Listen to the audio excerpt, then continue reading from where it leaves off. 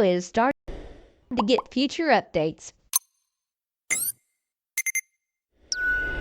Saddle up and hang on to your 10-gallon hat. Get ready to ride off into the sunset with pistols a-blazing for this exciting lineup. Starting with the Lone Ranger, Gunsmoke, Have Gun Will Travel, Wild Bill, and then the Texas Rangers, followed by Dragnet, Calling All Cars, Richard Diamond, Secrets of Scotland Yard, and Black Museum.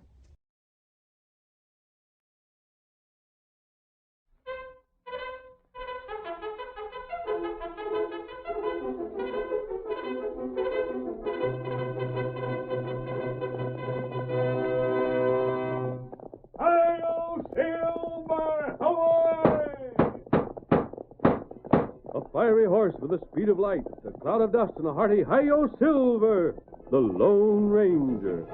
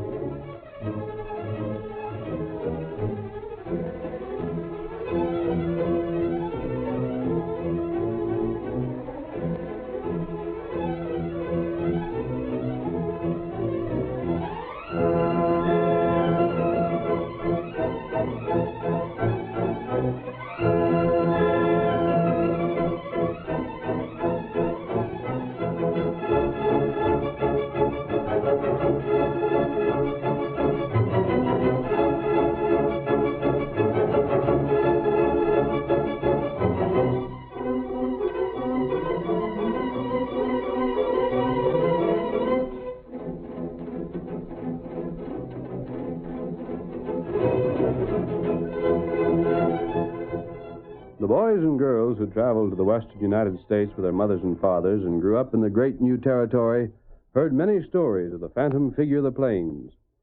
No one was ever known to beat him to the draw, and his courage was only matched by his sense of fair play. The man who deserved a second chance always received one from the masked rider of justice.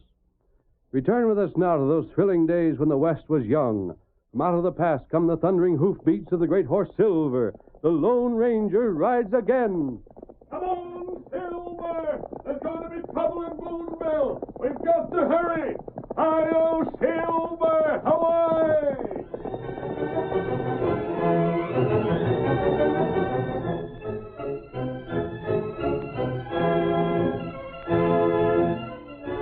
Our story opens in the cafe at Boonville, where Link Hamlin and Rusty Brennan are seated at a table.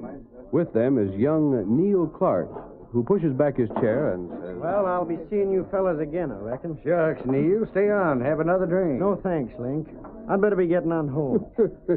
Still tied to your Maw's apron strings, huh? That ain't so. Oh, leave him be, Rusty. Neil's all right. He just ain't used to being growed up, that's all. And he's still got a notion everything his folks tell him is gospel truth. That is, Neil? I'm old enough to think things out for myself. And I do, too. Yeah? You just wait. You both got the idea I'm scared to tell my folks I'm going my own way, ain't you? Well, I ain't scared, and I'll show you. Well, now, young fella, that's the way to talk. Maybe he's got some gumption after all. I'm going on 18. I ain't a kid no more. Of course you ain't, Neil. Of course you ain't. And when you get around to proving that to your old man and your ma, why, drop around and look me and Rusty up. Maybe we'll be able to use you. Say, you mean to let me throw in with you fellas? Sure, why not? And, buddy, if you do, it won't be just wages you'll have to spend. It'll be important cash. Oh, that's sure swell. Gosh, I don't know what to say. We're your friends, ain't we? But I never figured to take... Well, don't start figuring yet a while, fella. You ain't told the folks you're leaving the ranch yet. All we've said is that if you do strike out for yourself, then you can join us. Sure, I savvy all right. Sure. But you'll see, I'll tell him. I ain't scared. Can't tell him before you see him, can you? No, but then maybe you better be running on home after all. Huh? Oh, sure, yeah. Yeah, I reckon I better. But I said I'd be seeing you fellas again. And maybe sooner than you expect. Good night. Just a second. Huh? There's a storekeeper at the bar. He's been looking this way like he wanted to talk to you, Neil. Ezra? Where? Standing next to that tall stranger. Yeah, I see him now. Meddling old fool. Aims to give me some more of his advice, I reckon. Well, I'll show him where to head in. Don't take no sass off of him, Neil. Hi there, Neil. What do you want, Ezra? Just a word is all. Excuse me, stranger. Of course. Bar's kind of crowded. Well, Ezra, a word about what? Son, don't you think you ought to steer clear of fellas like Rusty and Link? They're my friends. Mighty poor friends to have, I'd say. Ezra, you ain't got no call to tell me what to do just because I worked for you when I was a kid. When he was a young'un? Seems to me you've aged mighty quick then. Was more than 3 months ago you left me to work for your pa on the ranch, was it? You're making fun of me. Now, don't go flying off the handle, Neil. Ain't that at all. I'm just trying to warn you for your own good. And you can save your breath. Oh, shucks, if it's anybody else but you, that's just what I'd do. But your pa's my best friend, Neil. We came to Texas together. Fact is, I've always sort of looked on you like my own kin. Well, that don't give you any rights over Neil, me. you look here. You're right at the age when you can either grow up to be the right kind of a man like your pa is, or get off on the wrong trail and end up where Link and Rusty You are talk over like there. they're crooks. Well, ain't they? I've heard enough. And I'll thank you to mind your own affairs. I guess I'm old enough to take care of myself. Now, wait, Neil. Good night. Doggone young idiot. Hey, barkeep, fill up my glass, will you? Having a drink, stranger? No, thank you. I'm leaving. Hey, barkeep, I said fill up my glass. I can't stand around here no longer waiting for you. I'm a hurt. Rusty, you don't look like the storekeeper got very far with the kids. So I noticed. What do you think? Figure the kid will join us? Sure he will. If he don't, that'll mean we got a blast open Ezra's safe. And I'd just as soon not take that chance. Don't worry. Kid will join us all right. Only thing I'm worried about is maybe Ezra's changed the combination since Neil worked for him. Why, should he? Well, he He'd might never suspicion Neil of robbing him, would he? I don't suppose. Of course he wouldn't. Shucks, Rusty, this is going to be the easiest thing we ever done. Ezra's always been so doggone sure as cash could be got at in that safe of his, he's never bothered to take it home of nights. And we can force the back door without making enough noise to wake up a redskin. And if Neil backs out when he learns what we're planning... And what he won't do willing, he'll do with the point of a gun. Yeah. And if the kid does try to back out, I've got a scheme that'll make him wish he never got the notion. You have? In that case, Rusty, we'll get the cash. And the law will get Neil.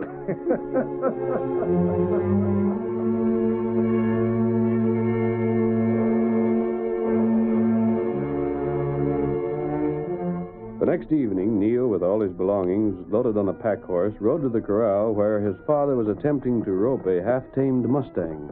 Pa, Hey, come here, Neil. Give me a hand with this pesky critter. Hey, what's the extra horse for? And the war bag. Aiming to take a trip? whoa there, boy. I know, Pa, I... Well, if you are, you can change your mind right now. There's too much to be done around here for me to spare you. I ain't working here no more, Pa. What's that? I'm pulling stakes. You... Say, am I going loco or are you? Did I hear you say you was pulling stakes? That's the size of it. No, hold on. Won't do no good to argue with me. I've plumb made up my mind. To hear you talk, you've lost it. Now climb down off of that horse and put them things of yours away again and get to work. Nope. I'm leaving. You're doing no such thing. I'm almost 18. Uh-huh. And I've seen more idiots at 18 than any other age. Wait a second. I was in town this morning, and I seen Ezra there. And I suppose he told you a lot of lies. It ain't like him to lie, but I don't know. What he said was that you've been hanging around with Link and Rusty. Well, what if I have? They wouldn't have nothing to do with this crazy notion of your leaving home, would they? No one tells me what to do. That ain't quite what I asked you. I know what you said. And what I want to know is what's wrong with Link and Rusty. Don't reckon you need to be told that. Sure. Everybody says they're crooks. What if they are? They've got nerve. If they go after something, they're gambling their lives on it. They're men. Real men. They ain't staying safe to home, wishing for things, but afraid to have 'em. Son, is that the way you see things? Oh, you've worked hard all your life, and what's it got you? This here ranch with a mortgage on it at the bank. It's got you the right to slave from morning till night, while the sun blisters you in the summer and blizzards freeze you in the winter. It's got... Ain't you got things a mite twisted, son? Working hard is what made the banker trust me when things went bad for a spell and I needed the cash. Huh. And working hard is what gave your ma a home. And you, too, if it comes to that. I'll take care of myself from now on. And that's another thing. How do you figure your ma's going to feel about this? Well, well, she'll see where I'm right someday. Yeah? When I'm able to buy her things and help to make it easier for her. Neil, you do this and you'll break your ma's heart. I don't reckon that's so. Doesn't anything mean nothing to you no more? Haven't the things we've tried to teach you gone any deeper than this? Goodbye, Pa. I oughta... Get up, boy. Get up. Neil, come along. Neil, come back here. You hear me? Come back here. Goodbye, Pa. Why, Let you... him go, Andy. Huh? What? A masked man. Where'd you come from? I was just over there near your barn. You heard what was said? I did. I was waiting to speak to you. That mask. Say, you're a crook. You put Neil up to this, I'll bet. I'm not a crook, Andy. And I'd like to help you save your boy. Huh? I was in the cafe last night, and I heard the storekeeper talking to Neil. What's all this to you? I think Ezra was right. What'd he say? He said that Neil was at the turning point of his life, that his whole future depends on the decisions he makes now. That's funny talk from an outlaw. If I were an outlaw, I'd probably know the truth of that even better than you. But I've told you I'm not. Well, that ain't neither here nor there. I've got to go after Neil and bring the young idiot back here. Wait. No, I'm Listen to me, Andy. Bringing Neil back by force isn't going to solve your problem. What am I supposed to do? Just stand by while my boy goes to the bad? Neil needs several things. A good licking among 'em. First, he needs something to shock him into realizing what he's doing. The shock I got was when my pa laid on to me with a hazel switch. And he needs enough excitement to do him for a long time to come. He'll get it. He will, Andy, if you'll listen to me.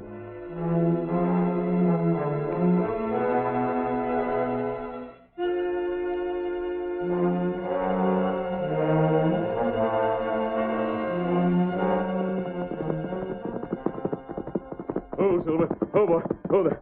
Tonto.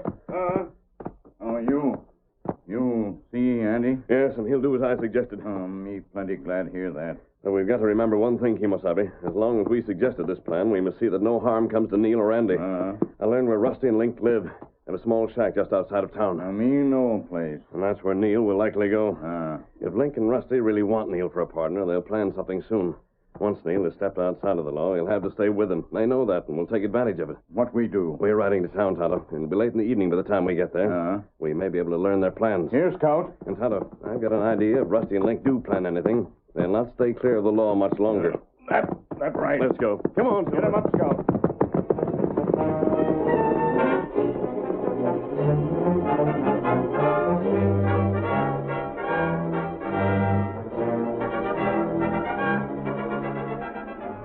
At the same time that the Lone Ranger and Tonto raced toward Boonville, Rusty and Link heard a knock on the door of their cabin. Hey, Link. That would be the sheriff, would it? Whatever it is. Ain't got nothing on us. Come in. Howdy, fellas. Well, I'll be dog. It's Neil. Surprised to see me? Well, we I bet figured... you never thought I'd get up the nerve to leave home, ain't that so? You really pulled up stakes? I sure did. I told Pa the way I felt about things, and by golly, he saw I meant it. Did he say nothing? Oh, he tried to argue me out of it, of course. But I soon put a stop to that. I just rode away and left him standing there. Well, kid, you had me fooled complete. But we're sure glad to see you with us. Ain't we glad, Rusty? We are that. Matter of fact, Neil, I don't know just what we'd have done without you. It's blame good of you fellas to say that. But I reckon I don't count for much compared to hombres that can handle guns like you two. Shucks, everybody's got their uses, kid. Ain't likely you'll be long finding it out, eh, Link? You mean you've got something planned already? Said we'd show you how to make big cash, didn't Oh, we? sure, but I didn't figure on anything real soon. In cold feet? Well, of course I ain't. You just try me out. We'll do that. Ain't forgot the combination to Ezra's safe, have you? You mean you... We mean that's the first thing we've got for you to do. We're robbing Ezra's store, and you're opening the safe for us. Oh, but see here, Shucks, fellas. Neil, it ain't going to be hard to... Now, who's that? Come in. What? Say, what are you doing here? So you came after me, huh? Well, it won't do you no good, and you might as well know it now. I said I was thrown in with these fellas, and I meant what I said. Now, son, did I say anything about coming after you? Huh? Say, what is this? If you came here to make trouble, Andy, you'll find we can hand out a plenty. Shucks, ain't nothing like that. Then what are you doing I here? just came here to admit that I made a mistake. A mistake? That's right, son. You see, after you left home, I got to thinking over what you'd said. You did? About the mortgage on the place, and working all hours, and getting blisters from the sun, and getting froze when it's winter. Why, so savvy. Well, it ain't hard to understand. The more I thought about it, the more I got to seeing where you was right. No. Yes. So from now on, fellers, the blazes with ranching and hard work. It's cash the easy way for me. Shake hands with a fresh-made outlaw.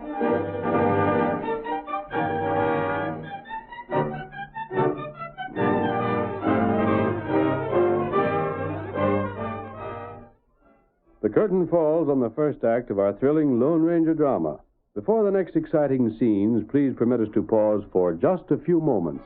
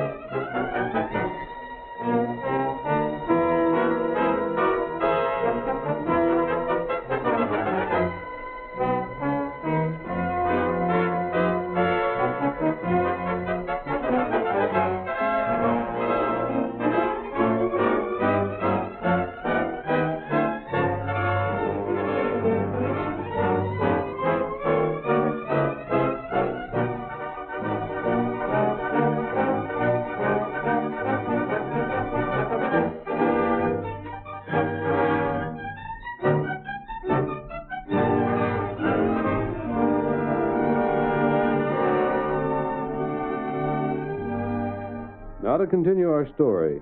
Shortly after Andy Clark surprised his son Neil and the two outlaws, Link and Rusty, by announcing that he, too, wished to become an outlaw, the Lone Ranger and Tonto reined in their horses near the cabin. Oh, Silver. Oh, fellow. Stay here, Silver. Come, Tonto. We come. I don't know if we're going to be able to hear them inside or not, Kemosabe. Looks as though the windows on this side are closed. Maybe window on the other side open. We'll look and see. Let's find out first if Neil and Andy are inside. Oh, there, Andy. You see him? Yes, he's sitting by the table. Neil's sitting alone over in that far corner. Outlaw look plenty mad. They're watching Andy as though they suspect he's up to something. I told Andy they likely wouldn't believe his story. That's why I thought we'd better be on hand. That's a good idea. Come, we'll circle the house and see if there's any place at all where we can wait and hear what's being said.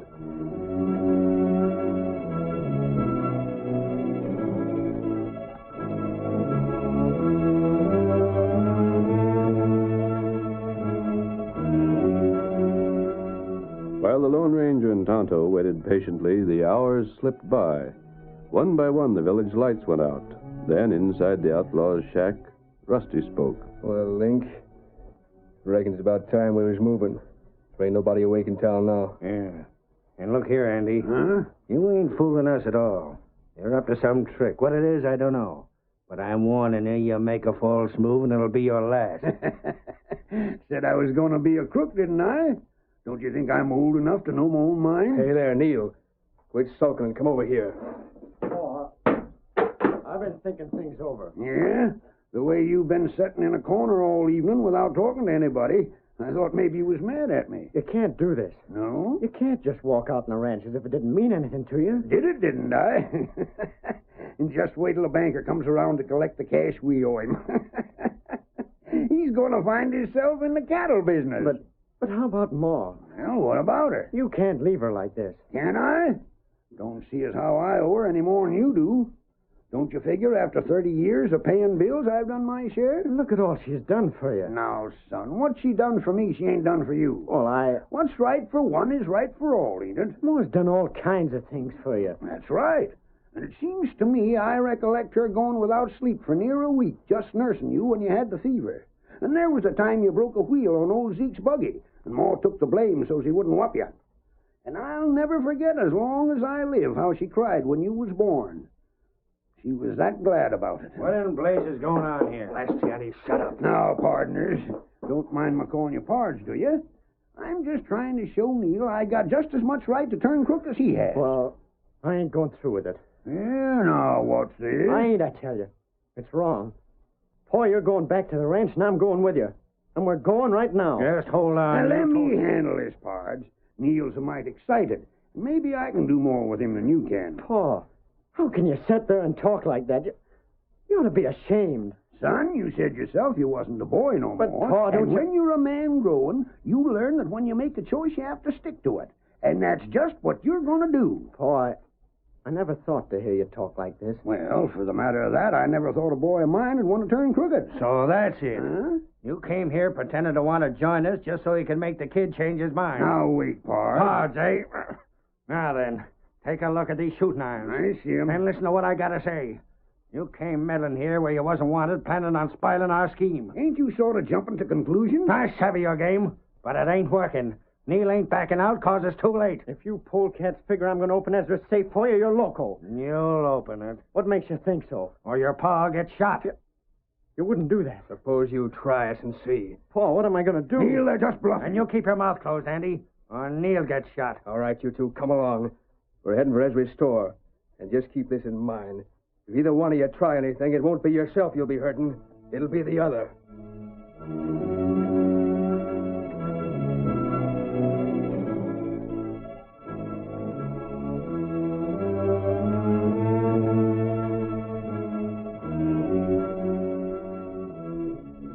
Under the watchful eyes of Link and Rusty, Neil and Andy mounted and rode with the outlaws through the silent streets of Boonville. Finally, they reached Ezra Miller's general store. Keep watch on him, Rusty. I'll try the door. I'm watching. You please keep still, kid, or your pa gets drilled. Well, it's locked. Figured it would be. Just give it a shove. That old lock won't hold nothing. Door ain't barred. Yeah. Try again. There. Hold it. See if anybody heard us. I reckon not. All right, inside, you two. You fellas will pay for this. Reckon we won't, Andy. It's you and Neil is going to pay. Huh? Watch out for them boxes. Yeah, thanks, Rusty. I never seen him in the shadows there. Link, what do you mean? It's me and Neil that'll pay. Here's the safe. Curious, are you, Andy? You fellas don't think you can frame us for this, do you? Maybe. Open up the safe, Neil. And pronto. You'll get yours one of these days. Can you read the numbers on the dial? He'd better. We ain't lighting any matches so as we can be seen. Getting it, kid? Just a second. There. Now hand over that cash box in there. There you are. See what's in it, Link? Rusty, there's a plenty. More'n I figured on. And most of it in folding money. Good. Hey, what'd you put that cash in my pocket for? It's just your pay, Neil. I don't want no stolen money. You don't get the idea, Neil. What we give you there ain't nothing to what we're keeping for ourselves. But when the sheriff finds it on you, he's going to be blamed sure you and your pa are thieves. Sheriff? Say, Here, what Rusty, you take the cash box and get going. I'll stand guard over these fellas. what'll happen when I tell the sheriff to search you two skunks? There's the best part of the whole thing, Andy. Rusty'll have the cash right in his saddle pockets when he's talking to the sheriff. But by the time you tell your story, he'll have the cash hid where nobody'll ever find it. All right, Rusty, on your way. I'll hold these crooks we found robbing the safe, and you get the sheriff out of bed.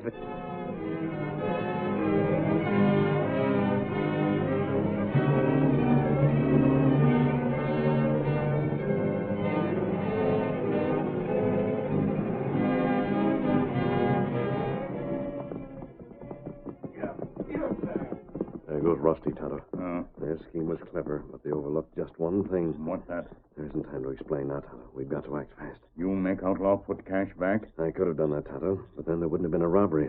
And there would have been nothing for which Link and Rusty could be jailed. My plan will clear Neil and Andy and convict those outlaws. What me do now? If Rusty's going to hide the stolen money, he won't be able to come back with the sheriff. That right. I'm going to call on the storekeeper, Tonto, and you're going to follow Rusty.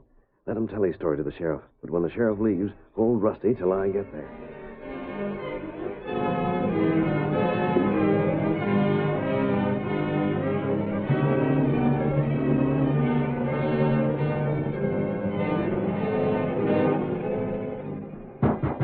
Ezra, open this door. Fine time of night to... Mask? You're getting dressed. What in Don't thunder? argue with me. You've got to get to your store before the sheriff. Now get into your clothes, and I'll tell you what you're to do.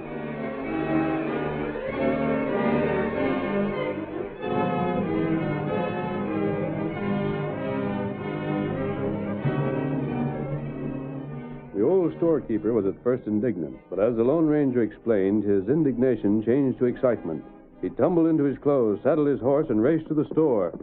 Whoa there. Whoa, whoa, whoa. Is that you, Sheriff? I'm holding these polecats.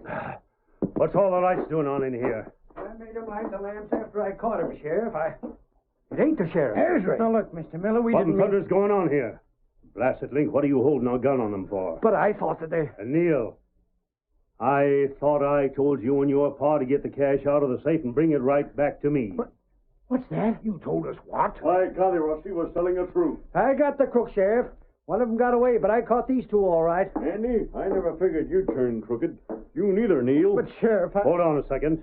Is everybody loco in here?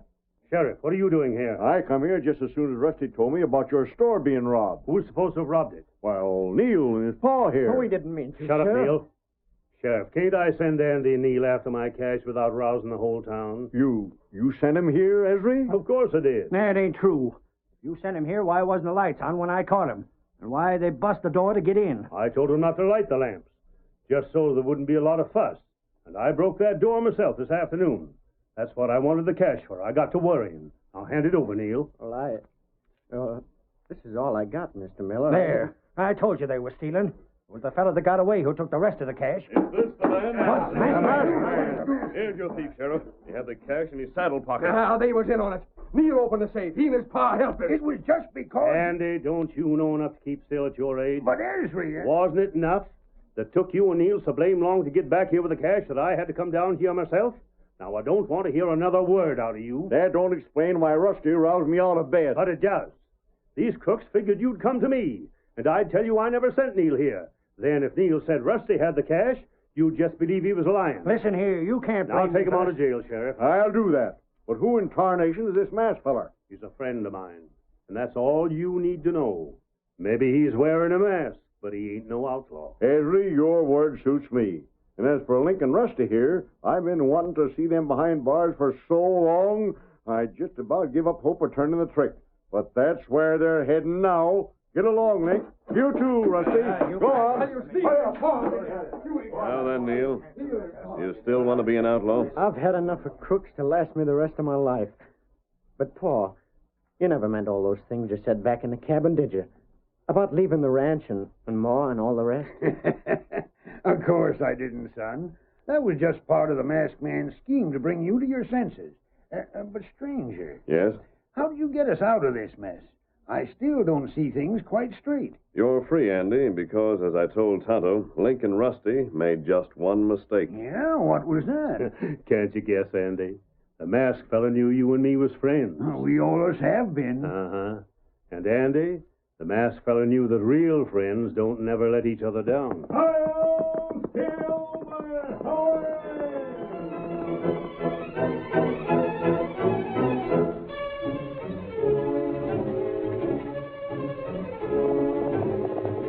Come on, Silver, old fellow. There's adventure on the trail ahead. Hi-yo, Silver, away!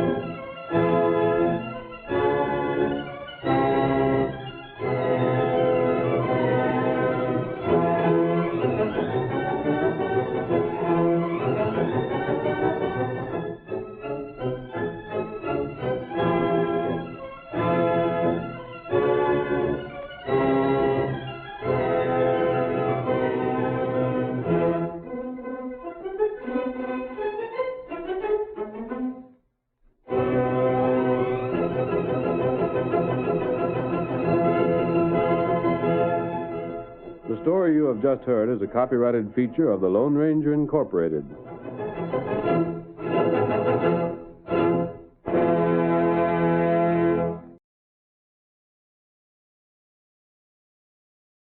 Thank you for visiting gold.c/GAR. Please support our veterans by visiting veteransradioministry.com. Together we can honor their great sacrifice. Thank you.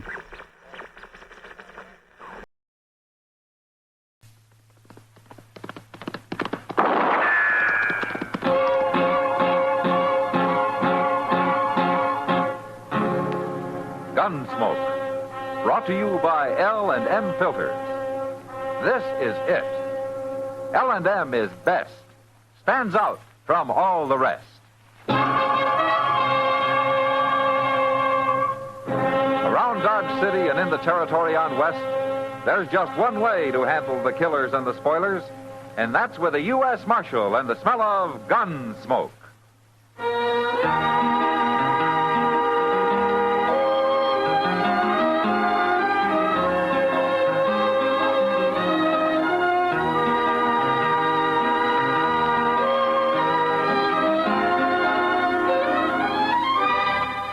Gunsmoke, starring William Conrad. The transcribed story of the violence that moved west with young America.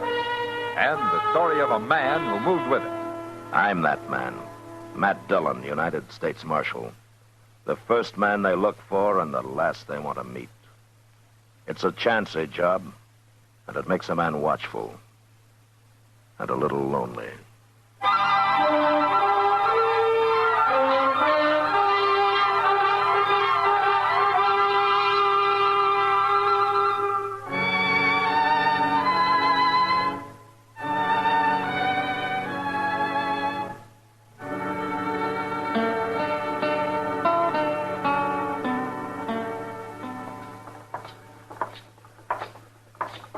They're getting off stage already, Mr. Dillon. There's Miss Kitty. She got down first. That's over an hour late. I wonder what held them up. Oh, sometimes them drivers just won't bother to hurry. They can be awful stubborn. Well, anyway, it got here. Sure hope Miss Kitty enjoyed her visit in Ellsworth. She looks fine, don't she? Who's that she's talking to, Mr. Bodkin? I didn't know he'd been out of town, Mr. Dillon. Well, that's why the bank's been closed, Chester. Mr. Bodkin won't trust anybody running it if he isn't around. Hello, Miss Kitty. Hello, Chester. Hello, Matt. Well, did you have a good trip, Kitty? Well, you're here. Hello, Mr. Bodkin. Marshal, we were held up and robbed. What? Held up? Back at Rocky Ford, Matt. Lone bandit. He took the box and he robbed Mr. Botkin here. Took everything I had, over $300 in cash. Anybody hurt? The shotgun rider didn't think they were carrying enough in the treasure box to be worth fighting for. Guess he didn't care what happened to the passengers. Well, how much was in the box? Only about $500, the driver said. Well, what about the two other passengers and you, Kitty? Didn't he rob you? He didn't take a thing of mine. He singled me out, Marshal. Must have known I'm a banker. He made Mr. Botkin put his coat on the ground, and then everybody had to throw everything they were carrying onto it. But all he took was what Mr. Botkin had. I don't understand it at all, Marshal. He bowed to me, Matt. You should have seen him. Real gentlemanlike. Any idea who it was? No? He never spoke at all, Marshal. He used his six-gun to tell us what to do. What, did you ever see him before? You couldn't see him. He was wearing a flour sack over his head with eye holes cut in it. And the rest of him was covered with a long linen duster. He's real clever, that bandit. Well, there must be something. What kind of a horse was he riding? I never even looked at it. I did. And it was a mighty poor horse, too. It was a bay gelding, Marshal, with 4 white stockings and a blaze. Okay, we'll look for it as soon as I talk to the others. There's something strange about this business, Marshal. Why should I be the only passenger he robbed? Well, if I can find him, I'd like to ask him that myself, Mr. Bodkin.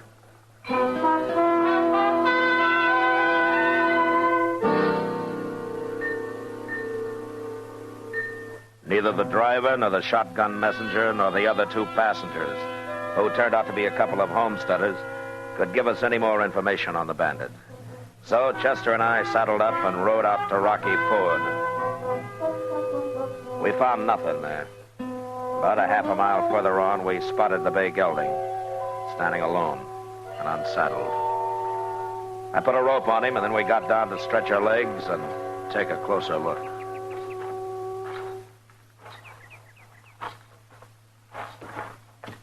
Mr. Botkin was right, Mr. Dillon. He sure ain't much of a horse. Yeah, he's good enough, Chester. Good for us, you mean? He's put that bandit afoot already.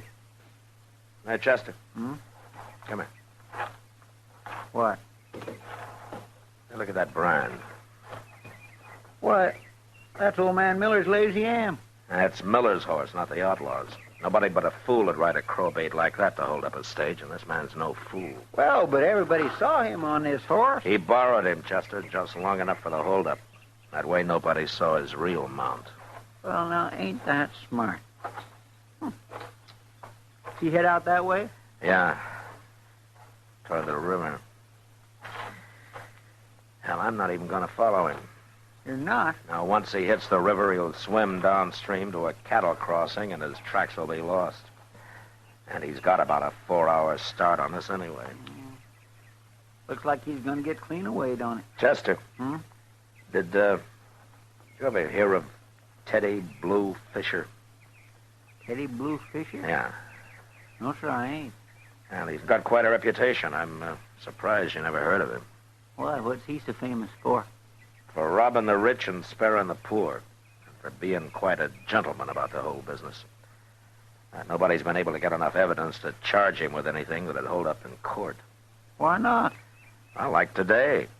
We haven't got anything on him. Well, maybe it wasn't him, Mr. Dillon. I'm only guessing, Chester, but it was Fisher or somebody who works like him.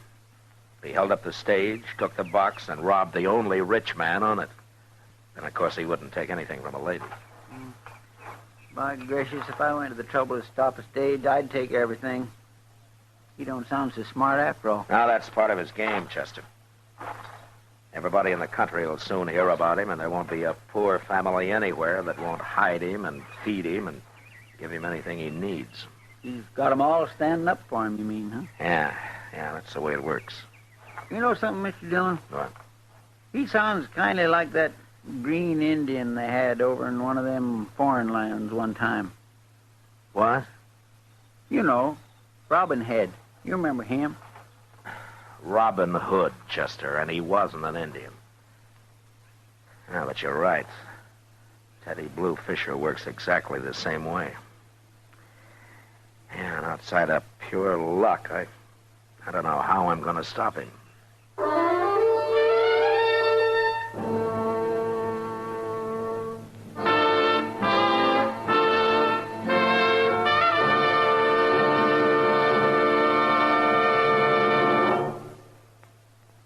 King size or regular, L&M is best. Stands out from all the rest. This is it, L&M filters. It stands out from all the rest. Miracle tip, much more flavor. L&M's got everything. It's the best. Yes, L&M is best. Stands out from all the rest. L&M stands out for flavor. Flavor. Flavor. The miracle tip draws easy. You enjoy all the taste. L&M stands out for effective filtration. Filtration. Filtration. No filter compares with L&M's pure white miracle tip. L&M's got everything. It's America's best filter cigarette.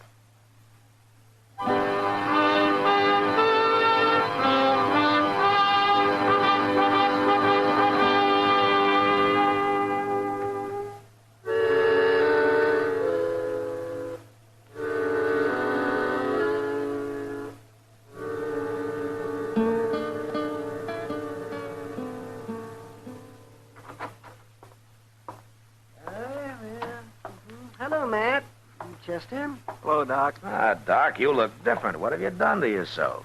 I had a haircut. Oh, that's it. Wouldn't hurt either of you to get a haircut now and then. Oh, I can't afford it. Not at no 25 cents a throw. Well, it's all right for you, Doc. You need it. Nobody wants a shaggy medicine man cutting them open. Oh, medicine. Oh, well. What about you? I suppose the dignity of the law served best by a couple of molting prairie chickens. Chester. Yes, sir? Take out your gun and shoot him. Yes, sir. Hold still, Doc. Go ahead, shoot. Nothing will happen to you. Not around here, it won't. You'll go free as a bird. You can run around like Teddy Blue Fisher and hold up stages and everything. No trouble at all. Not from the law. Wait a minute, Doc. Who told you about Teddy Blue Fisher? Teeters did, at the barber shop. He said everybody knows about him now. Oh, I expected that, but you got more to tell me, Doc, so go ahead. Well, I don't know why I bother, but since I'm already here, I guess I might as well. Well? Well, Fisher got a haircut just before I did, Matt. He did? Are you sure? He told Teeters who he was.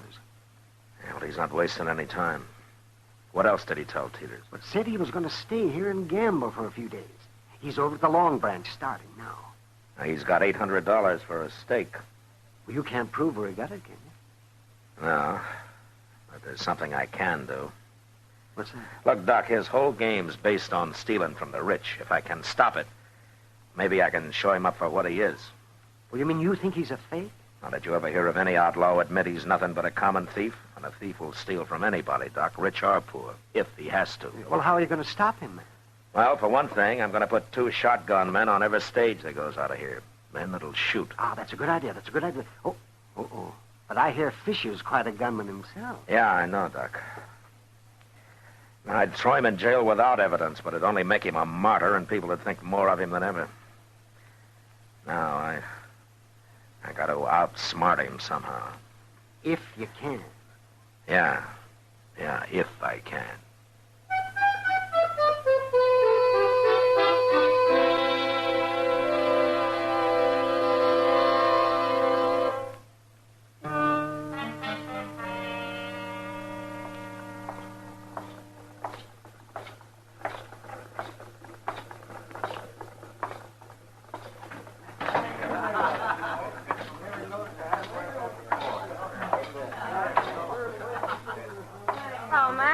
Hello, Kitty. Say, Kitty. Hmm? I heard that Teddy Blue Fisher was in here. Oh, he just left. Said he'd be back in a minute. He's quite a fellow, Matt. Yeah, he sure is. Did you hear what he did? No, what? He broke the faro bank. Won over $1,000.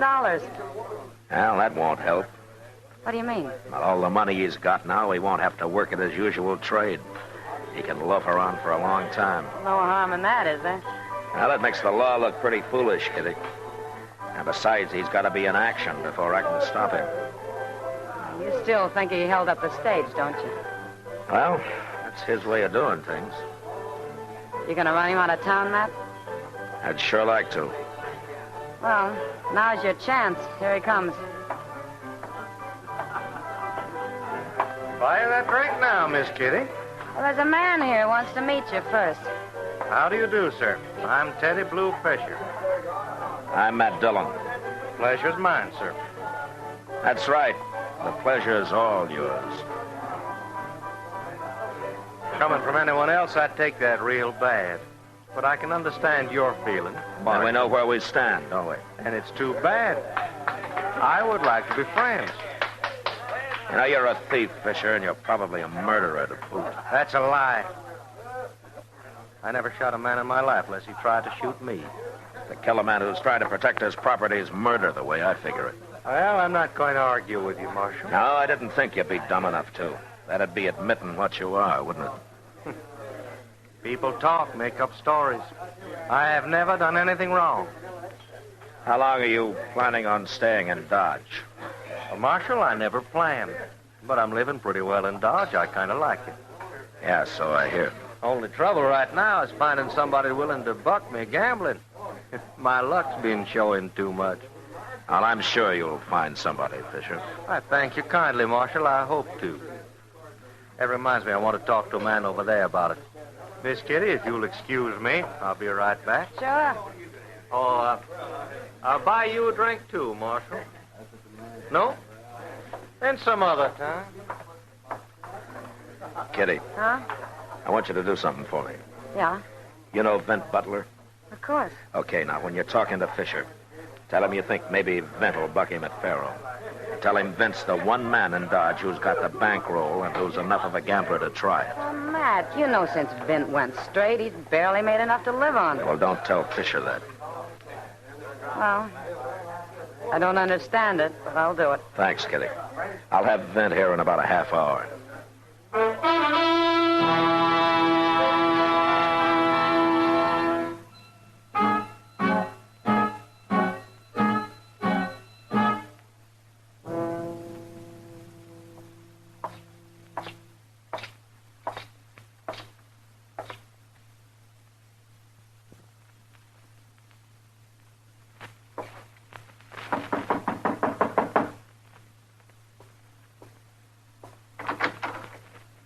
Marshal Dillon. It's okay, Vint. Now, Marshal, I ain't done a thing. Now, don't start shaking, Vint. No, it ain't that. You surprised me.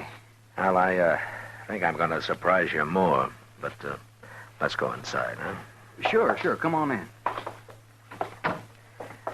Vint, you remember what happened a year ago? I sure do. But, Marshal, I kept my word. I swear I have. Well, as far as I know, you have, Vint.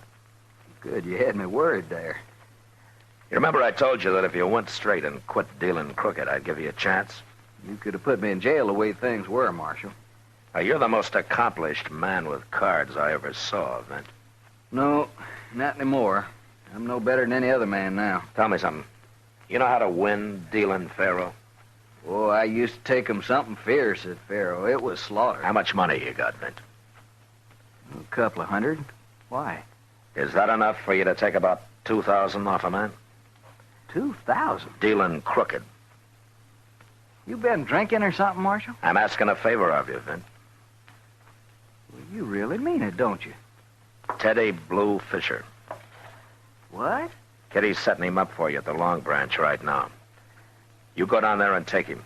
And when you've done it, you come back to my office. I'll be waiting for you.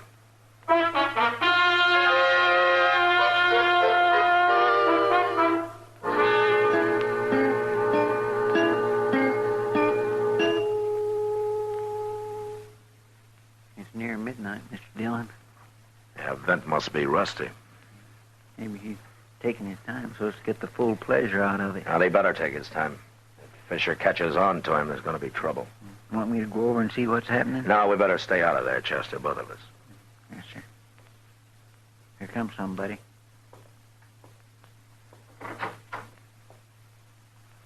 Hey, it's Vint. How'd you make out, Vint? Like a bear in spring, Chester. But, Marshal, you said a couple of $1,000. He had near 2,500 on him. There it is. Yeah, that's a lot of money, isn't it? Oh, I've fleeced men for more than that in my time. I never saw a crook yet that didn't like to brag about it. Now, Marshal, you made me a crook. Now, that wasn't too hard, though, was it, Vint? But you did fine. What are you going to do with all that money? Well, I'm going to see that you get some of it, Vint, when the time comes. Because you've earned it. It's none of my business, Marshal, but I'd sure like to know what this is all about. Well, Fisher's broke now, Vint. His vacation's over. He's got to go back to work. Robbing rich people, huh? Yeah, if he can. I don't envy you trying to catch him, Marshal. From what I hear, most everybody in the country's on his side already. They'll make it awful hard for you. Sure. But I'm a gambler, too, Vint.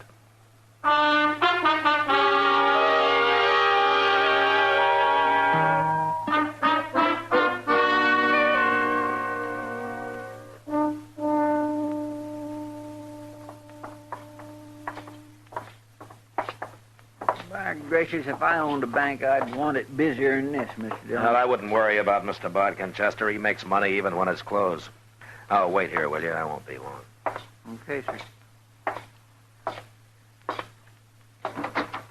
Oh, hello, Marshal. Come in. You wanted to see me, Mr. Bodkin? Well, I couldn't get away to come tell you, Marshal. I thought you'd like to know right away. Oh, know what? Well, I rode out to Emmett Bauer's main ranch this morning. Wanted an appraisal on some new barns he's putting up. Yeah? And I took 2 men with me, Marshal. Clint Jones and Jeff Roberts. Now, they're good men. You bet they are. That same bandit, Marshal, with the flour sack and linen duster, tried to surprise us at Twin Grove. Oh, what happened? Well, he put a couple of rifle shots near us from about a quarter-mile away. Thought we'd stop and give up, I guess. But the boys went right after him. Did they get him? No. He ran. He's got an awful fast horse, Marshal. They couldn't get close enough to even identify him. Well, that's his 3rd attempt at a holdup this week. And his wildest. So what are you going to do? Well, he comes to town most every day, Mr. Bodkin. The next time he rides out, I'm going to be following him. I think he's through trying to rob people who are ready for him and who'll fight.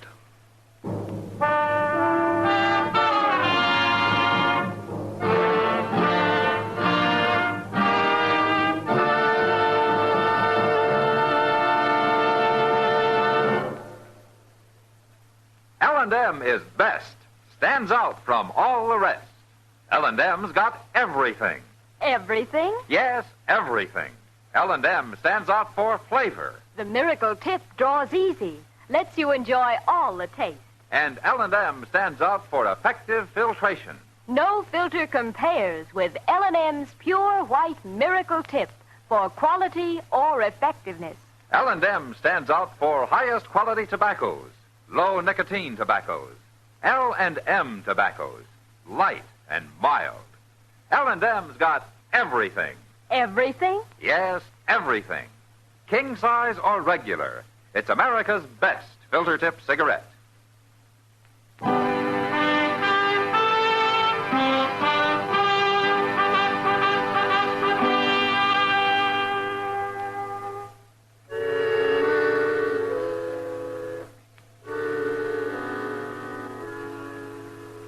Mid-afternoon, Teddy Blue Fisher rode into Dodge.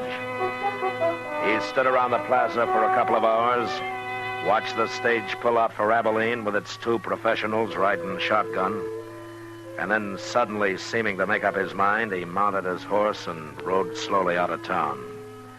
Shortly after, Chester and I were on his trail. About 10 miles north, he stopped at a clump of elder and waited for dusk.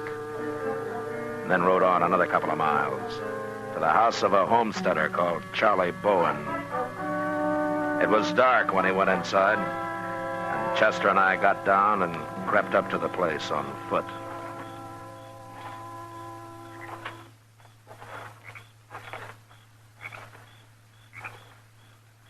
What do you think he's doing here, Mr. Dillon? We'll find out. Maybe they're feeding him. He's been so doggone broke all week. Yeah, maybe. Now, hold up a minute, Chester. What is it? You see where he tied his horse? Yes, sir, he's over behind that wagon. Well, we'll just make real sure of Teddy Blue Fisher. You go over there and unsaddle his horse, Chester, and then slip his bridle off. Yes. But don't scare the horse into making a lot of noise. Oh, I'll lead him off a little before I turn him loose, Mr. Dillon. Good. I'll be up by the window nearest the door there. All right, sir.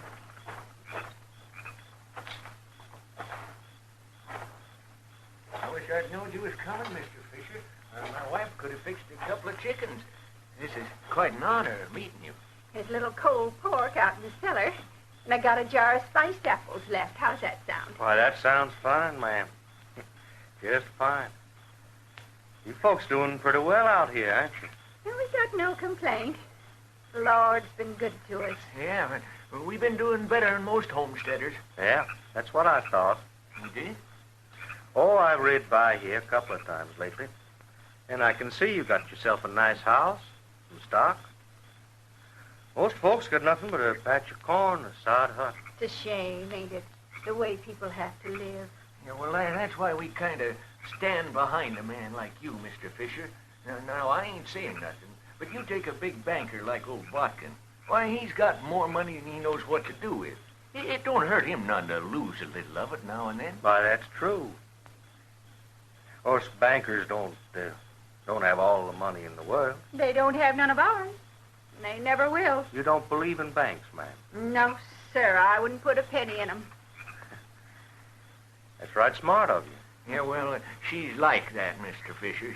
She always said our money ought to be right where we could lay our hands on it whenever we want. Why, of course. But some of that depends on how much you've got. Well, we've been saving all our lives. Must have near, $800 now. What you doing, Mr. Dillon? Talking money, Chester. Where do you Quiet keep that now. $800, friend? It's hid. Where? Well, it wouldn't be right to tell nobody, Mr. Fisher. It's a secret. You could tell me. Oh, no, we can't tell nobody at all. Yes, you can. Mr. Fisher, what are you doing? What's the gun for? I just want to know where you keep that money. Oh, you're not going to rob us. Oh, we're poor. I've robbed poor people before this. No, you haven't. Don't be fools. Now show me that money. You're a fake, Mr. Fisher. You're a liar. Sure, but nobody will ever find it out. I'm going to kill the both of you. No. But you can live a little longer. Just show me where that money is. Don't tell him, Charlie. I won't. He ain't going to rob us. I got to kill you anyways now. I'm going in, Chester. Stay back. Yes, sir. Now, where do you... All right, hold it, Fisher. Don't touch that gun or I'll bust your other arm. Marshal, he was going to shoot us. He was going to kill us. Now, what's the matter with you? I was joking. Marshal, you had no cause to shoot me. You're lucky I didn't kill you. You should have, Marshal. He's nothing but a murderer and a dirty common thief. I'd rather have him in jail, Bowen, than on public Look, trial. this was a joke. I was just fooling, I tell you. I never harm people like you, and you know it. I don't hardly know it. It's all over, Fisher. You're finished. Maybe some other Robin Hoods like you will be finished, too, when people hear what you like when you think nobody's watching. Chester, go tie up his arm. He's too valuable now to bleed to death.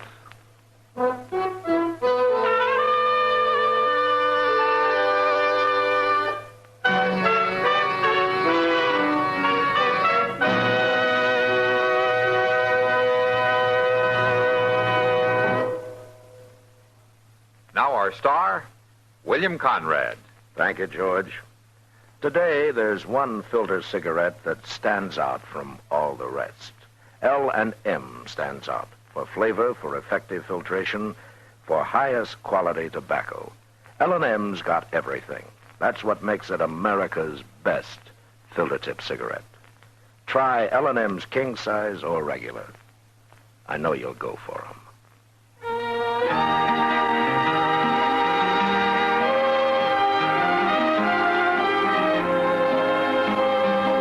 Gunsmoke, produced and directed by Norman McDonald, stars William Conrad as Matt Dillon, U.S. Marshal. Our story was specially written for Gunsmoke by John Meston, with music composed and conducted by Rex Corey. Sound patterns by Tom Hanley and Ray Kemper. Featured in the cast were Lawrence Dobkin, Harry Bartell, Helen Cleve, Joe Cranston, and Frank Cady.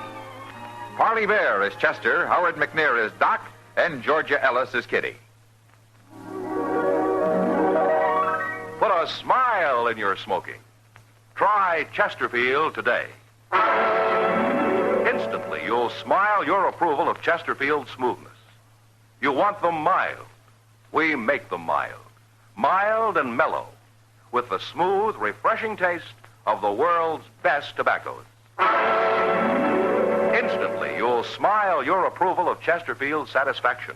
In the whole wide world, no cigarette satisfies like Chesterfield. Put a smile in your smoking. Try Chesterfield today.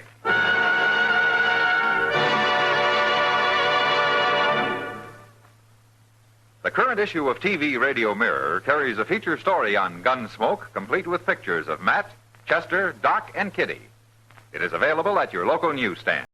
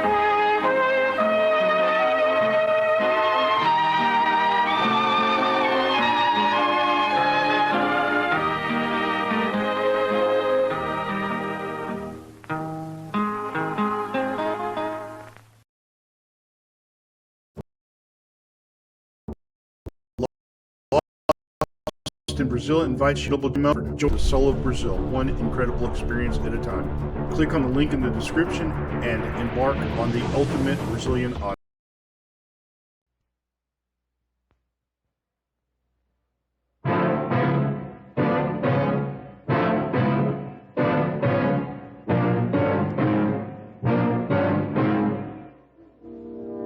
is offering $10,000 for your property. Whether you sell it or not, I'm here to see that he doesn't get robbed.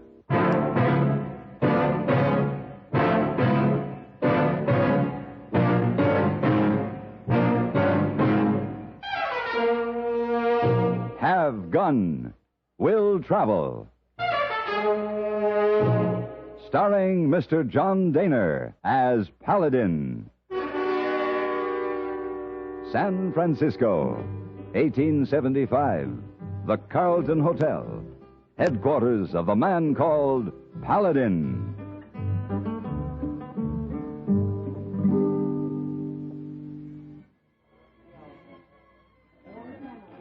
Mr. Paladin, Mr. Paladin. Over here, hey boy. Oh, there you are, sir. My, you look very comfortable. Yes, I was very comfortable, but I really didn't think it would last too long. What do you want, hey boy? A gentleman wants to see you. Mm-hmm. About a job? Maybe so. Hey boy, I'm not looking for a job today. I'm tired. See if you can get rid of him. Too late. Why? Ma'am, follow me over here, see? Oh, no. Ah, there you are, Mr. Paladin. Yes? You don't remember me, do you, sir? No, I'm afraid not. It's been quite a few years, but I remember you. My name's F. Milton Gardner. F. Milton Gardner? Yes, sir. Roger Gardner's son? That's right. Well, you've grown 2 feet since I saw you last. Sit down, sit down. Oh, thank you. You don't need me anymore, Mr. Paladin? No, thank you. That'll be all, hey boy. Yes, sir. Well, F, what brings you into San Francisco? I'm looking for advice, Mr. Paladin. And my father always said you were the man to come to if I ever needed help. Yes, I was sorry to learn your father had died, F. What have you been doing since? I finished school. I promised him I'd do that, but... Well, I'm afraid I haven't accomplished too much since then. Well, sometimes it takes a while to find the right niche. You see, Father left me quite a sum of money, and I've tried to follow in his footsteps, but I haven't been too successful. I've invested in a number of schemes, expecting to make a profit. But it's not easy, is it? No, sir. Mr. Paladin, I need your advice in what could be a final investment. What is it, F? Well, I've got a newspaper clipping here. Read this, sir. For sale, cheap. Oil-producing property. Must sell. Chance to make a fortune. Yeah. Contact Claude Spicer. Reward, California. Reward, California. Where's that? It's in the Joaquin Valley. There have been a lot of oil discoveries there. Well, now, F, I don't know much about the oil business. But maybe you could see that I don't get swindled again. If you could go with me to Reward and things work out as I hope they will, I'll give you a share. A royalty, I believe they call it. Could be worth a fortune. Sounds tempting. Then you'll do it? Only on certain conditions. Anything you say. That you'll take my advice, even if I tell you not to buy the land. Oh, I'll leave the negotiations entirely up to you. And you must not hand out any royalties, even to me. If this turns out as well as you expect it to, I'll send you a bill. Fair enough? Fair enough, Mr. Paladin.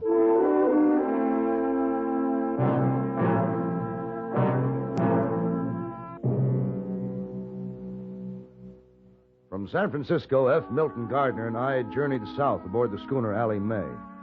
Along the coast, we stopped at Santa Cruz, Monterey, and finally San Luis Obispo. There, we met a little man by the name of Cobb Watson. He was taking a wagon load of pipe into Reward and said that we could ride along. We traveled in silence most of the way and eventually passed through a steaming valley that showed a slimy surface which looked like black mud to me, but Cobb assured us it was surface evidence of oil. Later, we pulled up on the main street of Reward. Oh, there. Well, this is it. End of the line. Thanks very much, Mr. Watson. Anytime, Sonny. Yes. Thank you, Cobb. I suppose you'll be looking for some oil property to lease. Don't nobody come to Reward for nothing else. The fact is, we've come to see about some land that's for sale. For sale, huh? Yeah. Who you dealing with? His name is Spicer. Claude Spicer? Yeah. You know him? Sure, I know him. Everybody does. There he sits over there. Oh, where? See them two fellers sitting over there in front of the general store? Yeah? Well, the big fat one whittling on the stick, that's Claude Spicer. The fellow with him is Doc Belden. They're kind of a corporation. How's that? Well, Doc Belden is an old retired horse doctor. Claude's on his last legs, and Doc keeps him alive, a day at a time. What's the matter with him? Well, too much fat, if you ask me. But that don't keep you from being clever as a fox. You just watch your step with Claude Spicer. Well, thanks for the advice. Well, I got to get these pipes delivered. Good luck to you. You've been very helpful, Cobb. Oh, say, if you should find some good oil land, look me up. I'm an expert at hand drilling. Now, come on there. Hurry up. Come on. That's so long. Watch our step, huh? Yeah. Well, let's go find out why. Come on.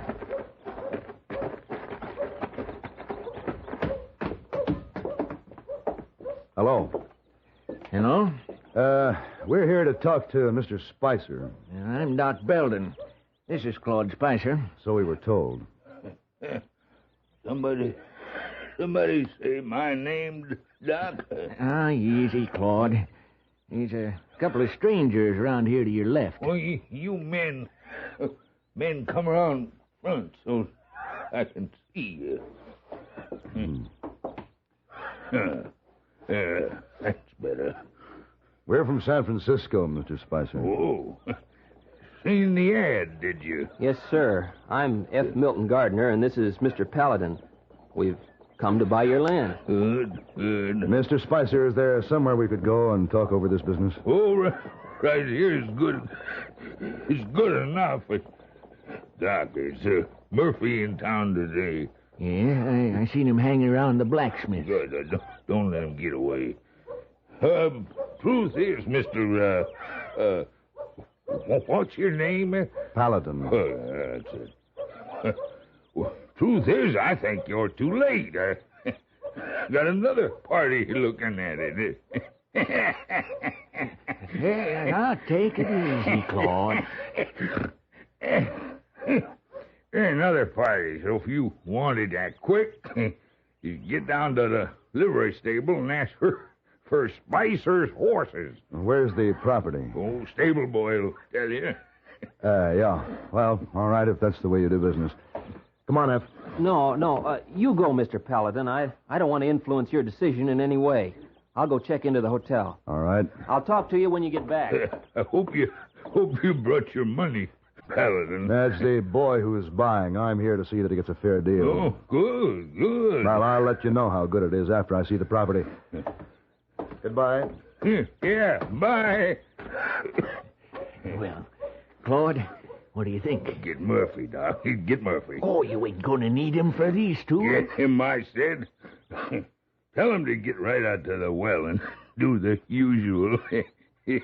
I'm going over to the hotel and talk to that boy. Why? Oh, he's the one that's doing the buying. Didn't you hear him? City dudes. Suckers.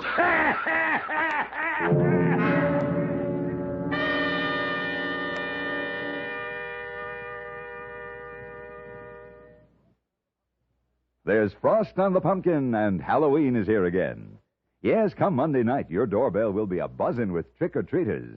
So now, right now, why not stock up on plenty of Sylvania Blue Dot flashbulbs, so that on the night of Halloween, you can capture all the fun, all the color, all the excitement.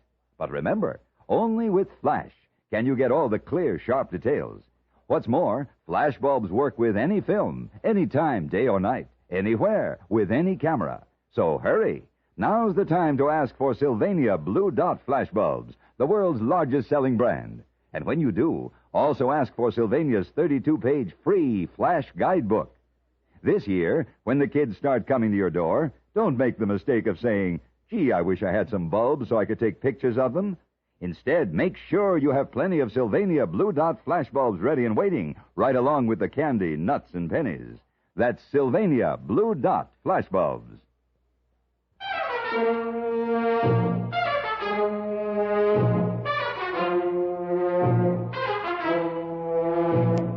At the livery stable, I thought I detected an expression of amusement from the stable hand as he saddled Mr. Spicer's horse. Following his instructions, I found the property in a desolate, abandoned area, completely away from the choice drilling sites pointed out by Cobb Watson when we rode into Reward. And over a forbidding-looking hole in the ground perched a dilapidated drilling platform with a sign proudly proclaiming this as Spicer's number 1. I dismounted and proceeded to take a closer look.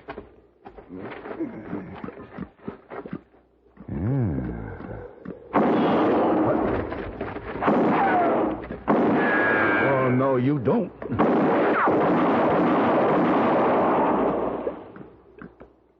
Had enough? Answer me or I'll shoot again. You have to stay away from that well, you are. I'm buying the land for myself. Maybe not. Come down here and talk this over. Or had you rather shoot it out? Oh, now, lad, be a sport. You're supposed to run. Throw down your rifle and walk towards me. It's not playing fair, you are. You do it? All right. Here it is. Now walk. There, I had to say, it is an unfair advantage you've taken. Unfair. You started shooting at me. You're supposed to run tail when I shoot. All the others did. The others? I ain't supposed to tell, but you got me dead to rights. I might as well tell you the whole story.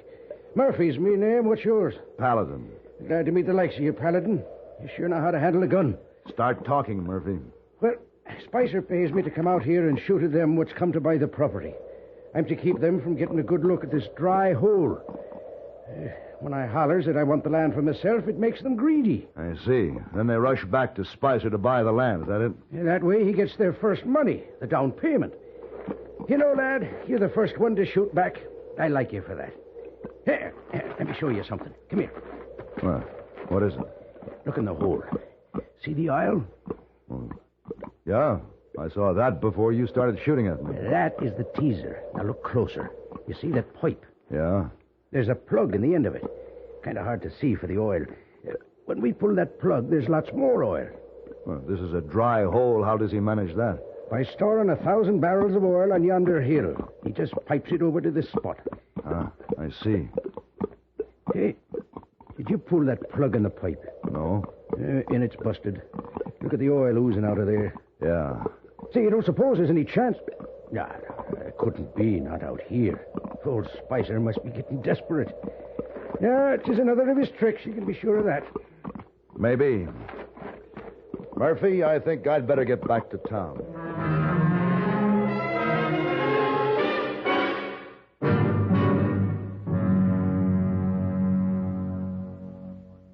I remembered Cobb Watson said he knew how to use a hand drill. I needed him now. And finding him was a fairly simple matter. He agreed to go out with me to inspect Spicer's number 1. And when he saw what was coming out of the ground, he became very excited and nervously paced the area, scanning the horizon for signs known only to himself. Occasionally, he would stoop and sift handfuls of dirt through his fingers. Finally, he took off his hat and filled it to the brim with the black substance that oozed from the hole. It could be good. This is liquid asphaltum. The ground shows sulfur remnants. We might even hit lubrication crude if we drill deep enough. Cobb, if you owned this land, would you drill on it? I would, and if I didn't own it, I'd try to buy it.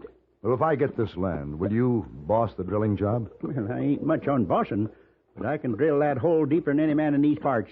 I'll do it for you. Good. Think you can get title to the land? Oh, that'll be the easiest thing we'll have to do.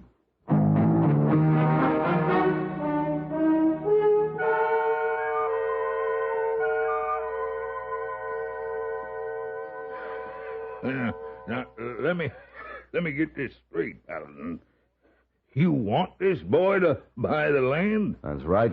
Here's a draft on my bank in San Francisco for $10,000, Mr. Spicer. Oh, that's a lot of money, boy.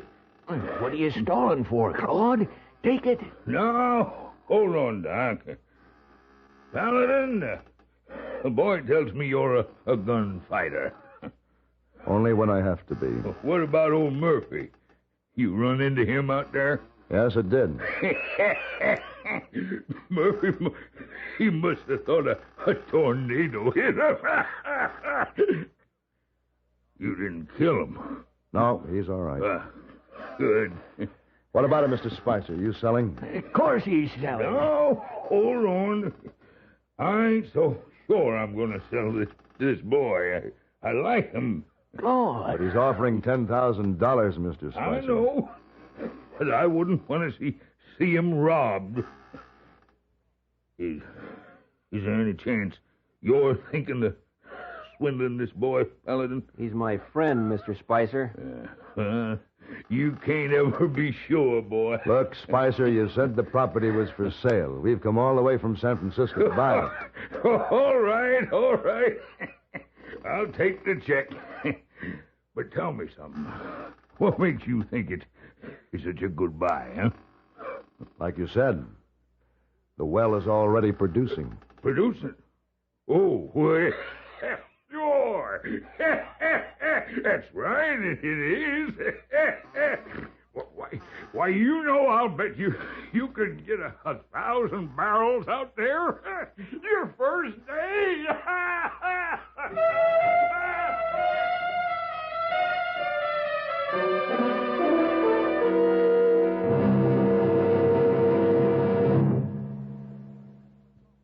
Lucy, if anyone phones me tonight, I'm not home. Oh, dear. All week you've been coming home like this, cross and tired. If you'd had my nagging backache with restless, sleepless nights, you'd feel worn out, too. But why just complain of backache? Do something. What? Try Doan's pills. Right. Doan's pills are an analgesic and mild diuretic to the kidneys. Nagging backache, also headache, dizziness, and muscular aches and pains, may come on with overexertion, emotional upsets, or everyday stress and strain. Doan's pain-relieving action is often the answer, and they also offer mild diuretic action through the kidneys. So if nagging backache is making you feel worn out, tired, and miserable, with restless, sleepless nights, don't wait. Try Doan's pills, used successfully by millions for over 60 years. See if they don't bring you the same welcome relief. Get Doan's pills today. To save money, buy Doan's big economy size.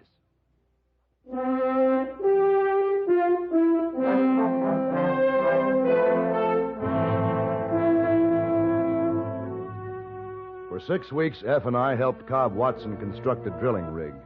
And every morning, Claude Spicer and Doc Belden would drive out on the buckboard to watch us work, and they'd stay all day, with Spicer sitting on a pile of blankets in the wagon bed.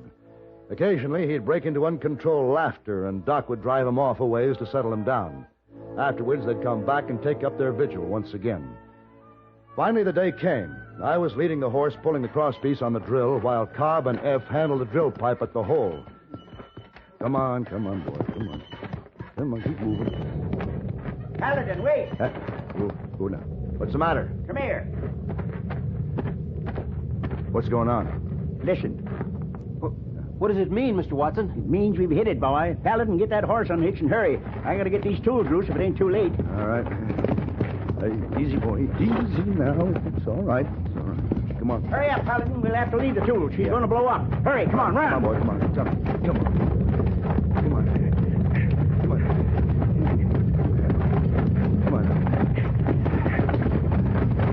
Wait now. This will be fair enough. I will. Now watch. Look at that, Paladin. Prettiest one I ever seen.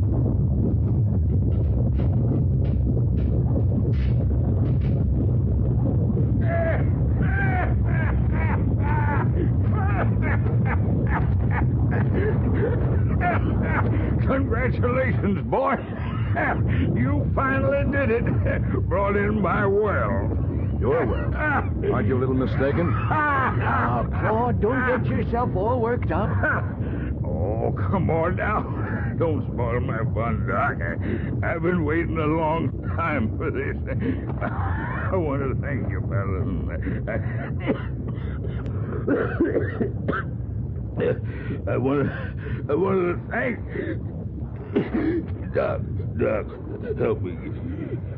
Give me a hand. Paladin, quick, grab him. Yeah, I've got him.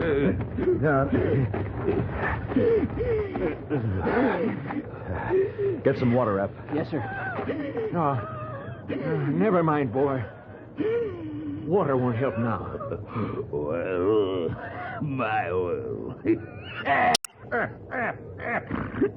Suckers! Ever last one of me.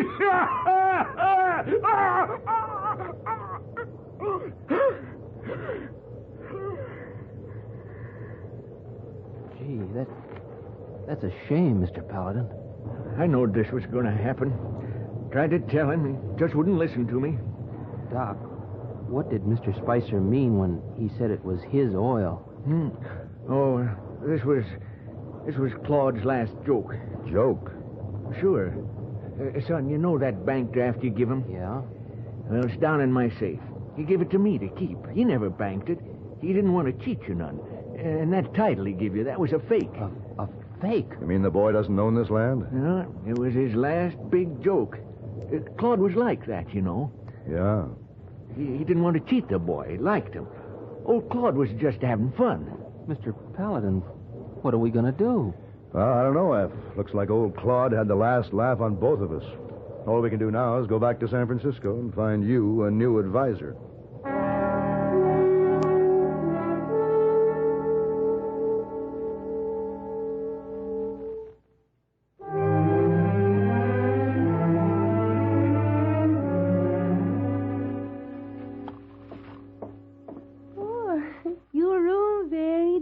Today, Mr. Paladin. Yes, I know, Miss Wong. I foolishly left my windows open during that gale we had this morning. Gale? Wind, Miss Wong. Rita, the wind, never gale in San Francisco. You're quite right, Miss Wong. Forgive me, I'd forgotten. You forgive. Come in. Come in.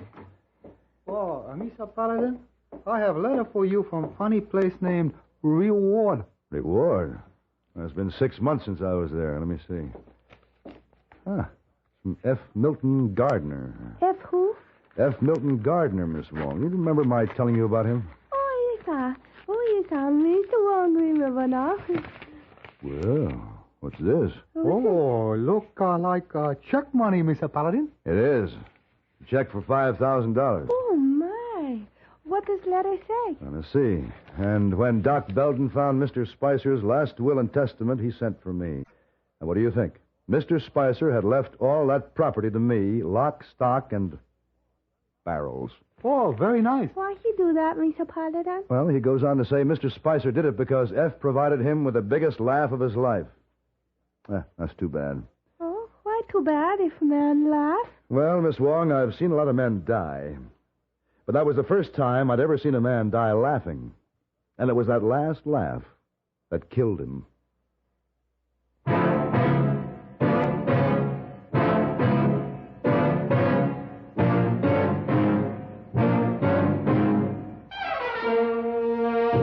Have Gun, Will Travel. Created by Herb Meadow and Sam Rolfe, is produced and directed in Hollywood by Frank Paris and stars John Daner as Paladin, with Ben Wright as Hayboy and Virginia Gregg as Miss Wong. Tonight's story was specially written for Have Gun, Will Travel by Tom Hanley and Jack Moyles. Featured in the cast were Bill Idelson, Ralph Moody, Frank Cady, Jack Moyles, and Marvin Miller. This is Hugh Douglas, inviting you to join us again next week when CBS Radio presents Have Gun, Will Travel.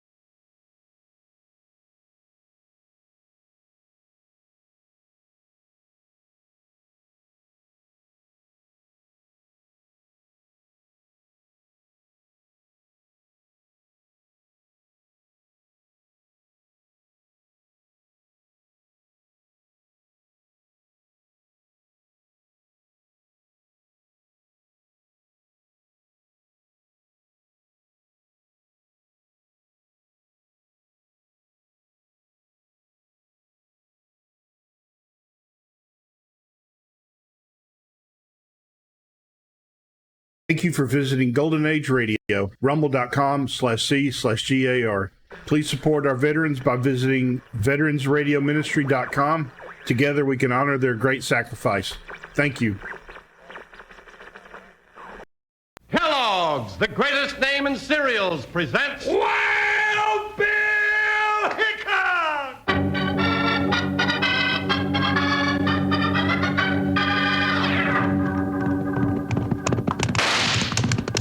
Hiya, folks. Hold on to your hats and gallop along with Guy Madison as Wild Bill Hickok and his pal Jingles, which is me, Andy Devine.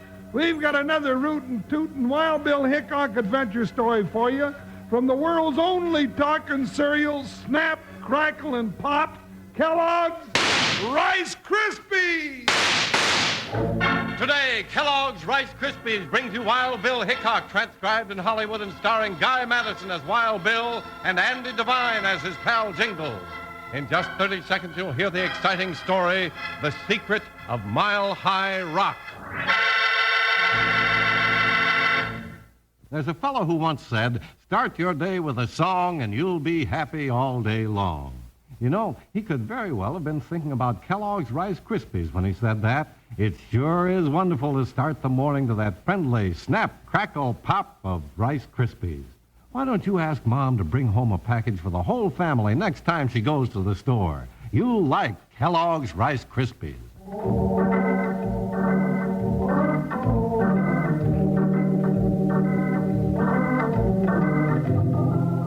The West in the early days had a hard time growing fast enough to keep ahead of the swindlers and bandits who stalked the path of the honest men like a panther stalks his prey. It was men like United States Marshal Wild Bill Hickok and his faithful deputy Jingles who made the difference and built the great country that stretched from the Mississippi to the California line. Theirs was a constant fight against open violence and vicious swindles, like the one that swallowed up its victims in The Secret of Mile High Rock.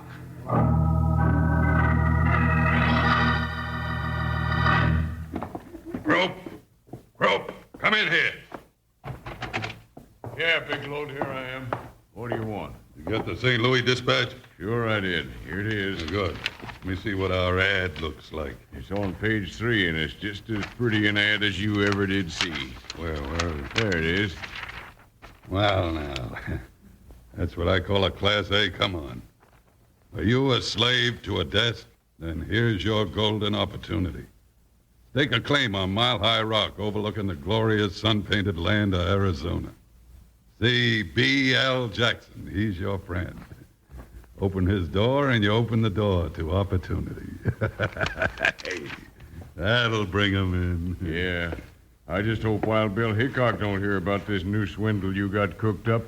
I ain't forgot that he sent us to jail for the last one. How can he?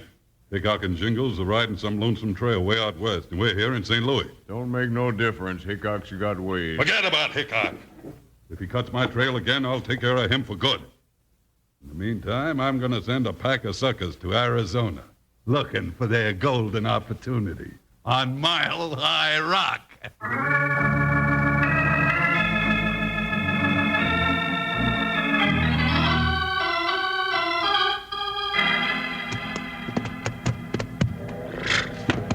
Eagle's Nest, Arizona. Bill, I bet no right-minded eagle would be caught dead here, let alone build a nest. It's a good mining town, Jingles. Steady there, Buck. Maybe, but hey, Bill, the train's coming in. Come on, let's beat it to the station. What for? Oh, now, Bill, you know how much I like to meet a train. All right, youngster. Hiya, Buckshot. Pick him up, boy. Come on, Joker, jump, boy. K.C. Jones, I'm mounted in the cabin. K.C. Jones, orders in his hand. Here we are, Jingles. Whoa, Buckshot. Oh, Joker. You know, if that engineer heard you singing, I'll bet he doesn't even stop. Oh, now, Bill, my singing ain't that bad. Oh, Joker, whoa. Doggone it, you cut that out or I'll put you to bed without any hay. He doesn't like that train snorting at him, Jingles. Hey, Bill, they got some passengers for Eagle's Nest. Sure have, partner. Dudes. Hey, look at that little one coming this way with all the prospecting tools. Looks like he's going prospecting, all right. I ain't seen anybody got up like that for 3 times a term in jail, Bill. Why, Jingles, he'll hear you. Oh, yeah. Excuse me, gentlemen. I mean, gents. strangers. I'm Roland Packer from St. Louis. Howdy, mister. Yeah, morning, Mr. Packer. I wonder if by any chance you could tell me who is the law way out west here? We're the law, mister. And the toughest, roughest pair of rawhide ranny hands you ever laid eyes on. Oh, is that so? Sure is. Easy, Jingle. Why, stranger, when I sit down to breakfast, cowpokes just drive 3 of their orneriest steers in. I eat 'em hide, hair, meat, hoofs, horns, and all, right down to the bellows. You do? Sure do, and that ain't all. Jingles. Oh, now, Bill, I was just hoorahing them. Well, that's enough. What can we do for you, Mr. Packer? Well, Sheriff... Sheriff? Why, mister, you want to smile when you say that. This here's Wild Bill Hickok. Wild Bill Hickok! Oh, my, I dropped everything. Oh, here, now, I'll help you pick it up. Didn't mean to scare you so. Yes, but imagine meeting Wild Bill Hickok, the very first thing. Yeah, and imagine meeting Jingles, the second thing. Yeah, that's me. How do you do? All right, well, thank you. Except last week I got off my feed for a spell, but it didn't amount to much. Well, that's fine. Now, I wonder if you could tell me how to get to Mile High Rock. Mile High Rock? Now, what's a little dude like you going up to that forsaken place for? What for? Jingles, that's Mr. Packer's business. Well, that's all right. Well, I'm going up to find my golden opportunity. You sure picked an awful place to lose it. What's Never that? mind. Oh. You see that big black peak over to the north? Let me see. Oh, there? Yeah. Oh, is that it? Oh, it's so close. That's it, but it's over 8 miles. You're going to need a horse. Yeah, you'll need a mountain goat. Well, I'll take a horse. Did you ever ride one? Well, no, now that you mention it, I never did. Then this might get to be a right interesting trip for you, Mr. Packer. Oh, yes, I'm expecting it to be interesting. Well, thank you, gentlemen, gents. And I'll see you later. So long, mister. Bill, why would a little dude like that in a get-up like that with armloads of useless junk be thinking of going up on Mile High Rock? I reckon it's his business, partner, but I'll admit I'm right curious. Say, did I see you talking to that little man just got off the train? That's right, mister. Yeah, he's a real nice little feller, too, from St. Louis. So am I. Oh. Did he ask you how to get someplace? That's right. Was it Mile High Rock? Is that where he was going? Yeah, how'd you know? Hold it, Jingles. You know, you're asking a lot of questions, mister, for a stranger. How come you're so interested in Mr. Packer? Because if he's heading for Mile High Rock to jump my claim, he ain't ever going to get there alive. Hey, wait a minute. Doggone it, you can't do that.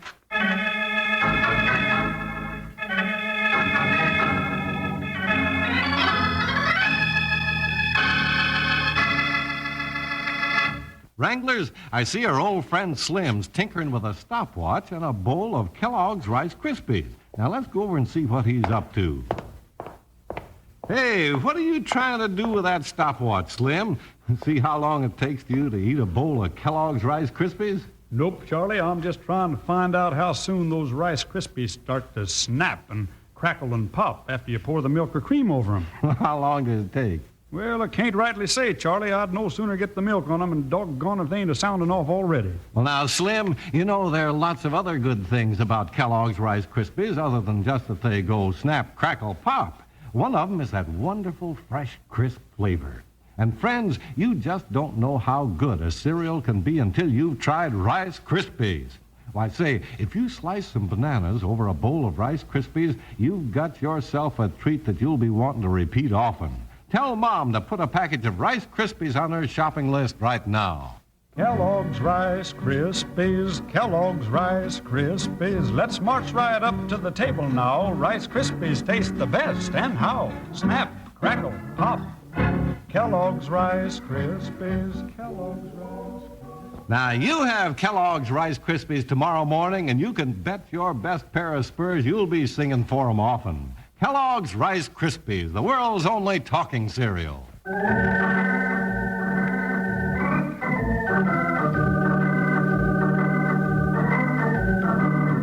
Meeting the train at Eagle's Nest by chance, United States Marshal Wild Bill Hickok and his deputy Jingles have suddenly run into a baffling mystery. Strangers from St. Louis have come west asking about Mile High Rock, and one of them has stalked off threatening to kill the other. Hey, you come back back here! I doubt if he means it, Jingles, but we'll keep our eyes open anyway. How do you know he doesn't mean it? A killer's got a cold look, Jingles. That man's not a killer. Yet, you know, I think we better look into this Mile High Rock business. We going up there? Well, not right now. The county recorder's office is right across the street. Come on, let's go see what we can find out. Yeah, sure seems funny. Two of them on the same train heading for that barren spot. Said they were from St. Louis, didn't they, Bill? Yeah, that's right. Bill, you reckon they're cousins and a rich aunt died and left them Mile High Rock? There you go, making up stories again, Jingles. Yeah, but it's fun guessing. Well, howdy, Mr. Hickok. Jingles. Didn't know you was in Eagle's Nest. Howdy, Mort. What can I do for you?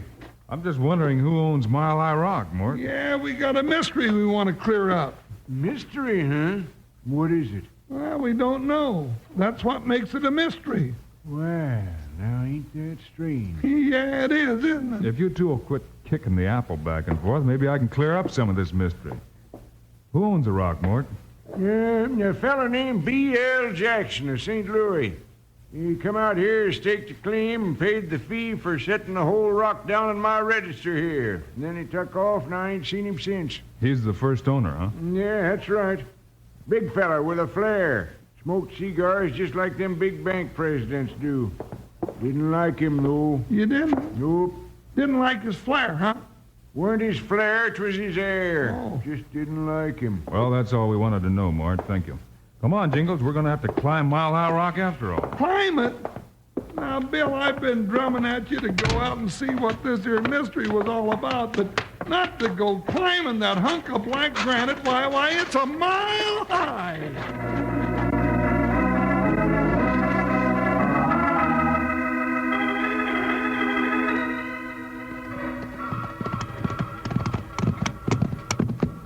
Of course, Jingles, if nobody's breaking the law out here, then it's none of our business. Well, I'm still hankering to find out what's going on up there on that goat perch. Won't be long now. This trail goes almost straight up from here. Yeah, I'm sure glad I'm not walking. Uh-oh. Bill, maybe we should have stayed in town. Sounds like we might have business out here after all, partner. Come on, let's go up there and see. Suddenly, I ain't got no more curiosity. Just plumb gave out. Well, I have. Pick 'em up, Buckshot. Bill, you get curious at the wrong time. Watch yourself, partner. Now they're shooting at us. Yeah, that's just dandy. I hope if they hit me, they hit my curiosity bump and knock it off my head for good. We better leave the horses here. Walk up this trail? Self-respecting goat wouldn't be caught dead on it. Who, Buckshot? Oh, Joker. Bill, don't you reckon we might just as well go back, huh? Not on your life. That's got to be a reason for that shooting, and I mean to find out what it is. Get away from here! Get off of Mile High Rock and stay off! Doggone it, you two-legged brother to a blue-nosed mule! What are you shooting at us for? Get away from here, I said! Hey, that's Wild Bill, Hickok, and Jingles. Don't shoot them. I'll shoot you and them too, you little wart! This is my rock. I got a claim to it. Now get off of it, all of you. Well, partner, what do you reckon's going on up there? Well, something they don't want the law in on, that's for sure. What are we gonna do? Hey! Who's that? Don't neither one of you move. My trigger finger is mighty itchy. Hey, Billy's sneaking up behind us. Most coyotes do, Jingles. What's the idea, mister? You heard him tell you to get off this rock? Now get. Not till I find out what's going on up here. And I reckon you ain't gonna leave it at all. Well, Billy sounds like he means business. So do I, partner. Hey, let go of that gun. Get him, Bill! I'll hold up these others. What's happening down there? Why don't you come down and find out, you sneaking lizard? That's just to keep you interested. Mister, I don't like people sneaking up behind me with a gun in my back. I didn't mean no harm. No, didn't look like it. You just come by to play drop the handkerchief, and you got dropped instead. Take his gun, Jingles. I still want to know what's going on up above. Come on. What are we going to do with this hombre? Well, he won't cause any more trouble. Leave him there.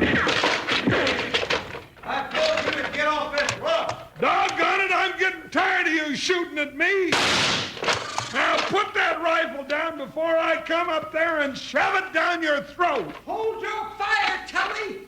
I want to talk to Mr. Hickok. Hey, Hey, Bill, there's one little dude that's got the right idea. Yeah, and I want to give him the chance to have that talk.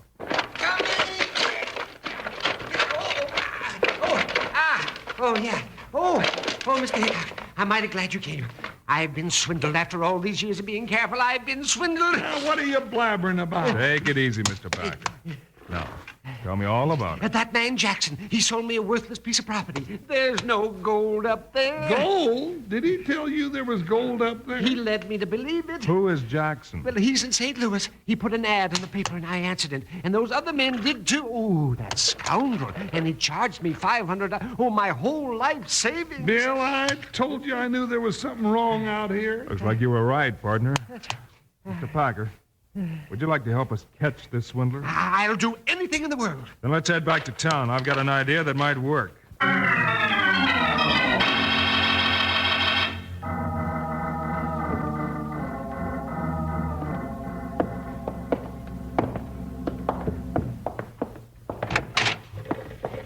Good day, senores. You wish to send a telegram? My friend does. All right, Mr. Hickok. Can he write? Can I? Oh, well, of course I can write. I've been writing for years. All right, Mr. Packer, write this. Yes, all right. I'm Address ready. the telegram to B.L. Jackson in St. Louis. Put his address in too. Makes it easier. I know his address. Now, here's the message. Tell him you're just wiring him to thank him for selling you the claim on Mile High Rock. That you just struck a rich vein of free gold. Gold? A gold strike on Mile High Rock? Now you just keep out of this. But gold on Mile High Rock? No, there's no gold on Mile High Rock, and I want you to keep this a secret, you understand? Tell nobody. A secret, eh? Yeah, a secret, and you'd better keep it. Is that all, Mr. Hickok? That's all. Come on, Jingles, Mr. Packer. We'll go over to the hotel and wait. And I've got an idea. It won't be long before B.L. Jackson will be stepping off that train here in Eagle's Nest. Yeah, stepping off that train and right into a bag of wildcats. Won't he be surprised?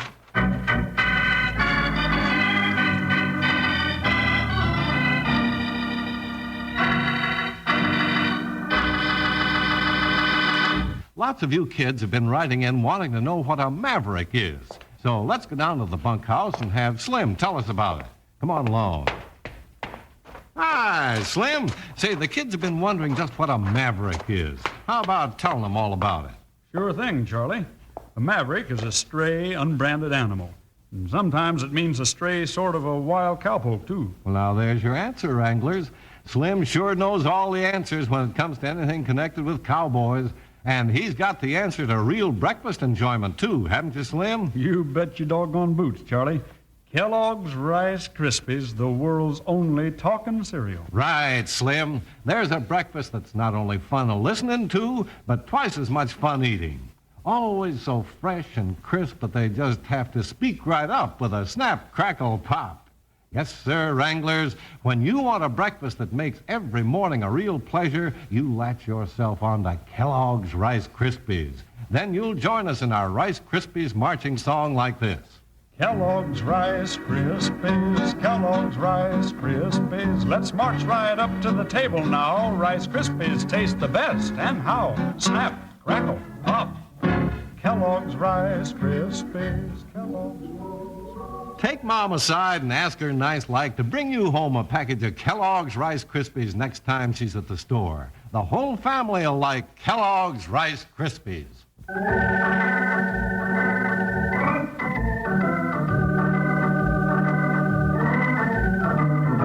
After having Roland Packer send a wire to Big Load Jackson saying that he'd found a gold strike on Mile High Rock, Wild Bill Hickok and Jingles with Packer went to the Eagle's Nest Hotel to await developments.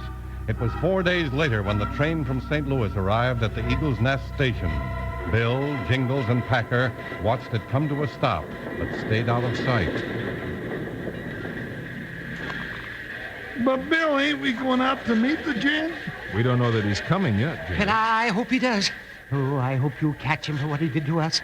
Why, do you know he must have swindled at least 30 of us? They're all over Mile High Rock. Yeah, Bill, we ought to nab him the minute he gets off the train. No, wait a minute. Wait, just, there he is. See that big man with the cigar in his mouth?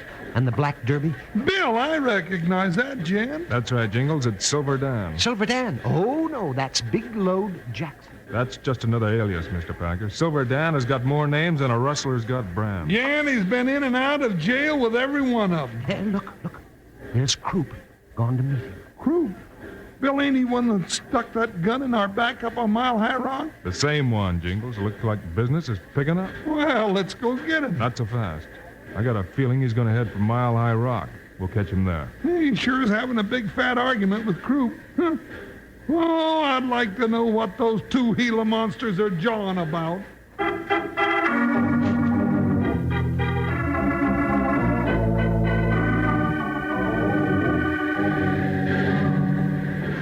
I didn't think you'd fall for that trick, boss. Croup, if you're holding out on me, it's going to be your last holdout. I wasn't holding out on you. No. I tell you, it was just a trick. I saw him go into the telegraph office, and I went right in after they left and read the telegram. Even tried to stop the clerk from sending. You're lying to me, Croup. There is gold on Mile High Rock. And Packer, that little rat, he found it. And now you're trying to play me for a fool. But, boss, there ain't no gold there. It's one of Hickok's tricks. How did Hickok get mixed up in this? I don't know, but he is clear up to his gun belts. I still want to see the gold. All right, I'll go out to Mile High Rock with you and prove it to you. All right, let's go.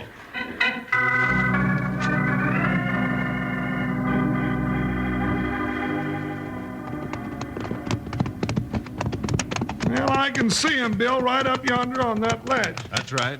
They're right at my claim, Mr. Hickok. The one that swindler Jackson sold me. All right, we'll leave the horses here and surprise your friend, Mr. Jackson. Doggone it, I wish those varmints would do their devilment on level ground. I'm getting a whole hatful of climbing up and down this rock like a mountain goat. I've got a feeling this is going to be our last trip up Mile High Rock, Jingles. Uh-oh. Looks like our friend Tully has discovered Jackson. Yeah, hurry it up, or we'll get there in time to arrest a dead man. Oh, Bill, I can't run up this hill. Then get out of my way. Go on by. Look, Piccolo, here comes Hickok. I told you it was a trick. Stay away from your guns, Jackson. I thought that telegram would bring you running out here looking for gold. He's come to get us, boss. Well, he ain't taking me. Watch him, Bill. All right, Jackson, I told you to stay away from their gun. I still got my fist, Hickok. And there ought to be enough to take care of you. All right, Croup, stay where you are and toss that gun on the ground. All right, I give up. Look at Wild Bill. Yeah, you better look quick. This isn't going to last long. That's right, partner. All right, Jackson, this is all for you.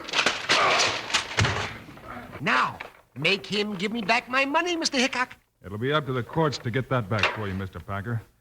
But it's up to us to give Jackson and his partner Croup to the court. That's just what we're going to do. You got nothing on me. Bill, look coming down the hill. Sounds to me like we've got plenty on you, Jackson. Your swindling racket is over. We've got enough witnesses right here on Mile High Rock to send you to the penitentiary for a long time to come. Yeah, and if you'd rather have his whole court right here, I'll be the judge. And I'll sentence you to carry me back down that hill. Reckon that'd be enough punishment for anybody.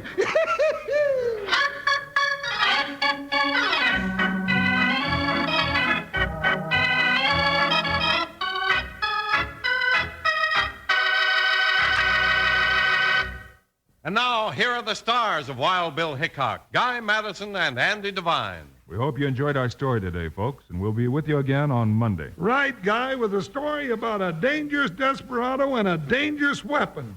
It's called the Killer Whip. Meanwhile, Andy and I hope you'll remember to get Kellogg's Rice Krispies. Right, it's the world's only talking cereal. You bet it is. Andy and I think Kellogg's Rice Krispies are great.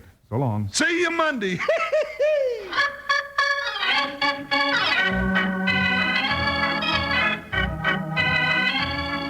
Yes, sir, Kellogg's, the greatest name in cereals, has brought you another exciting story of Wild Bill Hickok, starring Guy Madison and Andy Devine in person. Today's cast included Ed Max, Fred Shields, Harry Bartell, and Howard McNear. Our director is Paul Pierce, story by Larry Hayes, music by Dick Orant. This is a David Heyer production, transcribed in Hollywood. Don't forget to listen Monday, same time, same station, when Wild Bill Hickok runs up against the Killer Whip. Now, this is Charlie Lyon speaking for Kellogg's Rice Krispies, the world's only talking cereal. Kellogg's Corn Flakes, America's favorite ready-to-eat cereal. And Kellogg's Sugar Corn Pops, the cereal with the sweetening already on it.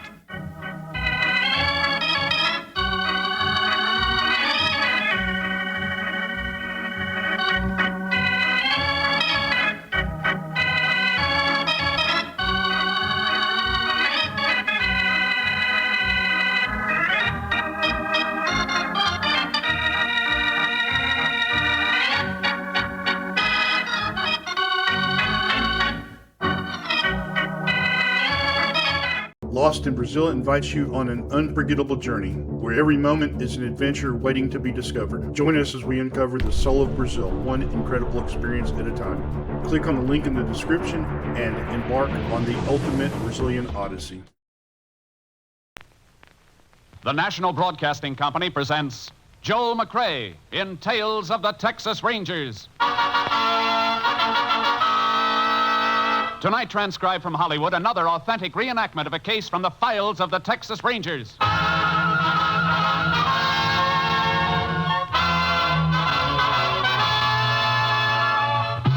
Tales of the Texas Rangers, starring Joel McCrea as Ranger Jace Pearson. Texas, more than 260,000 square miles, and 50 men who make up the most famous and oldest law enforcement body in North America.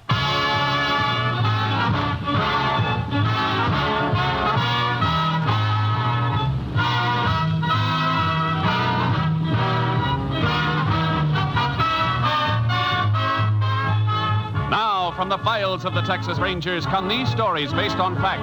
Only names, dates, and places are fictitious for obvious reasons. The events themselves are a matter of record.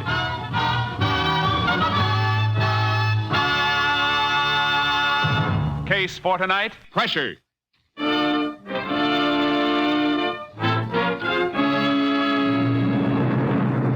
It is 11 p.m. a Saturday night in January 1933. Sheriff Russ Morton drives his car to the end of the well-lighted main street of Lingwood, Texas, and turns onto a narrow wooden bridge that crosses the railroad yards and leads to the Negro quarter of town on the far side of the tracks. In the car with the sheriff is his deputy, Sam Billings. Both men are uneasy. Doesn't look like there's much doing across the tracks, Sam. I don't get it, Sheriff. I was over here less than an hour ago. The cafes was packed so thick you couldn't stir 'em with a stick. Yeah. Who sent out to call for us? Pedro at the Cantina Cafe. I didn't get half of what he said. He sounded scared to death. Just kept yelling to come get old Lucifer out of his place. Old Lucifer? Can't imagine him stirring up no trouble. Oh, neither can I, but... Sam, I don't like the look of this. There isn't a light shown in the whole quarter. Not even in shack or shanty. Might have been a knifing, Sheriff. Oh, knifing might make one place go dark, but not all of them. Cantina's off left, off the next street. Nobody on the streets. Not even a dog on the prowl. If old Lucifer is behind this, he sure sent everybody running for cover. Now, how could an old man like... Sheriff, look. Huh? Cantina ain't open either. Guess Pedro got old Lucifer to leave without waiting for our help. Yeah, then closed up tighter than a drum. Why? I can't figure it. What are we going to do now? We're going to find out what's wrong over here. Keep your eyes peeled. I'm going to comb these streets until we find a light or somebody stirring. Better reach over and back and get that shotgun. Right. Never saw nothing like this before, Sheriff. Neither have I. There's... Throw the spotlight on, Sheriff. That doorway over there. Oh, it's old Lucifer. Yeah. Stand right where you are, Lucifer. Don't move. Look at him, Sheriff. Something all over his shirt and his pants and his hands. Yeah, no need to look at him twice. It's blood. What happened to you, Lucifer? What's the matter over here? It's my doing, Mr. Sheriff. All my doing. Ain't nobody to blame but me. You got blood all over you. And it doesn't look like it's your own. Who are you fighting with? Somebody in Pedro's place try to jump you? No, sir. I ain't had no trouble with nobody here. I had my trouble out to the farm where I work. Out at the farm? Yes, sir. I just walked into town a little while ago, trying to get up my nerve to turn myself in. Sheriff, I killed Mr. Redford. I shot him dead. What? You kill your boss, Mike Redford? Yes, sir. I done it, just me. We got to arguing, and I shot him dead. No wonder there ain't a light on over here. You can tell us the rest of it at the jail, Lucifer. Right now, you better get in my car fast before this news crosses the tracks. Yes, sir. We're in for trouble, Sheriff. Mike Redford's been mighty popular around here. Yeah. Get in back, Lucifer. Get down on the floor and stay there. Yes, sir. I'm going to drop you off on Main Street, Sam. Round up the constable and a couple of other deputies. Get them to jail as fast as you can. We may be able to keep this quiet until tomorrow. If we can, it'll give me a chance to get a few Texas Rangers in to give us a hand.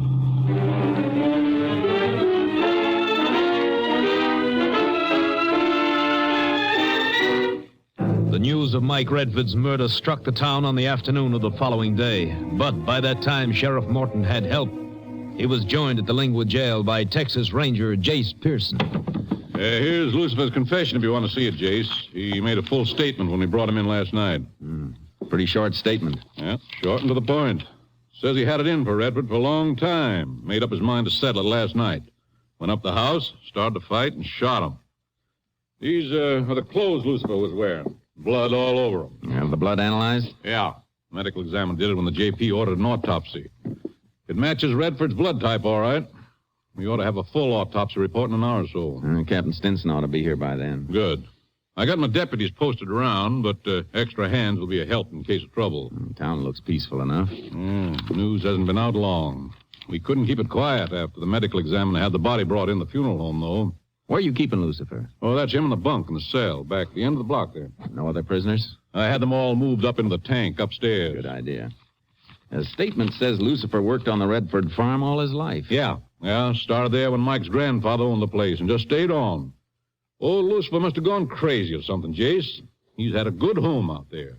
Then he turns and bites the hand that feeds him. That's happened before. I know, but... Lucifer never gave you any trouble before this, you said? No, nothing.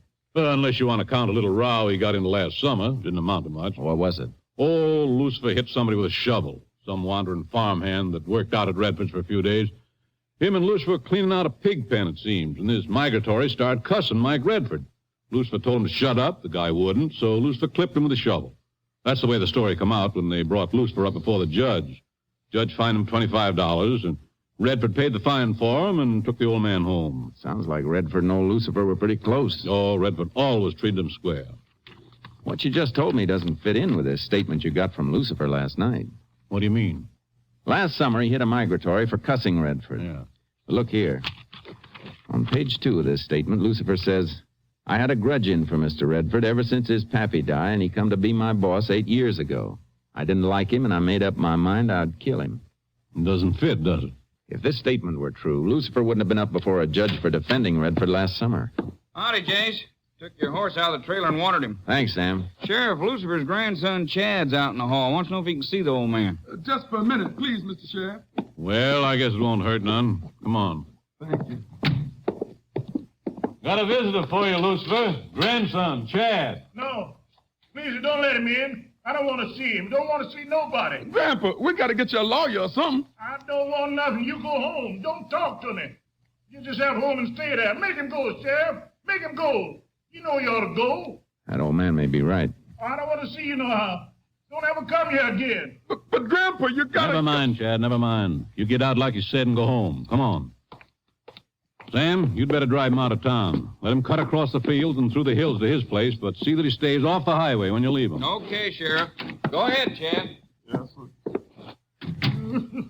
Where does he live, Chad? Up in the hills, about 4 miles behind Redford's. I'd like to take a ride out to Redford's place. If there is going to be any trouble here, it won't come before dark. Besides, I'd like to talk to Chad.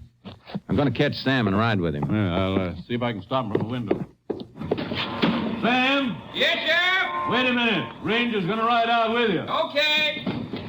He's waiting, Jace. There's a deputy guarding the place out there, making sure nothing's touched until we get photographed. Good. Thanks. Mr. Ranger, what are you going out there for? I told the sheriff everything, sir. No need for you to be going out there. Maybe there's no need for you being behind those bars either, Lucifer. I'd like to make sure.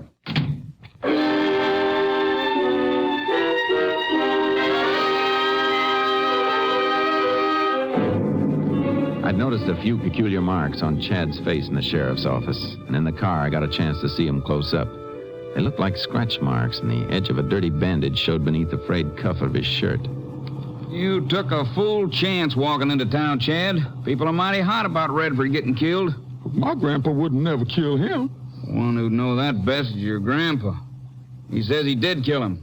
Came in with Redford's blood over him. Yeah, an awful lot of Redford's blood, judging by the clothes the sheriff is holding. Where were you last night, Chad? I was home, back in the hills. Anybody with you who can verify that? I said, was anybody with you? No, I was alone. What do you mean alone? Ain't your wife there? Wasn't she with you? I wasn't at the shack. I was just around it. Doing what? Just walking around, that's all. Is that how your face got scratched up, walking around in the dark? One of your eyes looks kind of puffy, too, like you got hit. I got that chopping wood. A piece of kindling flew up and hit me. A piece of kindling hit you on the wrist, too? Pull that sleeve of your shirt up. I got to cut there, that's all. Just a cut. How'd you get it? Come on, Chad. Your place is only a mile up behind Redford's. Were you on the Redford place at all yesterday? Sure, but not last night. Only in the afternoon. What were you doing there? I just went by to see my grandpa, that's all. About what? To get to lend her some money. He give it to you? No. Why not, Chad? You've been mooching on the old man for years. He never turns you down for anything. Why didn't he give you the money? Because Mr. Redford, he saw us talking and he come out the house. He told Grandpa not to give me it. He said I was no count or I'd be earning my own and not borrowing from an old man. Mr. Redford, he ain't never liked me. Told me to get off the place. I didn't want no trouble, so I got. And you just walked around in the hills near your house without going inside where your wife could see you, huh? I don't like the smell of that story, Chad. Maybe you never left Redford's place. I did, I tell you. Honest, Mr. Sam, Mr. Ranger. My wife can tell you that. I did go home last night. For a minute. I left the house because me and my wife had a fight. Nothing new about that. She got mad when I didn't bring no money back. We went round and round, and she throwed something at me, and I hit her, and she scratched me up and cut my arm with a bread knife. That's when I run out. You didn't go back to Redford's after that? No, sir, I swear it. I never did go back. Here's the best place for you to get out, Chad. Got anything else you want to ask him, Jace? No. All right, Chad. You can go. Yes, sir. Thank you. Thank you very much. I'm just wondering if the old man couldn't be covering up for him. You think he was lying about that fight with his wife? Could be. Although his woman does have a temper. They had it out hot and heavy before. How does he make a living back in the hills? Well, they don't. They live in an abandoned shack up there. He couldn't pay rent no place, and he ain't worth his salt. When he first got married, he tried to move his woman and himself into Lucifer's place, but Redford wouldn't have it nohow. If anybody was toting a grudge against Redford, I'd bet on Chad, not old Lucifer. It's a cinch somebody was toting one, or Redford wouldn't be dead.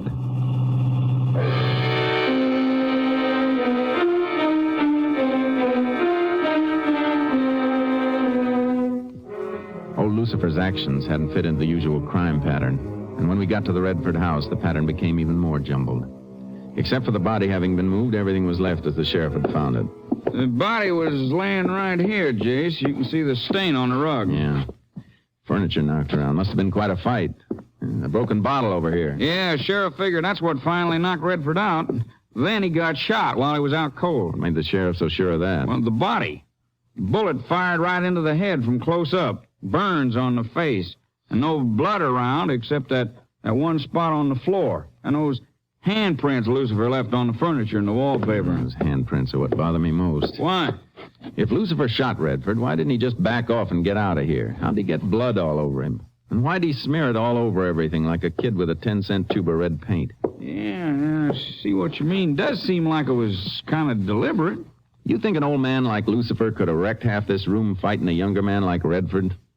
Ranger, I guess the sheriff and me didn't think of a lot of things now that you're pointing them out. It's not your fault. You thought you had a clear case and a confession. That makes it easy to overlook things.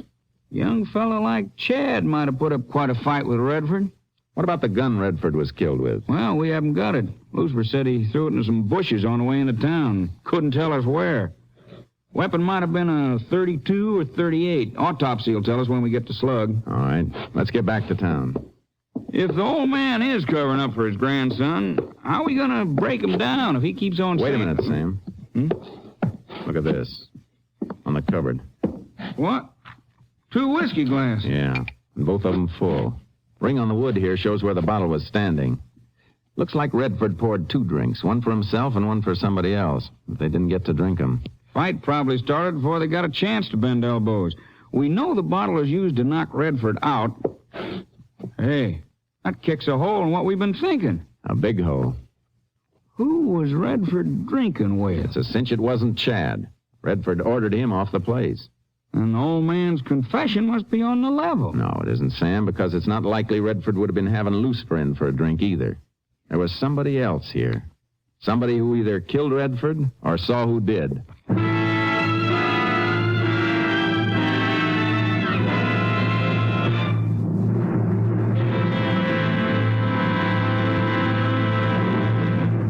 You are listening to Tales of the Texas Rangers, starring Joel McCrea as Ranger Jace Pearson. We continue now with tonight's case, Pressure, an authentic story from the files of the Texas Rangers.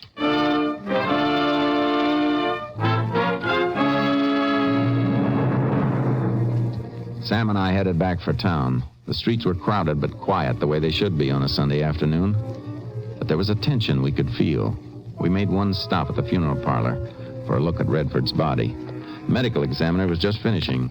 You can see, like I said, the bullet was fired from close up. Yeah. What'd you find, Doc? Well, he'd been struck on the head with blunt object, then shot through the brain at close range.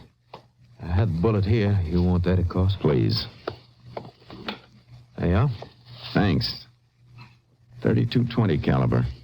I'd give a lot to get my hands on the gun this came out of. Lucifer said he ditched the gun. Yeah, Lucifer said a lot of things.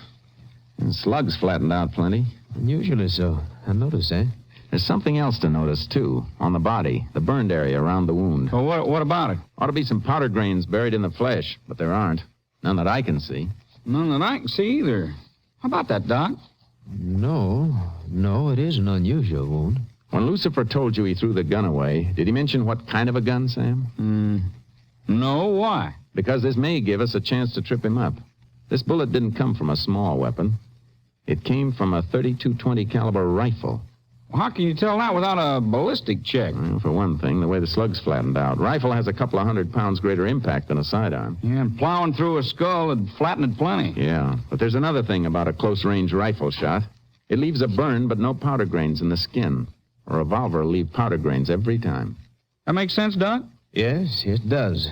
With a revolver, the explosion of the powder in the shell is only a couple inches away from a point-blank target. But with a rifle, well, there's the length of the barrel, you know. Here.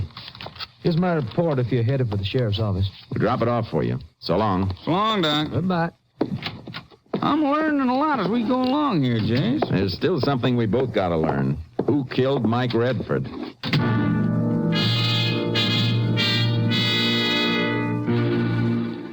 There were a couple of ranger cars outside the jail when we got there.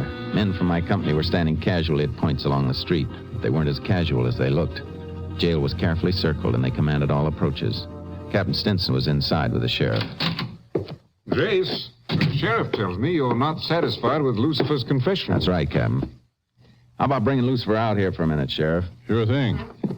Things are going to start blowing around here after sundown, Jace. I know it. I felt it all the way through town. All it needs is some hothead to start it off. Well, if it starts, we'll stop it. Well, maybe there won't be no trouble. The town's pretty crowded, Sam. A lot of cars coming in. Come out here, Lucifer. Well, town's always crowded on Sunday. They're not ganging up any place. Well, that can come later. But there's one sign of trouble you can't ignore. Take a look out that window. There's not a woman in sight all the way down Main Street. The men are coming in alone. Here he is, Jace. Thanks, Sheriff. Lucifer, you said you killed Redford and then threw the gun away. That's the honest truth, Mr. Ranger. Where'd you throw it? I don't remember, sir. Was it a gun like this one in my holster? Well, was it? Maybe. Guns look all the same to me. Or was it about the size of this one? All guns are about that size, sir. Not all guns, Lucifer. You're not telling me the truth. Because Redford wasn't killed with this kind of a gun. He was killed with a rifle. You're covering up for Chad. No, sir. Chad had nothing to do with it. It was me, just me. Listen to me, Lucifer. You think Chad killed Redford, but I don't. If you want to help him, open up and tell the truth. Oh, Chad couldn't have done it. He left the place when Mr. Redford run him off, honest. I seen him leave. Then what happened? I went to my house, and after it got dark, there was a gunshot. It came from Mr. Redford's house. I left my place, run over to see if anything was wrong, and... Redford was dead when you found him. Then how did he get blood all over him, Jace? You tell your sheriff. Go on, Lucifer. I lifted him a little to hold his head in my lap. I begged him to talk to me, to say something to old Lucifer. I knowed him since he was a little boy. Watched him grow. But when you found him there, you thought Chad had sneaked back to kill him, huh? I didn't know what to think. Why should you cover up for no good like Chad? He is my own flesh, Sheriff. Blood is thicker than water. How do you know Chad isn't the killer, Jace? 2 full whiskey glasses indicated that Redford was drinking with the man who killed him. And he wouldn't be drinking with Chad, Sheriff. It ain't the... Come in. Howdy, Sheriff. Yeah. Sam, Rangers. Howdy, Flam. What's on your mind, Flam? Well, some of the men have been talking around town, Sheriff. They sort of appointed me to come up and see you. Well, he just been to the funeral home to see Mike Redford. What's left of him. Mike was my neighbor and pretty good friend, too. That what you come to tell me, Flam? No, not exactly. Looks like you're expecting some trouble, and some of us thought we'd like to volunteer to help you. We could take over the guard trick on jail for tonight so you and the Rangers can get some rest. You can go back and tell the boys we're not tired, Flam. And while you're at it, tell them Lucifer didn't kill Redford. Word's around that Lucifer confessed, Ranger. It was a mistake, Mr. Flam. What I said wasn't true. Well, fine. Then you don't have to stay here, Lucifer. Why don't you go home, back to Redford's farm? He's staying here. Why, if he got nothing to hold him on? Protective custody. And that means just what it says, Flam. He'll be protected. You can go now. All right, Sheriff. Just a minute, Mr. Flam. Yeah, Captain? If you should see any men around who look like they're fixing to start some trouble, do us a favor. And do them a favor, too. Tell them to go home. Sure, Captain. I'll tell them. Sam, lock Lucifer up again, will you? Sure. Come on, Lucifer. Yes, sir. Flam looks like he may be the man who sparked that crowd. Yeah. Flam and Redford were mighty close. Sheriff, we've got to move Lucifer out of the county for safekeeping. If Flam gets a mob stirred up at night, anything can happen, and a few people are liable to get killed. He's safer in here than he'd be if we took him outside. Not if they fire this building.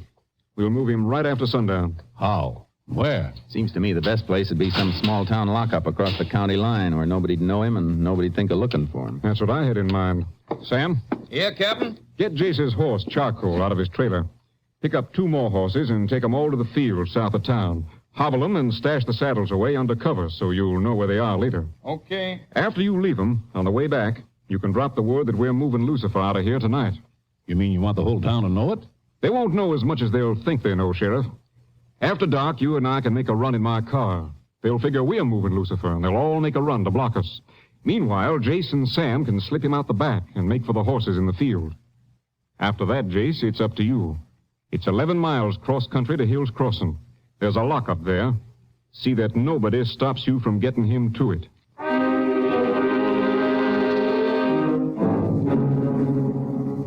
We waited until dark without turning on a light in the building. Then Captain Stinson, the sheriff, took one of the deputies covered with a blanket and made a run for the captain's car, while Sam and I took Lucifer out the back.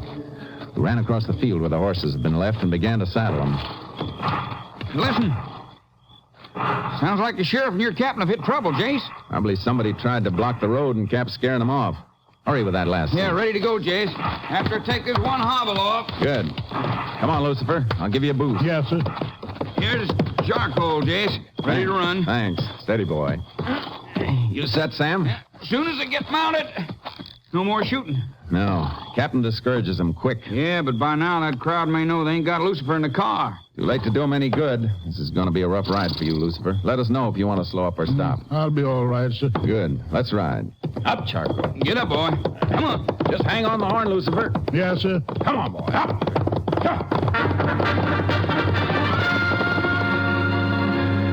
When we got to Hill's Crossing, the town was dark and sleeping, except for a couple of rangers who'd been sent down to take over guarding Lucifer.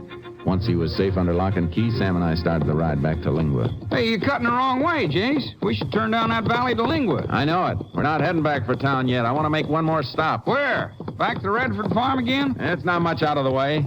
Getting Lucifer safe was only part of the job. We still got to find out who killed Redford. That means we got to find out who was drinking with him. If there was anybody. Lucifer said Redford didn't have any visitors yesterday. He said he didn't see any visitor. That doesn't prove anything. He'd have been sure to see a car if one had driven in. His shack's near the farm road. Even if he'd been inside, he'd have heard it. Maybe the visitor didn't use the road. Might have come in on foot or mounted from another side of the farmhouse. I guess that could be all right. Probably put his horse in the barn or the back corral. That'd keep Lucifer from knowing anybody was in the house. There's the old wagon road the other side of that grove of trees we're coming to. We'll have easier riding once we get over there. Hold it, Sam. Huh? Ooh, Charky. Oh, boy. Hey, what's the... Shh. Listen. Hounds. And they're on trail. Look, over there in the hills. Hey, something's on fire. Jace, that's right up behind Redford's place. Isn't that where Lucifer's grandson Chad lives? Yeah. What do you suppose going on up there? Somebody wants blood. They didn't get it from Lucifer, so they're running down his family. Come on. Up, Chark. Up, boy. That shack is really flaming, Jace. If they trapped him in there, he's had it. They haven't got him yet. Those dogs are still after something. Keep going. We raked our horses all the way. We'd been about a mile off when the blaze started. When we reached the shack, it was a flaming heap on the ground. We saw a woman staring at it in a daze. She must have been Chad's wife. She wasn't harmed, so we took off after the sound of the dogs. Listen to that, Jace. They got Chad treated. They wouldn't sound off like that. Yeah, they're just through this thicket. All right, just throw a bead on that tree and rake it till he falls. No, Mr. Flam, I ain't done nothing. Hold it, Flam. You and whoever's with you. Oh, boy. Who? Mr. Ranger, they're trying to kill me. Nobody's going to kill you, Chad. You men, grab your hounds and shut them up. You're all under arrest, and that includes you, Flam. What for? We were just doing a little night hunting. The dogs treed Chad here by mistake. The dogs didn't set fire to his shack, and arson's a crime. Look, Ranger, he killed my neighbor. Why'd you switch to him? Because you couldn't get your hands on old Lucifer? They were in it together. Redford ordered Chad off the place yesterday. Did you tell him that, Chad? No, sir. I didn't tell nobody but you. And you didn't get it from Lucifer, Flam, because you never got near him. So how do you know? Who told you Redford chewed him out? Nobody had to tell me. I was visiting Radford at the house. He saw Chad on the place and went out and ordered him off.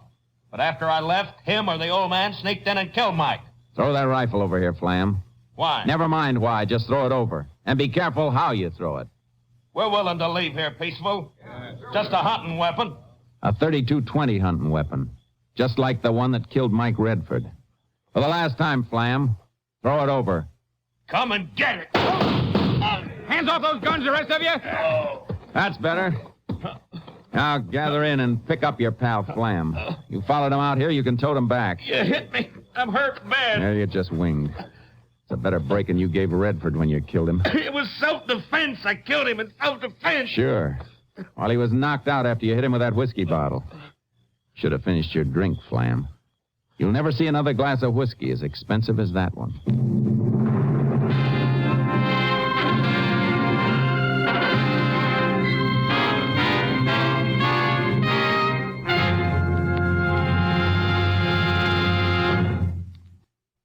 Jack Flam confessed to the murder of Mike Radford. His statement disclosed that the killing had been the result of an argument over ownership of a strip of land between his farm and Radford's. Flam was sentenced to life imprisonment. 4 other men convicted of armed participation in the attempted lynching of old Lucifer and his grandson Chad were given prescribed terms in the county jail.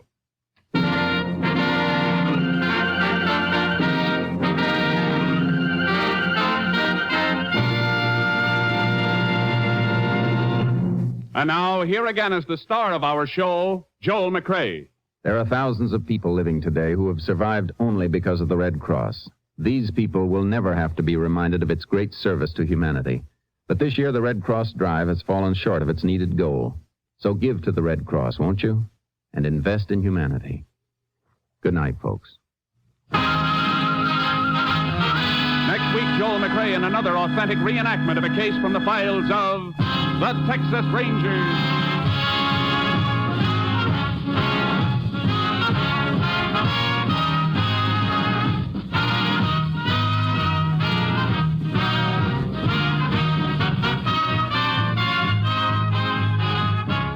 Joel McCrea is currently seen starring in the Universal International Technicolor production Frenchie. Tonight's cast included Tony Barrett, Will Wright, Herb Vigran, Ernie Whitman, Roy Glenn, Bill Conrad, and Byron Kane.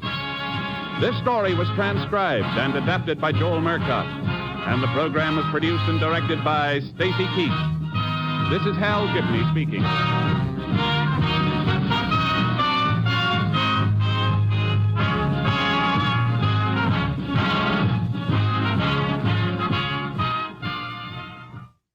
Three chimes mean good times on NBC.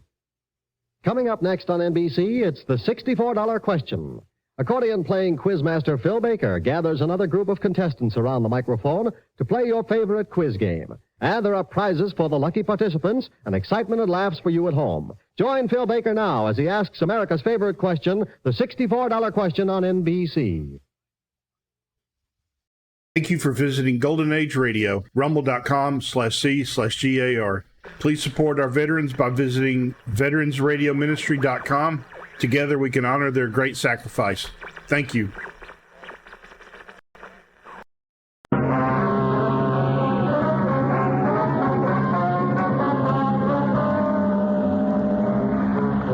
You're a detective sergeant.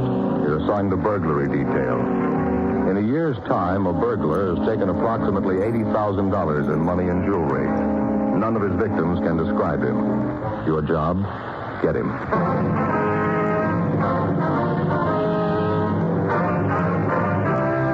Dragnet, the documented drama of an actual crime. For the next 30 minutes, in cooperation with the Los Angeles Police Department, you will travel step by step on the side of the law through an actual case transcribed from official police files. From beginning to end, from crime to punishment, Dragnet is the story of your police force in action. It was Tuesday, July 10th. It was hot in Los Angeles. We were working the day watch out of burglary detail. My partner's Frank Smith. The boss is Captain Wisdom. My name's Friday. It was 8:02 a.m. when I got to room 45. Burglary. That you, Joe? Yeah. How about that fight last night, huh? Did you see it on Channel 4? No, I started to watch it. The set went on. Picture tube? I don't know, Joe. Picture got all fuzzy and started to wobble. You know, like when an airplane goes over between the set and the train. Oh, yeah, I know. The set's been acting up lately. I thought there might be something wrong with the aerial, so I figured I'd take a look at it. Got the ladder out, got up on the roof. Sure enough, one of the wires on the thing was off. Just hanging by a little bit of the rubber coating. Climbed back down to get the wire cutters to fix it. Couldn't find them. Had to use scissors to strip the insulation off the wire. Got the wire all fixed to put back on, then I couldn't find the pliers to get the nut off the aerial. Looked all through the house, no soap. What'd you do? Nothing I could do. Try to get the nut off with the scissors. Broke them. Finally went back into the house to listen to the radio. Fight was over. Yeah, I only went 4 rounds. Yeah, I found that out. Got the radio on just when the announcer was giving the last commercial. And Fay and me had a talk. Well, not again. Yeah, I told her I was going to buy a whole new set of tools. The first time I saw the kids with one of them, I was going to raise the roof. That must have made her happy. Yeah, it did. Made some remark about them only being kids. Said if I wanted to keep the tools out of their hands, I should put them in a place where they can't reach them. There's only one trouble, Joe. What's that? With Mike and Stacy, there isn't such a place. Yeah, figure I know what you mean. It's sure a good fight, though. It's too bad you missed it. Yeah. Got in, Smith? Yeah, Skipper. Come in here, will you? Thanks. Skipper, what's up? Sit down. Just got a call from the Wilshire Division. That string of burglaries I've had out there, they can't spare the men to give this thing the time it looks like it's going to take to turn it. Yeah. So I'm putting you two on it. Here's all the crime reports on. Looks like they've been busy. A lot of reports here. What's he pick on? Money and jewelry. Use a celluloid strip to get into the houses. Not much unusual about that. No. According to the reports, he's been hitting around 3:30 to 6 in the afternoon. Yeah, he evidently rings the bell first to see if there's anybody in the house. And then if there isn't, he uses a celluloid to open the door. Goes through the house, then leaves by the back door. What's this bit here about the glass of milk? Well, that's the one part of his M.O. that's new. It seems every place he goes into, he has a glass of milk before he leaves. Any prints on the glass? I haven't found any yet. Seems to wipe the glass clean before he leaves. Stats office come up with anything on the M.O.? Nothing hasn't been checked out. The leads they gave us didn't go anyplace. How about the victims? Any of them ever see the guy? No, not good. A couple of them have caught glimpses of him leaving the house. Didn't realize at the time that he'd just come from their place. How about a description? Everybody that's seen him tells a different story. Some have him tall and thin, others have him short and husky, some have him dark, others light.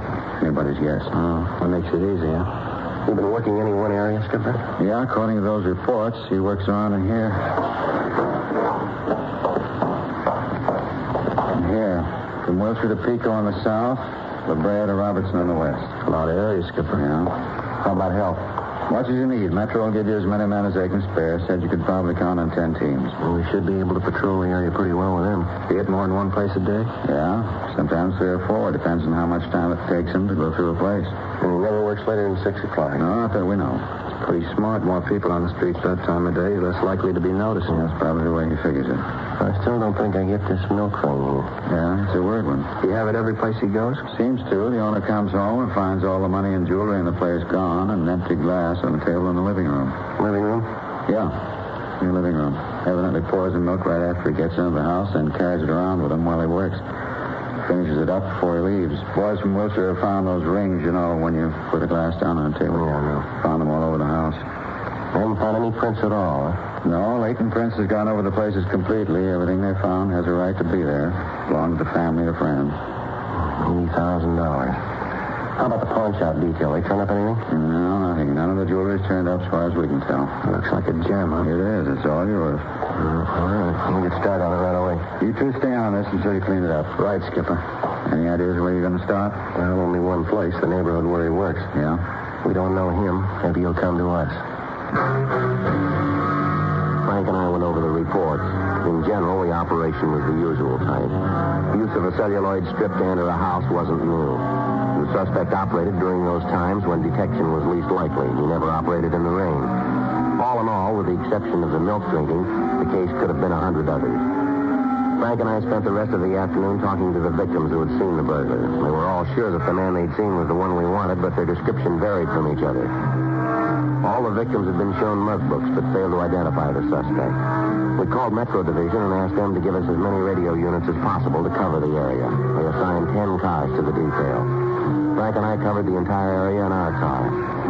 Wednesday, September 5th. 2 months had passed, during which time the burglar hit only 2 houses. In spite of the heavy patrol action in the area, he got away safely in both instances. 5:45 p.m. Looks like another day shot, huh? Yeah, another 15 minutes to go. Well, one thing anyway, he's calmed down, Joe. Isn't going to make 100,000 this year. Wait a minute, Frank. Yeah? Up ahead there on the left, White House. Yeah, I can see him.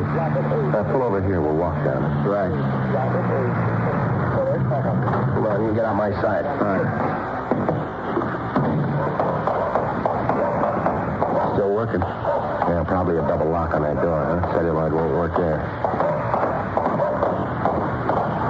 Having a little trouble, mister? Huh? Looks like you're having a little trouble getting that door open. Oh, yeah, I lost the key. You police officers? Yeah, that's right. Well, happy to know you're on the job, protecting my house and all. Sure appreciate it. Wonder if we can see your identification. I beg your pardon? Your identification? Wonder if we can see it. Well, what's the matter? Don't you believe me that I live in this house? We just like to see your ID. Nothing wrong with you showing it to us, is there? Oh, of course not. Gee, looks like I left my wallet in the house. What's that gadget you were trying to get into the house with there? Oh, this? A piece of celluloid. I read about it someplace. I happen to have it. Mm-hmm. Turn around, will you, toward the street? Yeah, sure. What do you want? What's the address of the house you live in? The address? Yes, sir. You guys still don't believe I live here, do you? The address, what is it? 1200 block in Allendale. What's your name? Anderson. Jack Anderson. Maybe you can explain why the name of the mailbox is Radcliffe, huh? Well, yeah, sure I can explain. You see, I'm just visiting here. Summer vacation, just out here a couple of weeks. All right, mister, stand still. Hey, wait, what's going on? You got no right to stand still. How about this wallet? Is it yours? Yeah. Oh, come on, give it back now. Let's take a look here. You said your name was Anderson, is that right? Well, yeah, but I can explain that. Yeah, I hope so. It's going to be a little involved, though. Oh, what's wrong? 2 things. Wrong house and wrong identification. Frank and I took the suspect back to the city hall for interrogation. Although he gave us the name Jack Anderson, all his identification bore the name Robert Red Neal. We ran the name through R&I. Neal had several previous arrests on burglary charges. According to the record, there were no wants on him at the time. 6:20 p.m. Frank and I questioned Neal. All right, Neal, come on off it. Okay, so you know I don't live in the house. It looks like one I do live in. I just made a mistake, that's all. They build all these houses out here so they look alike. Now, look, Neal, don't ask us to believe that one. I'm not asking you to believe anything but the truth, and I'm telling you that. Sure. Now, what about your record? Well, what about? A lot of burglary charges.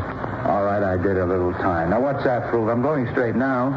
You still can't come up with a story to tell why you were trying to get into that house. I told you, I thought it belonged to a friend of mine. What's his name? I don't remember. You like milk, Neal? Huh? You like milk? Look, I don't get this. What are you trying to prove? Just answer the question. Do you like milk? I can take it or leave it alone. I'm a big boy now. Sometimes I drink coffee. How long have you been in town, Neal? A couple of weeks. Why? Where were you before you got here? Up north. Where up north? Down Sacramento. What'd you do up there? A few odd jobs. Look, if you guys are going to book me, then do it. Let's get this yak over. A couple of things we want to settle first, Neal. What? How long were you up north? I guess it's been about 6-7 months. 7 months. You got any way of proving that? Look, why should I have to prove anything? You guys figure you got a rap you can stick me with? Okay, try it. Book me in. Look, don't press, Neal. Can you prove you're up north for the last 7 months? Yeah, it shouldn't be any trouble at all. Who do we talk to? The sheriff up there. He had me in the can. After waiting for 2 months, the one suspect we were able to turn had an alibi that we couldn't shake. Frank and I went back to rolling stakeout. The burglaries continued. Evidently, the burglar was getting more and more reckless. The police cars in the area were acting as less of a deterrent to his activities. In 2 weeks, he looted 16 homes. A week of bad weather brought his operation to a standstill, but as soon as the rain cleared, he went back to work. Tuesday, October 9th. We got a call from an elderly woman who said that she had information regarding the burglaries. Frank and I drove over to talk to her. Won't you sit down, officers? Thank you, ma'am. Yes, ma'am. Miss Blair, you said on the phone that you had something to tell us about the burglary. Yes, I have. Would you like a little something to eat? Sandwich, coffee? I just took some cookies out of the oven. Maybe you'd like some of those and a glass of milk. No, ma'am. Thanks, just the same. Now, could you just tell us what you know, please? Well, I feel a little silly about it, officer. At first, I didn't think I'd say anything about it, but then I got to thinking. I figured it might be better if I did tell you. Yes, ma'am. It's about the burglaries, you know. Yes, ma'am. That's what you said on the phone. Phone? Oh, yes. You mean when I called you? Yes, Miss Blair. Now, if you'd please tell us what it is that you have here. Of course. I guess I'm just being a coward about it, not telling you right out, but when you hear the whole story, you'll understand. Yes, ma'am. You see, I went out to the store yesterday afternoon and had a sale on frozen foods down at the supermarket. Wonderful bargains. Fruit juice at 12 cents a can. Prices on vegetables where you just wouldn't believe it. We understand that, ma'am. Now, how about the burglaries? Oh, yes. Well, I went to the market about 2:30. That's when I left the house. Normally, I meet my husband after work and he brings me home. Only yesterday he didn't. He had some work to do at his office. He's in real estate. Yes, ma'am. Well, yesterday he didn't bring me home. I caught a ride with that nice Mrs. Coddington. It's 2 doors down. She brought me home yesterday. I got here about 3:45. You remember looking at the mantel clock when I came in? That one there. Yes, ma'am. Clock has always kept perfect time. Wedding present. Lovely thing. Yes, ma'am. It's very nice. Isn't it though? The gold work on the face. Ma'am, we don't like to be rude, but if you'd just tell us what you know about the burglaries. Well, certainly. You see, I came into the house, and there he was. Ma'am? The burglar. There he was in the hall, drinking a glass of milk. Such a nice-looking boy. Just stood there for a minute drinking the milk. Well, what did he do when he saw you? He put the milk down on the telephone table, and then he started to run to the back door. I told him to stop. Did he? Not at first. Then I told him that my husband was out in back, out in the garage. He stopped then. Go on, ma'am. I asked him what he was doing in my house. What did he say? Nothing, really. He just stammered around, said that maybe he'd made a mistake. I told him that I guess he had, breaking into somebody's house. Just terrible, officer. Like to scare the wits out of me. Yes, ma'am. I started to tell him how he should be ashamed of himself for stealing from other people. I really told him. I said, you know, we haven't got that much that we can have people like you come in here and steal. Then I picked up the phone and started to call the police. That's when he started to cry. He started to cry? Yes, just like a little boy. Put his hands up to his face and the tears just streamed down his cheeks. Well, what happened then, Mrs. Blair? Well, when I saw him cry, he looked so small, like such a little boy, that I went over to him and comforted him. You didn't get in touch with the police, ma'am? Well, no. Oh, I suppose I should have, but I didn't. When I got the boy calmed down, he told me that he didn't know what he'd do if his family found out about it. He told me about his mother and how she died when he was just a baby and how his sister raised him. He said she was just a couple of years older than him. I asked about his father, and he said that his father was a drunk, that he had to bring in what money the family needed. Said that his sister was sick, bad heart, and at the shock of his being arrested to kill her. Well, now, I asked you officers, what could I do? Well, what did you do, Miss Blair? I told him to sit down. I wanted to talk to him. We went out in the kitchen, and I asked him if he was hungry. You know, growing boy and all. I thought he might like a sandwich or something.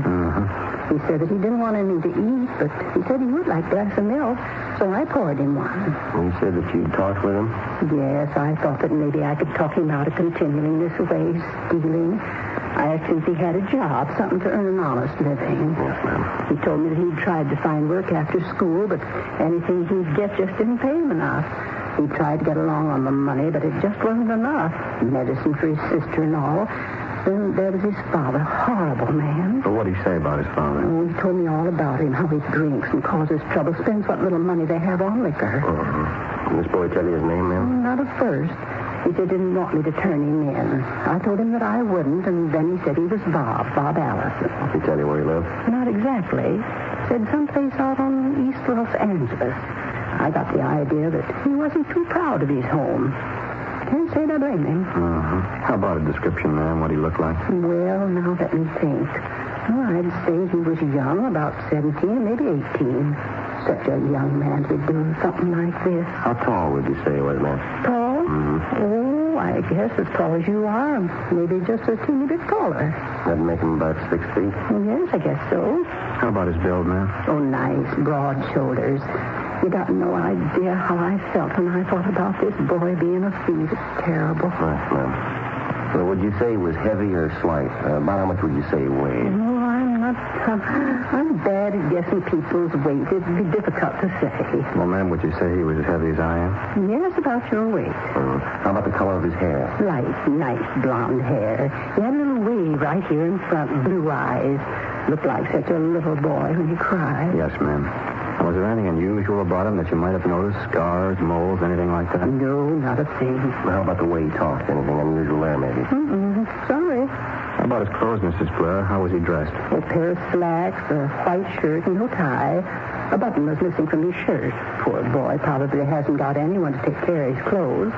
Had on a school sweater. You know, the kind that the seniors get when they're going to graduate? Has the initial of the school on it and no stripes on the sleeve. Yes, ma'am. What was the initial on the sweater? There wasn't one. It had been taken off. I could tell that there had been one, though, because a few of the threads were still in the wool. How about the color of the sweater? Brown, a dark brown with yellow stripes. Now, Miss Blair. Yes? The glass of milk that the boy drank from the glass, has it been washed yet? I thought you'd ask about that. No, I stepped aside for you. You have it now, ma'am? Yes, it's in the kitchen. My husband said you'd want it. He was hopping mad when he heard about it, just about raised the roof right off the house. I wonder if we could see that glass. Well, of course. It's right out here in the kitchen. Fine.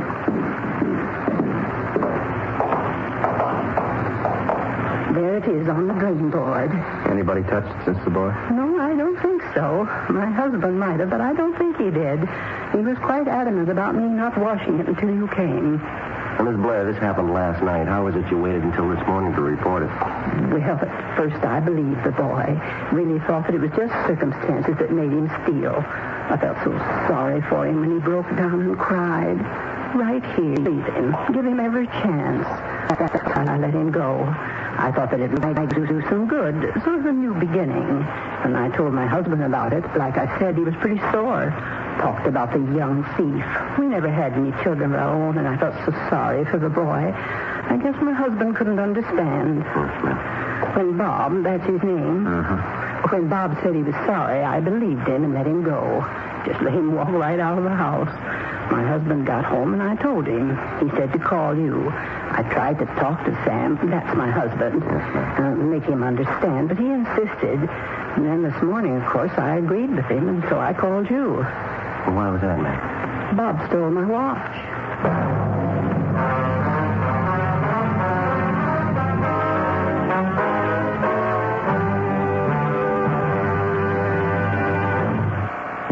Stop giving the bank your money. Stop it.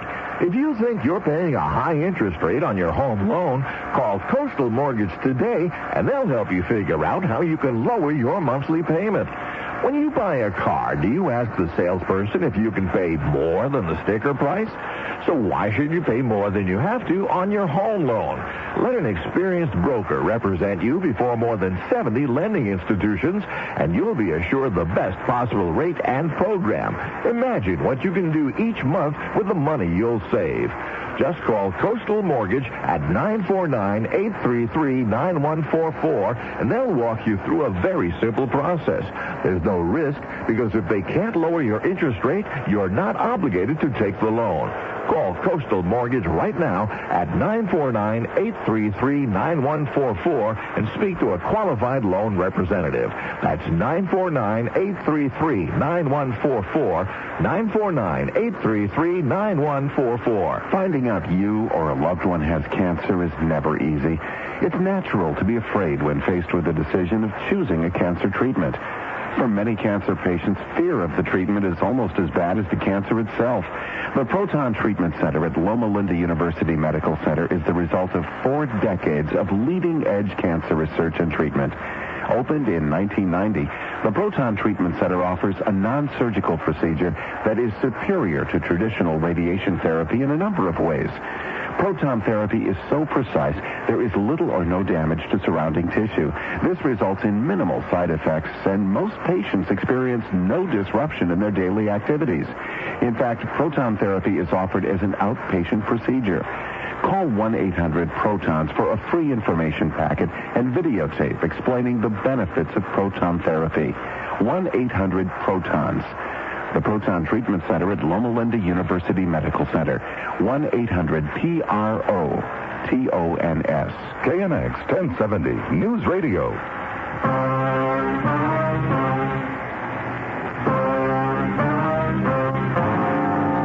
11:45 a.m. Frank and I went back to the office. We ran the name Bob and Robert Allison through R&I. There was no record on anyone answering his description. We got out a local broadcast and an APB on him. Mrs. Blair went over the mug books but was unable to identify the boy. Frank got in touch with the Board of Education and asked for the name of the school using the colors brown and gold. They told him that it would take a little time to check, but that they'd call us back. We notified the cars from Metro of the new developments and gave them the description of the boy. A check of the phone books for the name netted us nothing. Latent prints were sent out to the home of Enid Blair to get the fingerprints of she and her husband. In checking over the empty glass found in the Blair home, besides the prints of Mr. and Mrs. Blair, Dean Bergman came up with a partial unidentified print. It was not enough for classification, but he told us that if we turned the burglar, he could tell us if we had the right man or not. 4:30 p.m. Frank and I cruised the area the burglar had been working in. We were in constant contact with the other 10 cars in the field. Figure you're still working in this neighborhood, Joe? Well, we got no choice till we hear otherwise. Funny about the Blair woman, isn't it? What? You know, turning the kid loose. Sure must have put on a show. Yeah, sure. What time you got? 4:38. Got another hour and a half. Frank? Yeah, Joe. Up ahead there in the corner? Yeah, brown sweater could be. All right, let's go. He sees us making a break through that yard there. Come on. All right, hold it up there. He isn't stopping. He's going around that garage. I'll try and head him off. All right, watch it.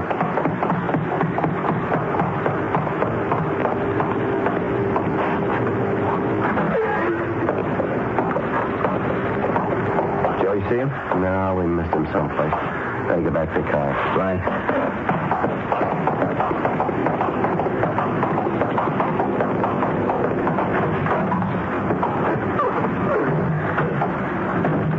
I'll call in here. All right. Unit 1K80 to Unit 2R1. Unit 1K80 to Unit 2R1. Come in, please. Unit 2R1 to 1K80. Go ahead. Suspect WMA, 17 to 19 years old, wearing tan trousers and brown and gold sweater, fleeing on foot. Last seen going east on Chalmers Drive at corner of Spalding Avenue. Please block at Chalmers and Hayworth. Repeat, please block at Chalmers and Hayworth. Roger, 1K80. Unit 2R7, come in, please. Unit 2R7 to 1K80. Go ahead. You get the description all right? Yeah. Want to cover Barrows Drive and Hayes Street? Repeat, Barrows Drive and Hayes Street. Over. Roger, 1K80. Units 2R2, 2R3, 2R4, 2R5, and 2R6 converge on area adjacent to Chalmers and Spalding. Repeat, converge on corner of Chalmers and Spalding. Unit 2R20 will direct operations. 1K80 out. It's locked in. Let's find it.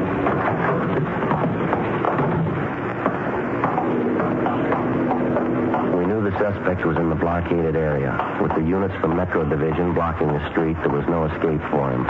Frank and I walked down Spalding Avenue. Down the street, we could see Unit 2R20 getting into position. Sergeant Masters was directing the operations from there. The search went on. 6:40 p.m. We still hadn't found him. At each house, we notified the people to be on the lookout for the suspect. In the event they saw him, they were instructed to call police headquarters. They, in turn, would contact Sergeant Masters and appropriate action could be taken. 7:10 p.m. We just about covered the entire area. What do you figure, Joe? Yeah, I could have gotten out. It's got to be in here someplace.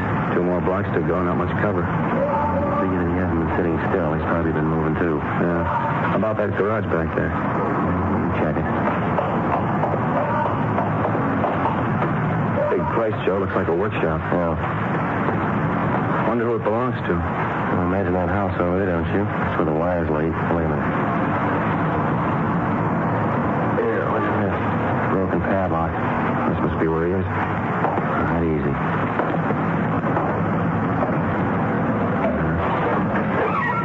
All right, young fella, come on out. What do you think? Well, lower the door. Come on. All right, come on, boy. Give it up. We know you're in here. How about the lights, Joe? Yeah, I got them. Bigger inside than it looks. Dozen places he could be hiding. Yeah, you want to check over there, back of those legs? I'll take this side. Right.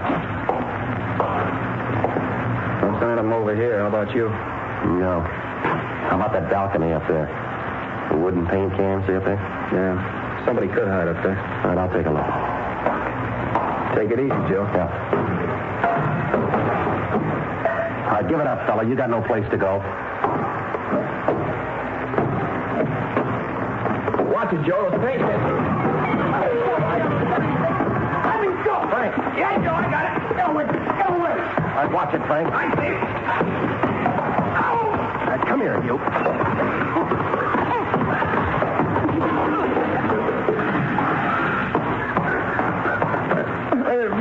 I didn't mean to cut him. I told you to leave me alone. I told you. All right, come on, get up, you. How about it, Frank? You all right? Oh, Joe, just a cut. It isn't bad. All right. Let me go. I didn't mean it. I got scared. I didn't mean it. I don't know what I'll do if my family finds out.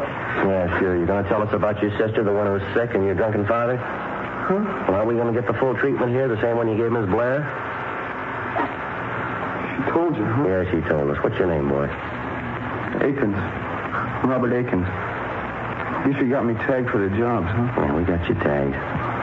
Lousy deal. I thought for sure I had her figured. Crummy deal all the way around. Never should have started it. All I got was a lot of cheap jewelry and a little money. What do you mean, cheap jewelry? Our reports show you got a little better than 80,000. 80,000? That's a laugh. A lot of costume junk, little money. 80,000. Somebody's been giving you a snow job. When I didn't throw away, I still got cheap costume junk, that's all. All right, Akins, let's go. Yeah. Should have known not to trust that Blair woman. Should have known. I was caught before, you know, a couple of times. All right. Yeah, a couple of times. They let me go. Started to cry. Getting that story about my sister. They let me go. It was the crying that really did it, though. As soon as I started to boil, they turned me loose. Good gimmick, huh, crying? Yeah, sure. Don't try it on the jury. It won't work.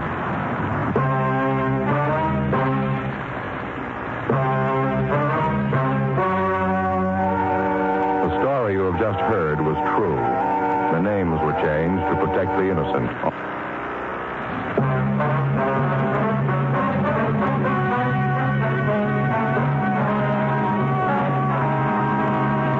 Robert Charles Aiken was filed on and found guilty of 12 counts of second-degree burglary. He was released to the Youth Authority for parolement and possible rehabilitation. Ladies and gentlemen, lightning starts a few forest fires every year. But careless people cause many, many more. This shameful waste of one of our greatest natural resources weakens America. This weekend, if you picnic or camp out, please be careful with fire. Be sure, be very sure your campfire is really out before you leave it. Remember, only you can prevent forest fires.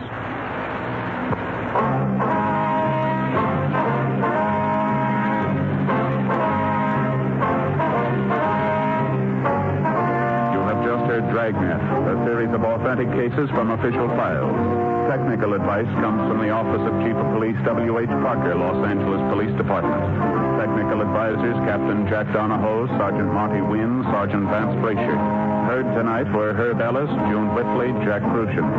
Script by John Robinson. Music by Walter Schumann. Hal Gibney speaking.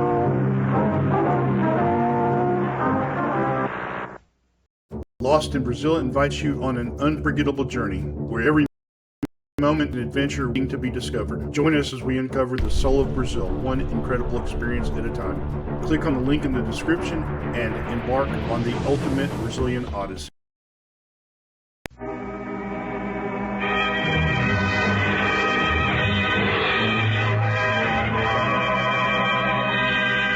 Calling all cars, a copyrighted program created by the Rio Grande Oil Company. Fresno County Sheriff's Office calling all cars. Attention all cars, broadcast 145. Be on the lookout for James Kipp, described as an Indian. About 33 years, 5 feet 6 inches, 150 pounds. This man has been missing for 8 days, and that's all.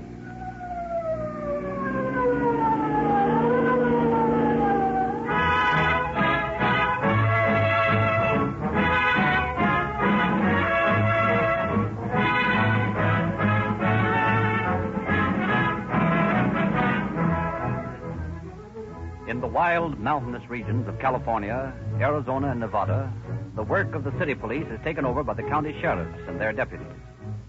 Relentlessly, the never-ending manhunt goes on through the dark streets and alleys of the cities, through the dangerous mountain roads and the trackless desert, where desperados hide from the officers of the law. To ensure their victory in the chase, police and sheriff's forces use the finest gasoline they can buy. Isn't it significant that more of these police and emergency cars are powered by Rio Grande cracked gasoline than by any other brand? Everywhere it is sold, in city, mountains, or desert, Rio Grande cracked gasoline is preferred above all other brands by the police, fire, and emergency cars. Your law enforcement officials can't afford to risk gasoline trouble. It would be fatal to have starting trouble, to have a carbon-clogged engine, or a fouled spark plug during the chase of a fleeing criminal. Emergencies arise every day in the operation of police and sheriff's cars. Emergencies when every second counts and desperate drivers call upon their cars for every bit of speed and power possible. That's when Rio Grande cracked gasoline delivers the performance which has won its preference with the officials of so many cities and counties in the West. You can get this same police car performance in your own car by specifying the same gasoline emergency cars use, Rio Grande cracked.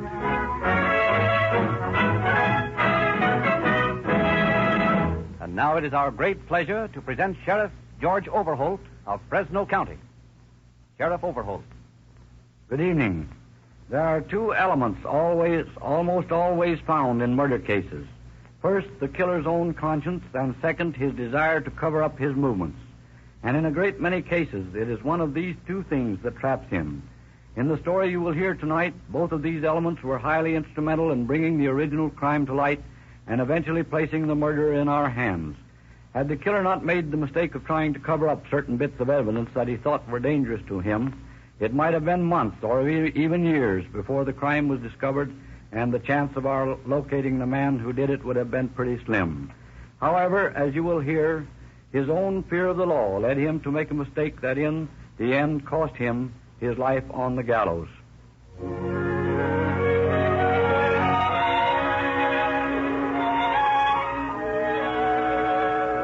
On a hot summer evening in 1932, Al Fuller, postmaster of Seville in Tulare County, California, and his partner Jim Kipp, a one-legged Indian, are just closing up shop when Mrs. Fuller comes in. What a day. Oh, what a day. Yeah, it's been a scorcher, all right. It'll be just as hot all night. Al, how about driving me up into the hills the way so I can get a breath of cool air? Not me. I'm fagged out. It's a cold bottle of home brew and bed for me. Oh, please, honey, we wouldn't go far. I said no, didn't you hear me? Yeah, I heard you. Jim, Yes, Edna? will you drive up in the hills with me? Sure, I'd be glad to. Thanks, Jim. How soon you'll be ready? Oh, in a few minutes. Just as soon as I get these crates outside.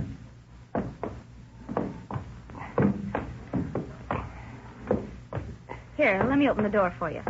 Oh, thanks, Edna. Al, you shouldn't let that poor boy do that heavy work. Look at him pegging along on that crutch trying to stack those heavy boxes. Afraid it'll tire him out too much for his ride up into the hills?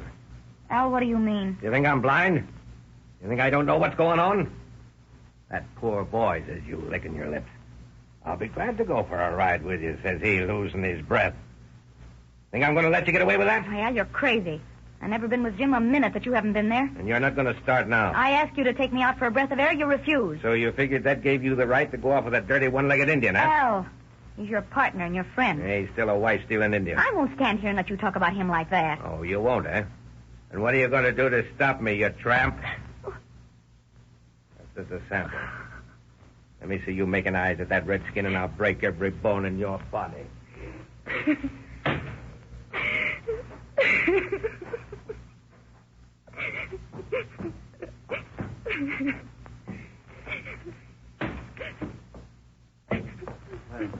Edna, are you... Why, Edna, what's the matter? Al hit me again. He accused you and me of... Why the... No, Jim. Don't do anything about it. That's what he thinks. Let him think it. He's hit me for the last time. What do you mean? I'm leaving, Jim. Where are you going? I don't know. To Fresno, I guess. I earned my living before I met Al. I can sling hash again. I'll miss you, Edna. You've been mighty nice to me. He doesn't understand that. He doesn't know that a man and a woman can be just friends. Jim, I want you to forget about this. You and him are partners. You got all your money invested in this place with him. Just forget about what he said and go on like nothing had happened at all. Will you promise me that? He ought to have his eyes black for talking about you like that. Yeah, but people like him don't get their eyes black. They get by with the stuff they pull. Yes. At least they don't get their eyes black by Indians with one leg. He'll get what's coming to him someday. You just wait and see.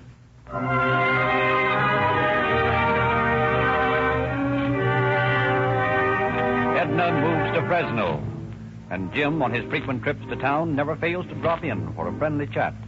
Then one day, not Jim, but Al drops in. Hello, sugar. Al, what do you want? What's the matter? Ain't you glad to see your husband? Sure.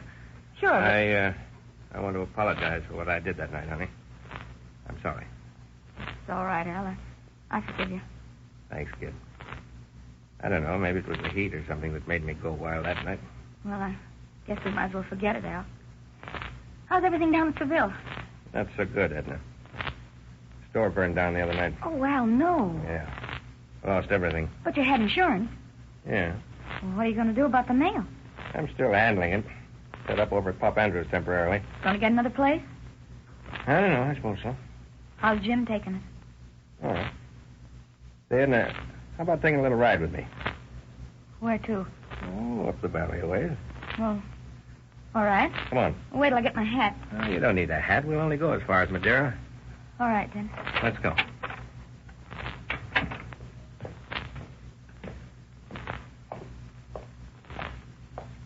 Why, Al, this is Jim's car. Yeah.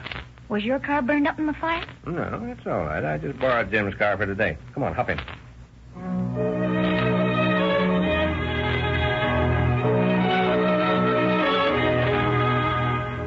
Half an hour later, Al pulls into a garage in Madeira, parks the car at the back, opens the door for Edna. Come on, Edna. This is as far as we go. What do you mean? Give me a check for this car, will you, buddy? Yes, sir. How long will you be in? Overnight. Yes, sir. That'll be 35 cents. Oh. Here you are. Keep the change. Don't let anybody monkey around the car. Yes, sir. Thank you. What's the idea, Al? I got to get back to Fresno. I got to go to work in half an hour. I'll get you back if you'll stop the gab. How? By bus. There's one leaving in 5 minutes. But I don't understand. You don't have to. Come on.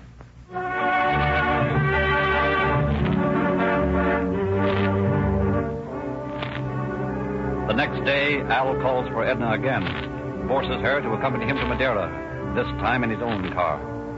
When they arrive, he parks around the corner, and the two of them walk toward the garage. Oh, wait a minute, Al. You got to tell me what this is all about. Listen, you'll be better off if you keep your mouth shut. But where are you going now with Jim's car? We're going to drive it to Merced and leave it there tonight. How do we get back from Merced? We're going to take a stage back here and pick up my car and go on to Fresno. But why, Al? What are you moving Jim's car north for? Where's Jim? What's he say about this? Listen, sugar, do you want another pat over the kisser? Now, you're doing as I say. There's something funny about this. Well, it's none of your business. You're doing as I say. Oh, no, I'm not. I'm not going to do any dirty work for you. What do you mean, dirty work? Oh, no, you won't, Al. You lift a hand to me, and I'll have you put in jail this time. Cocky, ain't you? Maybe. But if you think you can make me a party to anything as shady as this looks, you got another thing coming. Al, what have you done to Jim? Jim? I don't know anything about Jim. He walked out on me. That ain't true, Al. If he'd done that, he'd have told me so. Oh, he'd have told you, huh? You two are still at it, huh? I might have known it. You're disgusting. Wait a minute. Where you going? Back to Fresno. You keep your mouth shut. You're not worth talking about.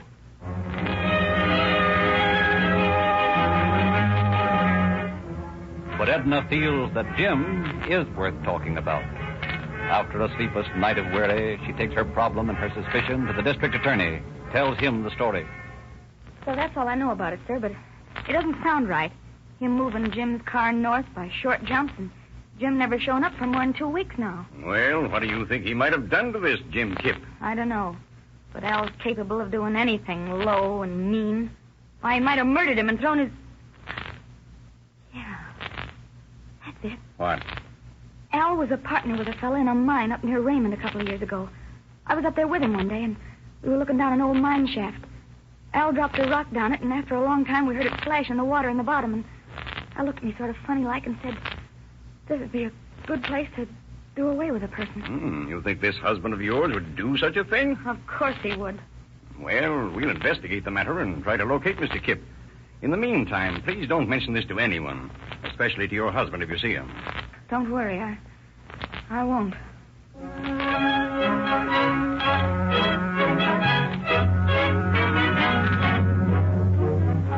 The district attorney asks the assistance of the sheriff of Tulare County in checking up the background of Al Fuller and the whereabouts of Jim Kipp. He requests the sheriff of Madera County to ascertain the truth of Edna's statement regarding the moving of the car.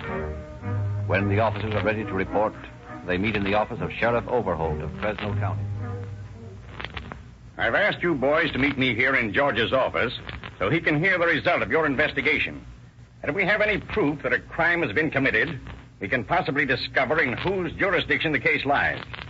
Now, what did you find out, Sheriff Rhodes? The girl's story is straight enough. A man who answers the description you gave me of Fuller left a Ford sedan, license number 6D721 in the Western Garage last Tuesday. He was accompanied by a woman answering the description of Edna Fuller. He picked up the car the next day, but the woman had left him after some angry words before they went into the garage. I did a little checking up in Merced and found the garage where the car had been left on Wednesday night. Now, my hunch is that we can trace the car right on up to Oakland or San Francisco. He probably stopped Thursday at Modesto. Good. Now, how about Tulare County? What did you find down there? Well, Kipp hasn't been seen since the night before Fuller's store burned down. We haven't any evidence of arson, but... Here, look at this. What's that? The insurance papers on the store. Made out to both Kipp and Fuller. Kipp's signature is a forgery, apparently executed by Fuller. Here's an example of Kipp's true signature. I should say that's a better motive than Mrs. Fuller's more self-satisfying story of jealousy. No question about it. $10,000 worth of insurance. Well, you have a case of arson and forgery against Fuller in Tulare County. And you, Dusty, have a case of grand theft of the auto against him in Madera County. We've got to find the body now and find out who has the murder case against him. George, I think as sheriff of Fresno County, you've got the problem of finding the body. Okay with me, but what have you to go on? Mrs. Fuller told me about a mine up near Raymond. Well, Fuller was interested in. He remarked to her how easy it'd be to dispose of a body in one of the abandoned pipes up there. That's worth looking into. You bet it is. I suggest you get Mrs. Fuller to go along with you. Possibly she can find the place again. Okay, I'll get on it right away.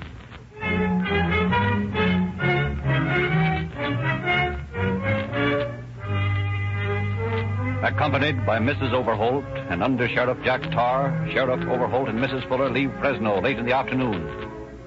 The sun has set by the time they reach Raymond, and it is dark when they arrive at the point which Mrs. Fuller believes is nearest the mine. The party leaves the car, and their way, lit by flashlights, scramble up the steep rise toward an abandoned mine, the gaunt machinery of which is starkly silhouetted against the star-spangled sky like a gibbet for the moon.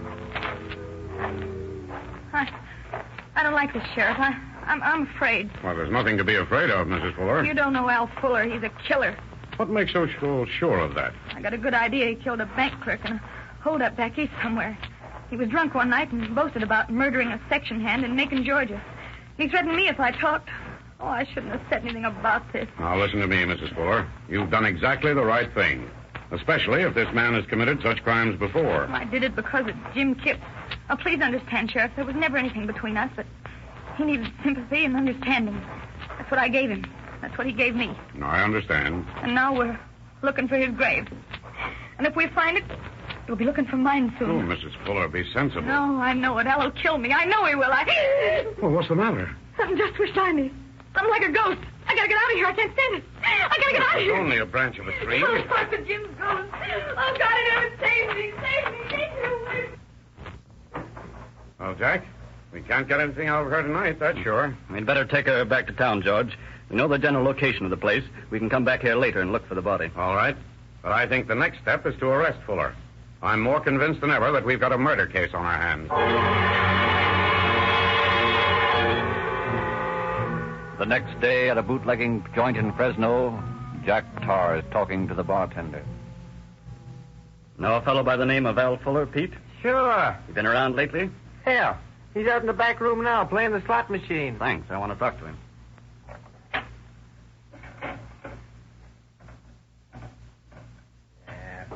Tough luck, buddy. You'd have had a jackpot if that baby hadn't slipped a notch. Yeah, well, I'll knock it over this time.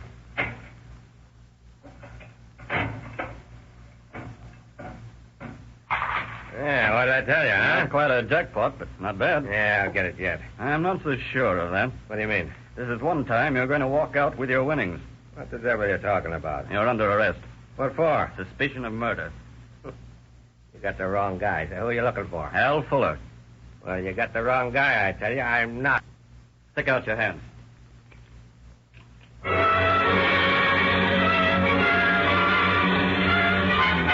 With Fuller safely lodged in the county jail, Sheriff Overholt leads a posse over the hills near Raymond searching for the body of Jim Kipp. Several days go by, and nothing is discovered. Finally, one day when he returns discouraged to his office, the sheriff is met by Fuller's attorney. Now, look here, Sheriff. You've got to let my client loose. Why? You know why. You've got him charged with murder, and you haven't proven the corpus delicti. You've got to have a case, and you know it. You can't keep a man in jail indefinitely like this. It just ain't constitutional. I'll get the corpus delicti. Yeah, and I'll get Fuller sprung. I'm going to file a suit for habeas corpus and make you let him go, and you can't do a thing to stop me. Go ahead. Do anything you like, but I'm going to send Fuller up for murder. Well, we'll just see about that. Good day. Quiet there. He's right, though, Sheriff. Of course he's right. If we can't find that body, we can't keep Fuller in jail. But I'm morally certain that he's the murderer. So am I. But if that lawyer of his ever gets a habeas corpus, Fuller will beat the country. Listen, that wife of his has a convenient memory. She may have remembered some more things about that dear husband. Get her over here. I want to go to work on her.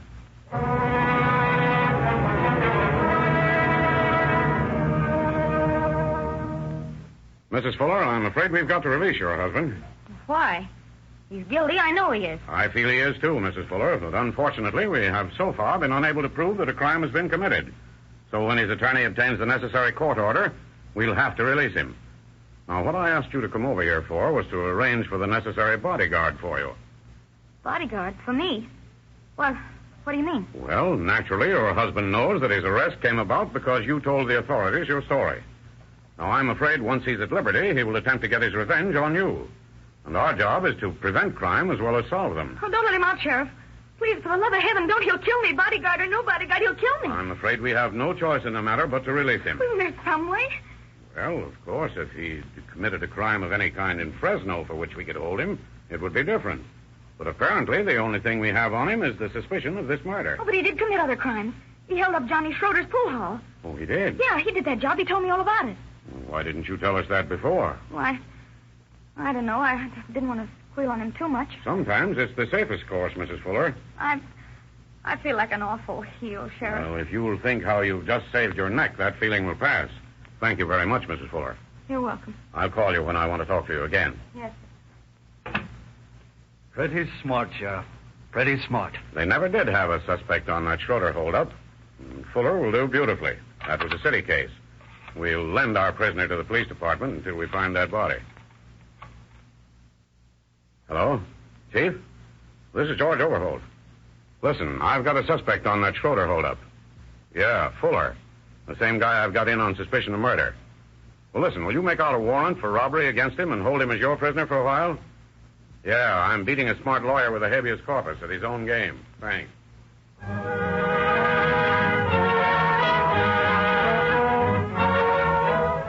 With Al Fuller safely and permanently jailed, awaiting trial for the Schroeder robbery, with Fresno police building a case against him on that crime, Sheriff Overholt and his posse renew their search for the corpus delicti of Fuller's greater crime.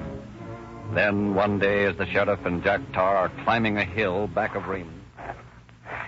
Certainly is a needle in the haystack job, Sheriff. These hills are pitted with old mine shafts. We could work out here for 6 months and never get any closer to a solution. You have to go down every one of these pipes to be sure a body had been thrown in them. Not everyone, Jack. I have a hunch on this one. There's something down there. Let's take a look. I'll take a look. No, it's too deep to see anything. Yeah, might be a cow down there. Might be, but cows don't drive up to mine shafts in automobiles. What do you mean? Look at those tracks. The car came in here, stopped, then drove away. When it drove away, it drove fast. Look at the way it kicked up the dirt making this turn. Come on. Where are we going? Back to Raymond to get a hard rock miner and some tackle to go down this shaft.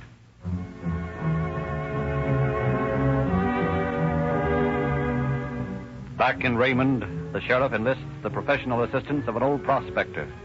And while he is assembling and loading his gear, Overholt and Todd drop into a beanery for a sandwich and a cup of coffee. Would you like some pie with the coffee, gentlemen? No, I don't think so. How about you, Jack? Yeah, I'll have a piece of apple pie. Apple pie coming up. Hey, buddy, we're looking for a guy. Yeah? Did you ever see a fellow like this picture come through here? Well, let me see. Yeah, he had some chili in here one day. How long ago? Oh, about 2 weeks ago. Yeah, I remember him because there was a one-legged guy with him. Yeah, one-legged guy. He looked like an Indian. Are you sure? Yeah, positive. This is too good to be true. What time of day was it, do you recall? I guess it was around 4:30 when they left, yeah. Funny thing, too, about 20 minutes later, I saw this guy on this picture come down the road like a bat out of Hades. Only he was alone. He didn't have the Indian with him. Well, I guess that cinches the deal, Jack. Come on, let's get back to that mine.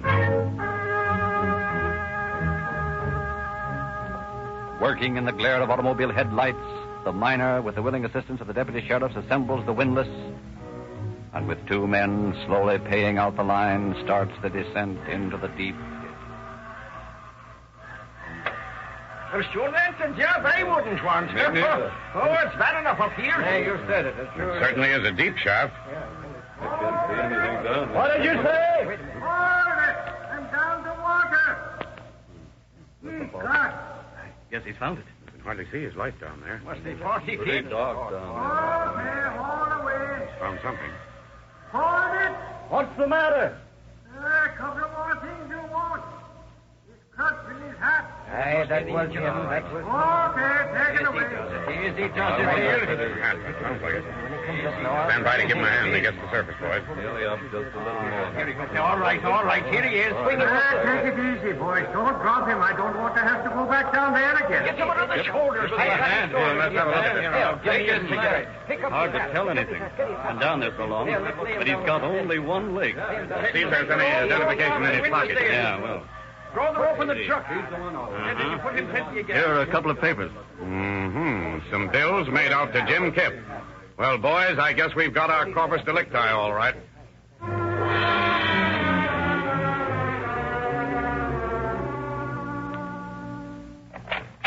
Oh, yes, Doctor, come in. I've just completed my autopsy on that body you brought in last night. Yes?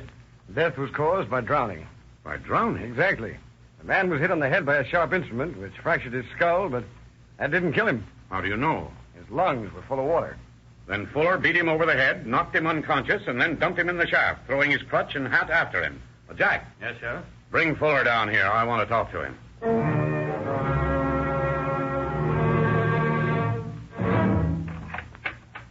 Sit down, Fuller. What are you after me again for, Sheriff? I'm being held for the city cops. We found Jim Kipp's body last night, Fuller. His body? What happened to him? You murdered him. Oh, no, not me. You got the wrong guy. Fuller, you drove Jim Kipp up to Raymond. You had a bowl of chili at a lunchroom there. You left Raymond about 4:30. You drove that boy up to a mine shaft 3 miles out of town. You hit him over the head with a miner's pick and dumped his body in the shaft. That happened at 4:45, which was the time his watch stopped when he hit the water in the bottom of the shaft. Then you backed your car out of there fast and raced back down the road. You went through Raymond 5 minutes later at 50 miles an hour. Your motive in committing this crime was to get the complete insurance on your store, which you set fire to yourself the same night you murdered Kipp. Well, have I made any mistakes so far, Fuller? It was him or me. What do you mean by that? He wanted me to go up there and look at a mine with him. When we got there, he said he was in love with Edna, and I had to get out. I said a couple of things to him, and he said he'd brought me up there to kill me. Then he drew his crutch back over his shoulder and started to swing at me with it. I picked up an old pick that was lying up there and tried to knock the crutch out of his hand. I I hit him with a pick, and he went down, dead. Well, I was scared. I didn't know what to do, so I dumped him in the shaft, crutch and hat, pick and all.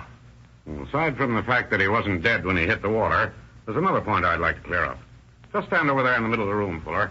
No, away from the desk and the chairs. Oh, yeah? That's right. Now, what shoulder did he draw the clutch back over? His left. Are you sure of that? Yeah. And he swung it at you before you could defend yourself? Yeah, a couple of times. All right. Take this ruler, Fuller. Imagine it's a crutch. Now stand on your left leg. What's all this for? I just want to corroborate your story. Kip's right leg was missing, so stand on your left as he did. That's right. Now swing that ruler over your left shoulder and back toward me, just as he did. Go ahead. Oh, boy. You see, Fuller? It'd be quite impossible for a one-legged man to swing a clutch with murderous intent. He'd throw himself off balance and fall down, just as you did now. Oh, dirty rat.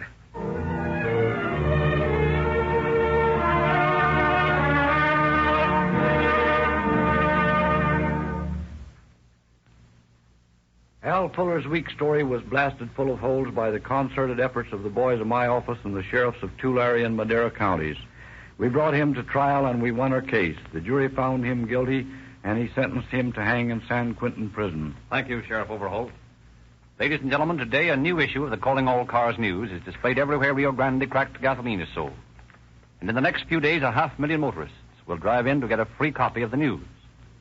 Have you ever read this interesting publication of crime news, true detective stories, movie and radio news? You'll enjoy this latest issue, and we urge you to drive into the Rio Grande station in your neighborhood and ask for your free copy. If you have a boy or girl in your family, they'll be thrilled to read how easily they can get a junior detective outfit of 14 valuable articles, all free. As you drive in your car tomorrow, just notice the number of service stations featuring Rio Grande cracked gasoline. These are all independent stations, free to choose any gasoline or oil they wish to sell. And as proof of the greater value in the Rio Grande products, we point to our rapidly increasing army of independent dealers. Only by offering you better gasoline and better oil can the independent service station hope to win and hold your trade. And by featuring Sinclair motor oil, the independent dealer guarantees his customers against motor trouble from oil breakdown. Sinclair motor oils have won a worldwide reputation for quality. Every Rio Grande cracked gasoline dealer is qualified to tell you exactly what grade of Sinclair oil or lubricant is needed for every part of your car, and to give you scientific lubrication according to your own car manufacturer's specifications.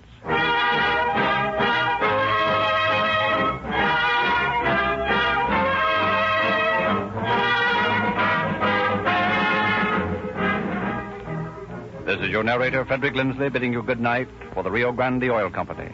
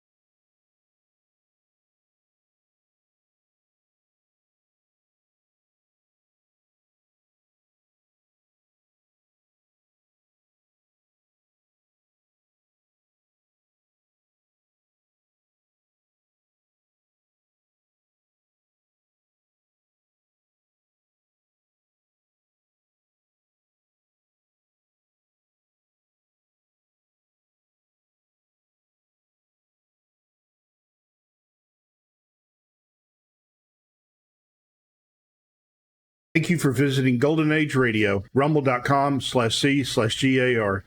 Please support our veterans by visiting veteransradioministry.com. Together we can honor their great sacrifice. Thank you.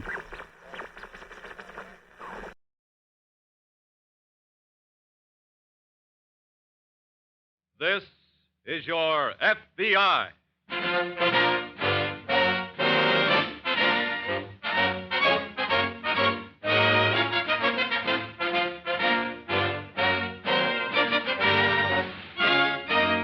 This is your FBI, an official broadcast from the files of the Federal Bureau of Investigation, presented as a public service by the Equitable Life Assurance Society of the United States. To your FBI, you look for national security, and to the Equitable Society for financial security. These two great institutions are dedicated to the protection of you, your home, and your country.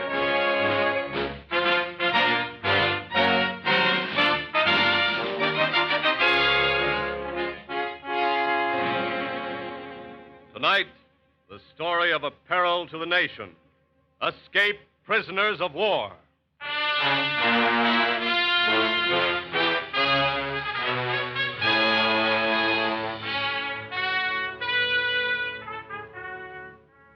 There are several million Nazis across the sea. Each one of them is a threat to the security of this country. There are several 100,000 Nazis right here within our borders, prisoners of war. Each one of them who escapes is a threat to the internal security of this country because they are Nazis. And for us, for our democracy, for our way of life, Nazis have but one feeling: contempt. The FBI proved that less than a year ago by a case that broke on the morning of June 19th. Early that sunny morning, two soldiers, two GIs, were walking through a patch of woods on their way back to camp. Hey, look, Eddie, a rabbit. What am I supposed to do, salute? Gee, did you see him go? Boom, right into the ground. Probably crawled down a hole to sleep. Gee, if he's just down a little hole. What are you pawing around for now? I always wanted to have a rabbit for a pet. All right, so you always wanted a rabbit. This is no time. Hey, Eddie. Yeah? What kind of a rabbit could dig a hole this big? A big rabbit. Come on. Hey, these leaves are just covering up the entrance to a tunnel, it looks like. Beat sake, Mickey. Hey, it is a tunnel. Come on in. I'm too tired. Oh, come on. What do you got to lose?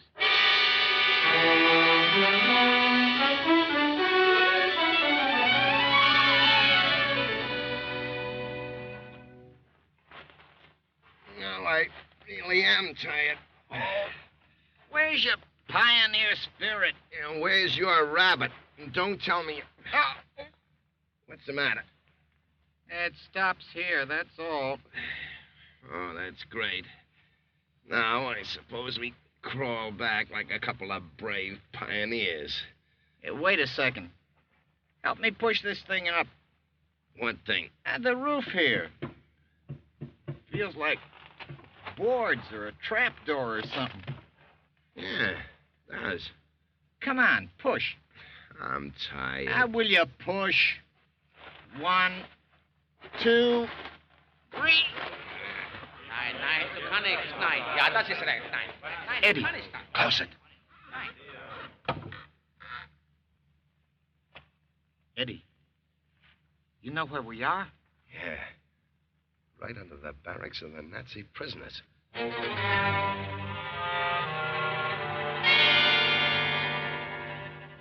That was on Monday morning, June 19th. But the tunnel had already been used. During the night of the 18th, 2 Nazi prisoners had escaped.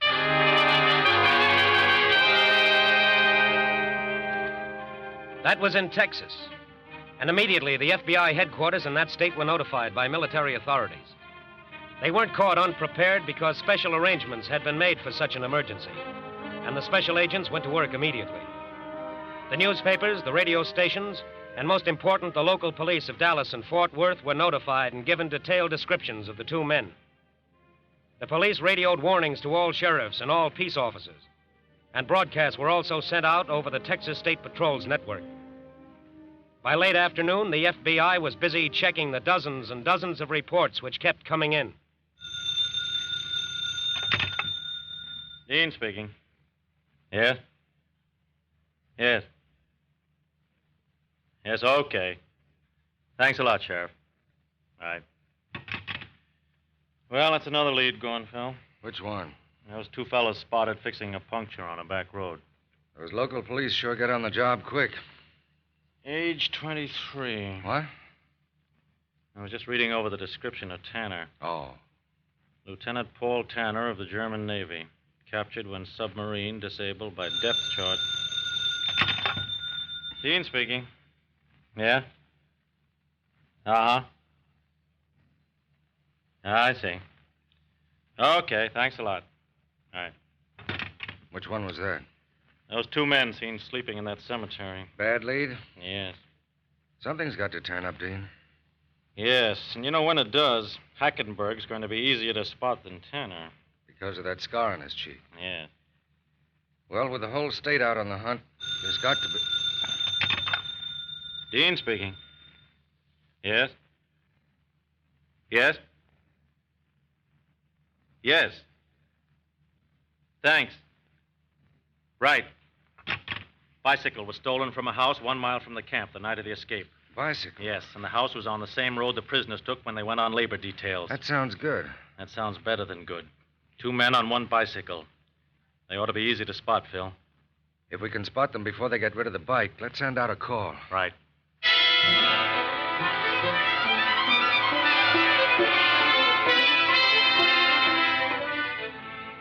Late that afternoon, a truck driver reported seeing 2 men on a bicycle on the night of the escape. An hour later came another call. A farmer had seen 2 men on a bicycle the morning after the escape. Then there were no more calls, no more reports. The search was intensified, but by 1 o'clock on the morning of the 20th, the 2 Nazis and the bicycle seemed to have disappeared, seemed to have vanished completely. Where were they? At that moment, at 1 o'clock on the morning of June 20th, they were sitting in a diner. Dressed in blue jeans and khaki shirts, drinking coffee, 2 escaped Nazis were sitting in an all-night diner in a small town in Texas, USA. You boys want anything with that coffee? No, thanks. You ain't from around here, are you? No. Just passing through. Yes. Where you heading? East. East, huh? I know somebody's going east. Maybe we will have something else. Do you have any pie? Sure, what kind you want? Oh, anything that's good. You pick it out. You trust me. Sure. Okay. 2 pieces? Yes. Okie doke. Whitey, let me have 2 cuts of that peach pie. Okay. Now, Whitey, now. I heard you. Gee, I'm getting hungry myself. Scramble me up a couple eggs? You just ate an hour ago. Well, I'm a growing girl. Scramble up the eggs, you cheapskate. Here's your pie. Thanks. Toast with them eggs, too. It's peach pie, boys. Dankeschön. I don't think we want the pie after all. But you ordered it. We have to go. Here. You didn't even finish your Come coffee. on, let's go. Come on. Let's go.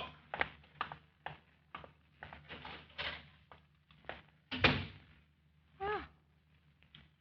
Good night. Huh? How you come with those eggs, Whitey? Well, keep your shirt on. You'll get 'em. You can put this pie back. What's the matter? Beats me. Didn't they want it? They didn't want nothing. They even left the coffee. Millionaires. Huh? Come on, make with the eggs. The griddle ain't hot enough yet. Park yourself. Here, ring this up. I'll keep the change. How much? Dime. You ain't going to charge him for the pie, are you? I guess not. Hey, what those guys rush out for? Now, how do I know? That griddle looks hot enough to me. You want your toast, though, don't you? And coffee. How about a steak, too, Your Highness? Ha ha. Very funny. Whitey. Yeah? What's Tonkashin mean? Huh? Tonkashin or Tonkashine? What? One of those fellas said it to me when I brought him the pie. The pie you didn't eat, huh? Yeah. I think I'll have a piece myself. Oh, here. Tonkashin. What? Maybe that's French for what's your telephone number? French.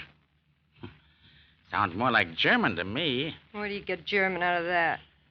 Listen, when you want to say thank you in German, dope, you say Dankeschön. That's it. That's what he's... Whitey. Holy crow.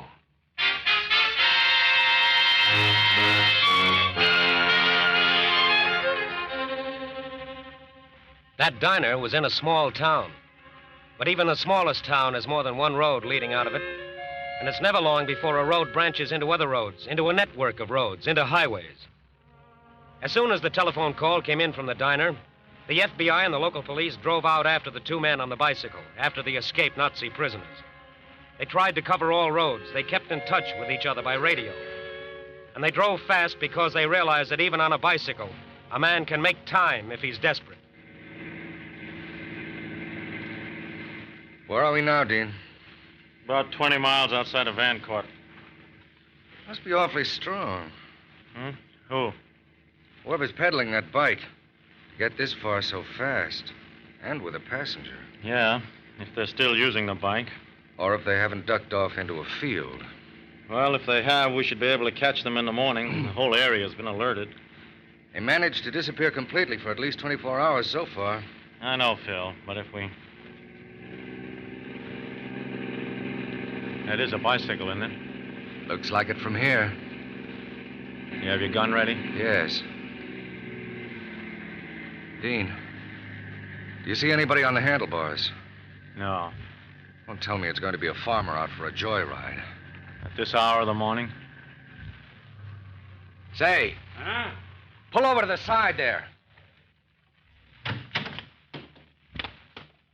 Where are you going, mister? Vancourt. What for? Why do you want to know?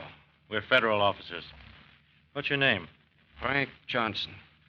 Isn't it kind of late to be out for a ride, Mr. Johnson? Oh, my sister just had a baby. I rode over to see her. Oh, from where? Vancourt. You live there? Yes. Can we see your draft card, please? I'm sorry I forgot it. You know how it is when you get a call that the baby... What's the matter? Where'd you get that scar on your cheek? Germany. Where's Lieutenant Tanner? I really could not say, but probably very well taken care of. What do you mean? Americans are extremely hospitable and just as stupid. I think you'd better get in the car, Hackenberg. Captain Hockenberg. Captain Hockenberg. Thank you, sir.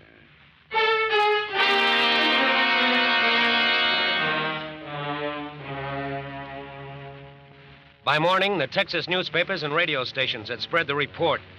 One prisoner was captured, but the other was still at large. An escaped Nazi was still free, was still somewhere in the vicinity of Vancourt, Texas. The cooperation of every citizen was requested, and the response was fast.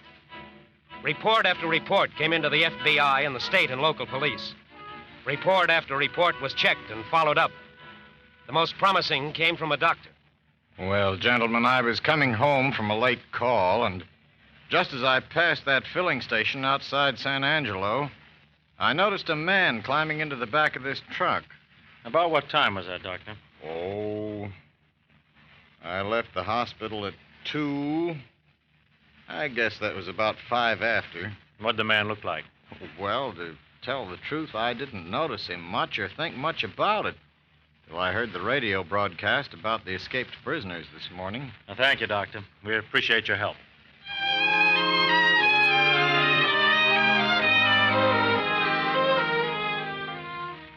That doesn't sound like much help.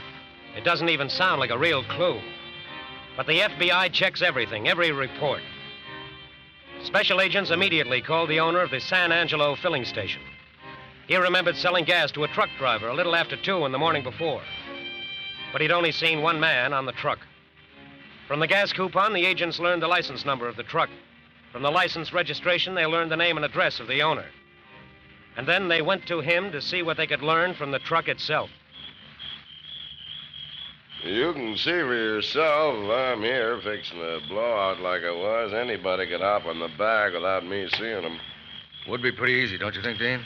Well, let's see if there's anything in the back to prove that Nazi was riding with you.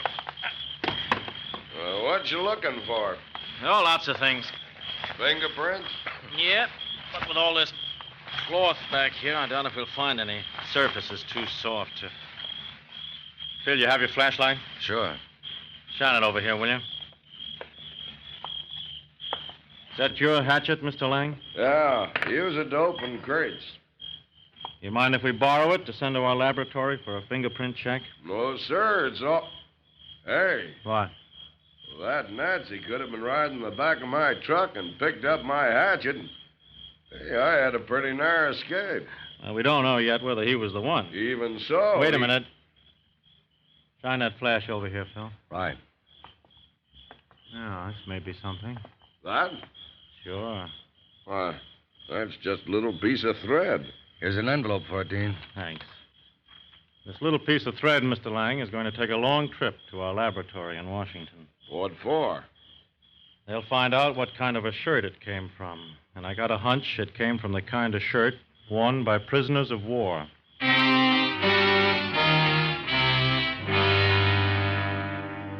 The hatchet and the piece of thread arrived at the FBI laboratory in Washington on the morning of June 21st.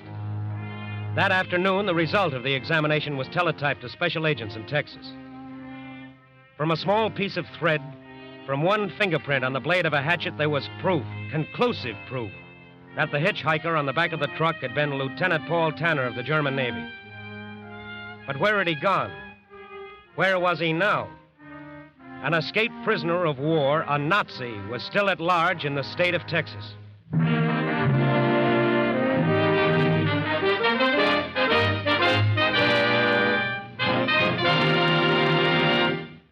We momentarily close the Federal Bureau of Investigation file of the case of escaped Nazi prisoners of war. We will return to this case in just a moment. It is the year 1872. A distinguished Army officer, a young man with golden hair that reaches to his shoulders, is about to sign his name to an application for membership in the Equitable Life Assurance Society of the United States. The Indians of the Western Plains call him White Chief with the yellow hair. But you and I will know him better by the name he is signing on the equitable application. So let's watch his pen as it writes, George Armstrong Custer, Brevet Major General, USA. A name that has also been inscribed for all time on the roll of America's immortal soldiers. Now, we do not know what led General Custer to choose the equitable, but we do know that he showed sound judgment. For in 4 wars and through 7 major depressions, this society has never failed to meet a single financial obligation. And for 86 years, equitable funds have marched in the vanguard of American progress. Equitable dollars helped build the railroads. They promoted the growth of our greatest industries. They helped grow wheat in Minnesota, oranges in California, cotton in Texas. So by serving its members, the Equitable serves America. And now, back to the file on Paul Tanner, escaped prisoner of war.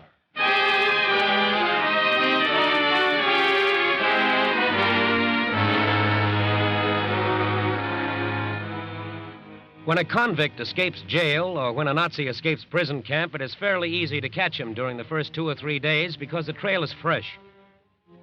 But after that, just as rain can blot out footprints, the trail can disappear into nowhere. That's what happened to the trail of Paul Tanner, former lieutenant on a German submarine. The search continued all through the summer. Reports came in, but by September, Tanner was still free. Where was he? Still in Texas. As a matter of record, he was working as a hired hand for a farmer named Allen. Working under the name of Gene Meyer. Working to get enough money to escape to Mexico. Gene! Yes, Dickie. Gene, look what I got done. Dickie, don't start pestering Gene with those model airplanes or whatever they are. But, Pa, we want He worked hard today and he wants to rest. Oh, that's okay, Mr. Allen. Let me see what you got done today, Dickie. Say, Gene, are you going to have to go back to that hospital? Oh, no. Merchant seamen aren't like Army or Navy. We're pretty free. Should I glue this on now? Uh-huh. That's right. Still, it's funny they let you do what you wanted after you got out of the hospital. What do you mean, funny? A little further down, Dickie. Right. Well, not making you go back to sea. I told you. I decided to work, build up my health. Well, I ought to just pray that they let you finish out the harvest.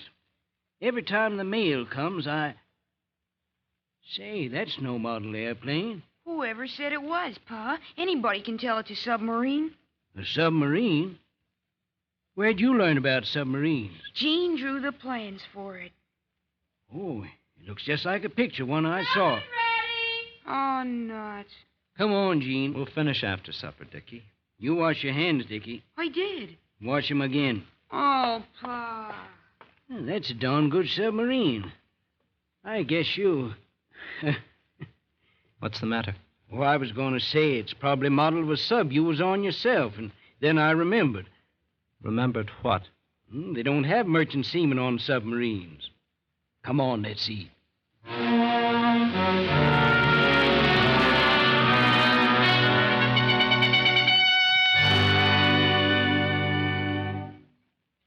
Sit down, Mr. Allen. Oh, thank you, sir. Sheriff Ulster said you might have some information for me. Well, I don't know for sure, sir, but I think my hired hand's that Nazi prisoner you've been looking for. What makes you think so? Well, he's been helping my little boy build model planes and stuff, you know. Yeah, sure. Well, last night I got a look at something they were making. It was from some plans this fella drew. And you know what the darn thing was? A submarine. Submarine? Yeah. And I got to thinking about it in bed last night. It looked just like the real thing, and I was wondering... Excuse me, Mr. Allen. Sir? Here, look at this photograph. Sure. Why, that's him. Let's go, Phil.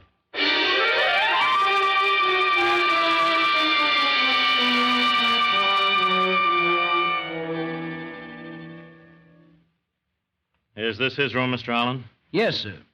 Where is he now? Well, I left him cutting hay down near the river bottom. I think I'll go over there. Right, Phil. Doesn't have much stuff of his own, does he? No, nothing you don't see, except that little zipper bag there. Let's have a look at it. Sure. Here you are. Huh. I wonder where he picked this up. It doesn't seem to be... What is it? Something in the lining here. A book? It's a diary. June 20th. We had a close call today. H completely forgot himself in a restaurant. He sure did. I am a soldier of the Reich, and I must get back to the fatherland. Did he write that junk? It's not junk to him or to people like him, Mr. Allen. That's something a lot of us don't realize. Listen to this. These Americans are stupid fools. This miserable country will cry for help when the Fuhrer lets loose his secret weapons, and I will be there to help him. That fella's crazy. Well, he's a Nazi. Dean. Yes? He's gone. What? Not a sign of him in the field. He was there when I left. Did he see you go? Sure. Did he ask why you were going? I said for supplies. Guess he knew you didn't go to town often and got suspicious. He must have cleared out right after Mr. Allen did. Why? There was a jug of water next to the mower, and it's full to the top. But where did he go? I don't know where he went, but I know where he was heading. Where? Galveston. He's got it in his diary. $30 more, and I'm ready to leave for Galveston, then Mexico. I guess he didn't wait for his $30. Mr. Allen, that river down there. Oh, we'd take you to Galveston, all right. Once I rode there, me and Dickie and... Rode there in what? An old flat bottom I have. Did you have it beached right near the hayfield? Yeah. I followed some footprints down there. Your boat's gone, Mr. Allen. And that Nazi in it? Yes. And if he gets to Galveston... Mr. Allen, I don't think he will.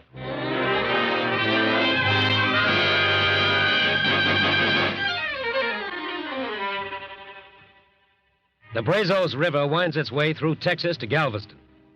And along its banks are reeds, tall grass, foliage thick enough to hide a man in a flat-bottomed boat. They hid Paul Tanner for the rest of that hot afternoon.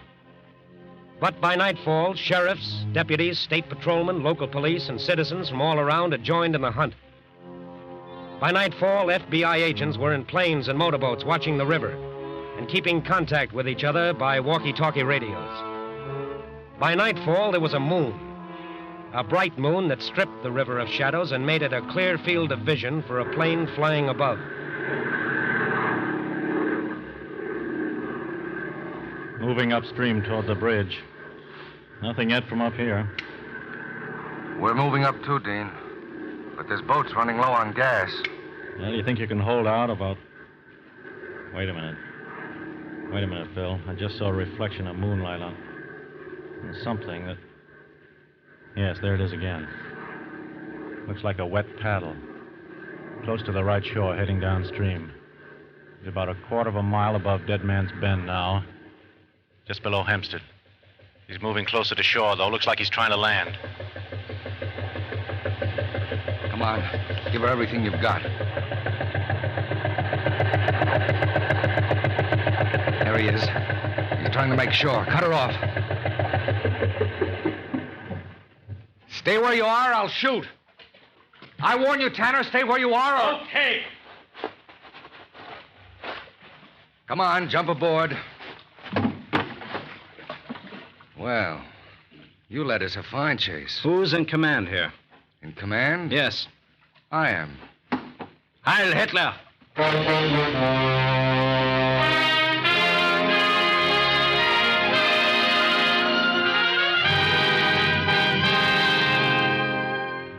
At this moment, there are approximately 390,000 prisoners of war in this country. Most of them are Nazis, and each one is a potential threat to our safety. Alert citizens and cooperative law enforcement officers have aided your FBI in the quick apprehension of escaped prisoners of war before they could commit Army acts of sabotage. But they remain a menace. Any information on an escaped prisoner should be reported immediately to the FBI.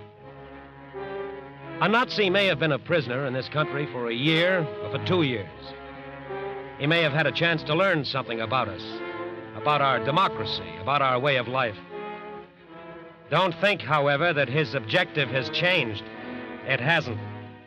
He is still a threat to our security, still a menace, because he is still a Nazi.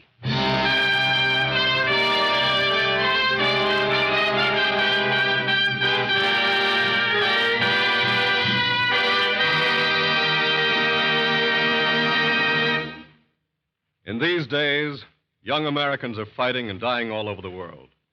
So the question, what are you doing here at home to help win the war, is one that deserves a straightforward answer from every American citizen, from every American organization. Members of the Equitable Life Assurance Society of the United States may take pride in their society's answer to that question. In the Equitable Service flag are 2015 stars. Here at home, Equitable agents and employees are backing up their fellow workers in the fighting forces by selling thousands of war bonds in every drive, by giving hundreds of blood donations, and by performing all the other services that are expected of patriotic citizens in wartime. Of the funds that have been entrusted to the Equitable Society by its members, 44% has been invested in government bonds. In both the 5th and 6th war loan drives, the Equitable made the largest single subscription, each subscription amounting to $500 million. In wartime, Equitable dollars are fighting dollars, and at all times they are security dollars for you, your home, and your country.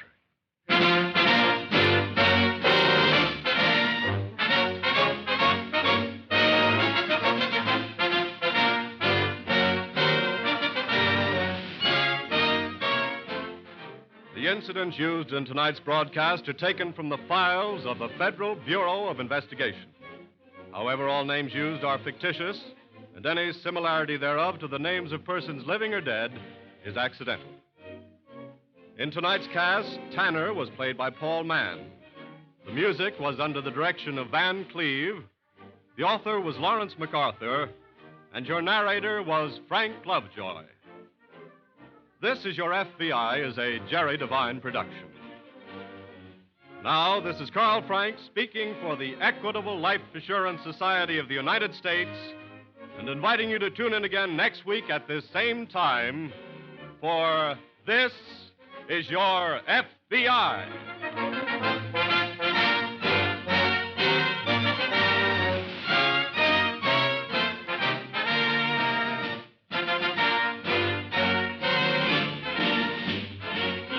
This is the Blue Network of the American Broadcasting Company.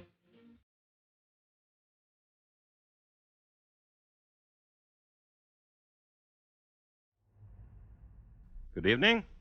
This is Crime Classics. I am Thomas Hyland. I'm going to tell you another true crime story. Listen. The man is nailing a horse's picture to the wall.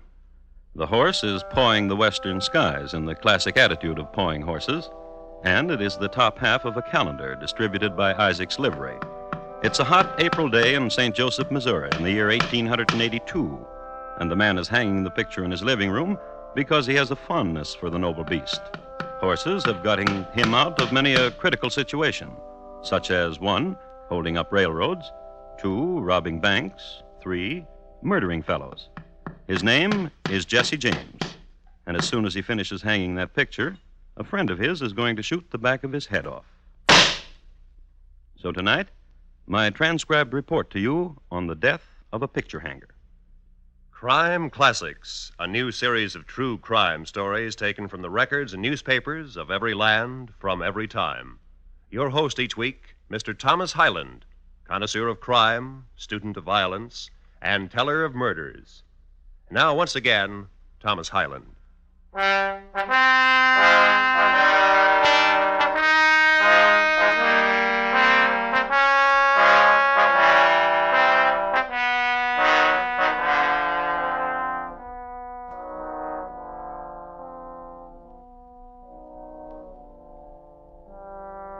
Tonight, we take you to Jefferson City, Missouri, to the mansion of the governor of that state. His name was Crittenden, but his cronies called him Critch. He liked living in the governor's mansion because he never had it so good. There were servants, crystal chandeliers, wine furnished by cronies, entertainments by cronies, and best of all, 6 small gilded cherubs, backs bent cheerfully to support a cast-iron bathtub, and quite often the governor also. So, if you've never attended the governor taking a bath, here's your chance. Where's that soap? Where is it? Well, there it is, Critch. Right behind you. Sheriff. Uh-huh. When's the last time you had a bath? Kansas City. Just after the hanging of Billy Bob Williams. Let's see, that was, March 12th last. What a memory you got, Governor. Yeah, hanging outlaws is one of the nicest parts of this job, Timberlake. You ever get to be governor, hang a lot of outlaws and remember when. That way you can tell people, and people will be impressed and keep you governor. I'll remember. Hand me that rose water and glycerin, Sheriff. Oh, sure. Oh, thanks.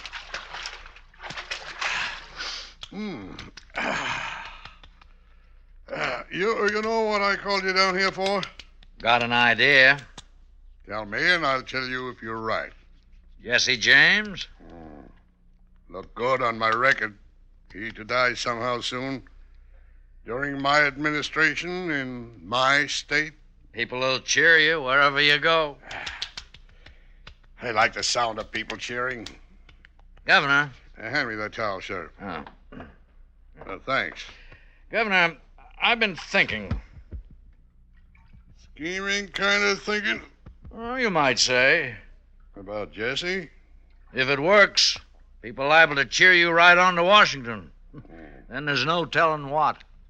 In a case like that, you're liable to be standing right where I'm standing. That's right. Get Jesse for me. I'm gonna do that.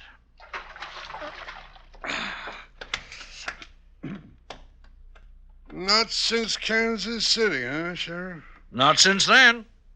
Well, how'd you like to take a bath right now? I didn't want to say nothing. I was hoping you'd ask. She's all yours, Sheriff. Enjoy yourself.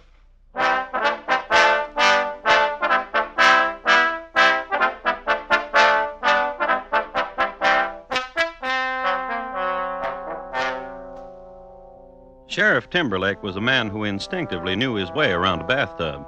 He soaked, lathered, and rinsed, and was out of there in the shake of a lamb's tail. Then he went home. Then he changed his clothes. He got into a nondescript outfit of brown woolen pants and a black alpaca coat, and he went down to Kansas City. Many things were to be found in Kansas City. A wooden monument, long since burned, of Daniel Sanker, who got a message through to his beleaguered dad, a grand opera house, and 3 mechanical pianos, each with fiddle attached. All in all, it was a very happy community. Worthy of note is the fact that Spit in the Ocean, a poker variation, was invented at Bobbrick's Poker Palace during this era. And it is into this very den that Sheriff Timberlake wandered. He wandered here because he was looking for someone, a girl, a young lady whose job it was to stand in back of strangers at the gaming tables and make signals to the housemen on the opposite side. When Timberlake approached her, She had 3 fingers in the air and the tip of her tongue pointing to the left. Matty. Oh, Up, you hunter? Want to talk with you, Matty. a second. Raise you. Carl. I got me a one-eyed jack in the hole. Gives me 3 of them. Where'd you say you're from? Roanoke? Nice place. Come on. Out here. What you want? How's Johnny? You said you weren't going to turn him in. For favors. What you want him to do? Nothing. What you want? Jesse James. Oh. Got to clean up Missouri, Matty. Oh? Got to start with Jesse. If you say it. Yeah, Jesse's staying with Robert and Charlie Ford. That's right. Now, your friends, ain't they, Matty? Robert and Charlie Ford? I used to know him pretty good. Ain't hard to talk to old friends, Matty. And you ain't going to touch Johnny, are you? You just tell Robert and Charlie Ford I'm at Stampone's boarding house right now. Ain't got a gun either. That all you want me to do? You tell them, Matty. You hear?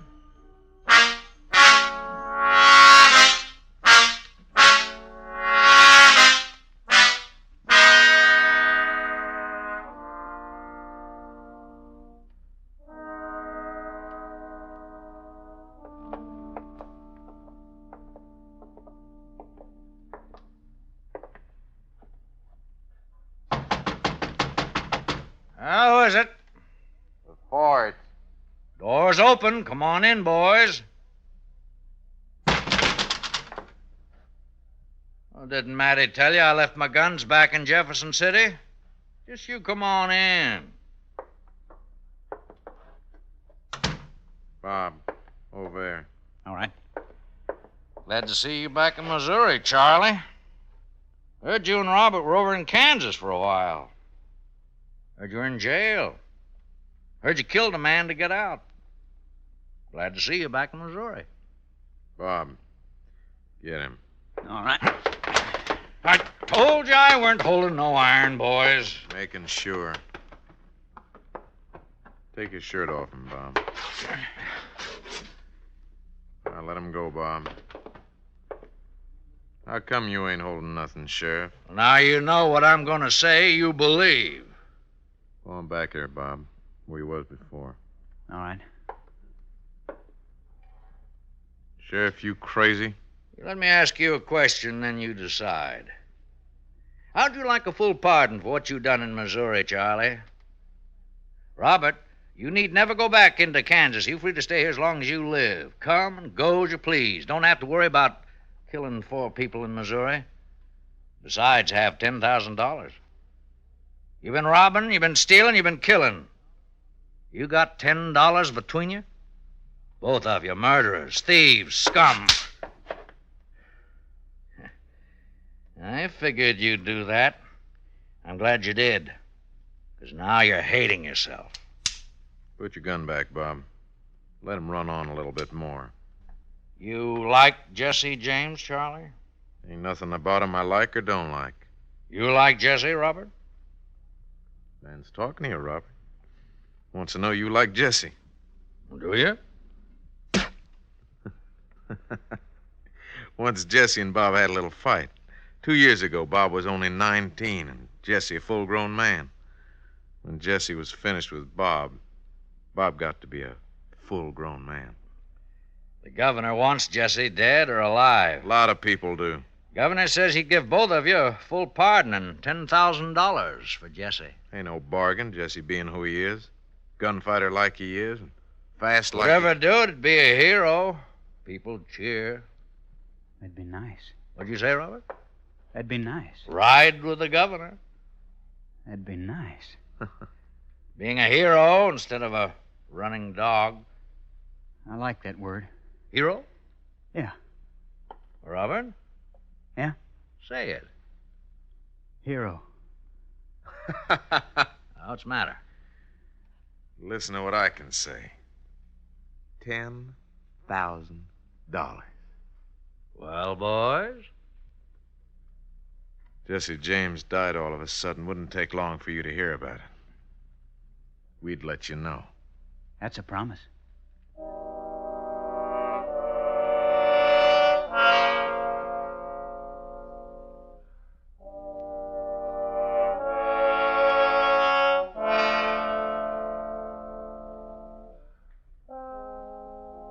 Chain reaction. Governor in bathtub, sheriff in waiting, Mattie, the girl card watcher, and the brothers Ford, Robert, and Charlie. The principals involved in getting Jesse James assassinated. It would be well at this point to remark upon some of the accomplishments of Jesse James. His standard feat was murdering cowboys and rustling cattle. One incident in Starr County, Texas, had him murdering single-handedly 3 cowboys and driving off 500 fine head of beef, a record which stands to this day. On record, too, is his slaying by bowie knife of Mr. John W. Wicker, a Pinkerton man from Chicago. Then there were several train robberies, outstanding of which was the one 5 miles east of Council Bluffs, where he and his men derailed the Chicago, Rock Island, and Pacific Express. The cars telescoped. The engineer was instantly killed. 12 passengers were seriously injured. And Jesse and his men robbed them all. There are many other mayhems too numerous to mention, except that they averaged 1.37 corpses per exploit. One act of kindness must be noted, however. Mr. Avery Thompson, hurt grievously by a runaway horse in the streets of Abilene, pleaded to be put out of his misery. From 50 paces, Jesse obliged. His act of mercy was applauded by all around. It was then this half-kind, half-renegade person that the brothers Ford were going to kill. Charlie and Robert went home, lit the kerosene lamp, and waited. They didn't have to wait too long.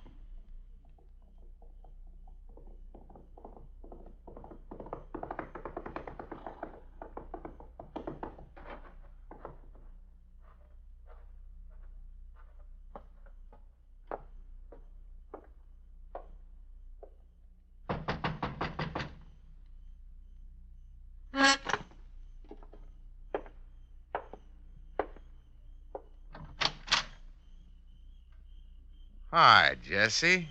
Come on in.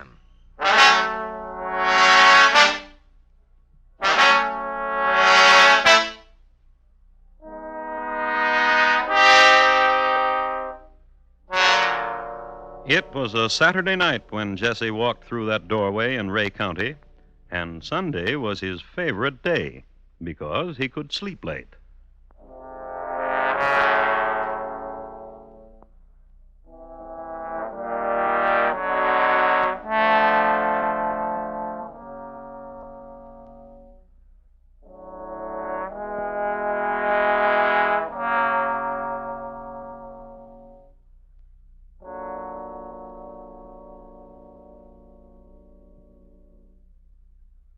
You are listening to Crime Classics and your host, Thomas Hyland. Tomorrow night, if you're in the mood for still more adventure listening, don't miss 21st Precinct, the program that probes the inner workings of the world's largest police force. 21st Precinct shows you policemen as the human beings they are, exposes their tough grinds, their dangerous careers. Remember, it's Tuesday nights on most of these same stations, presented by CBS Radio. And now, once again, Thomas Hyland and the second act of Crime Classics, and his report to you on The Death of a Picture Hanger.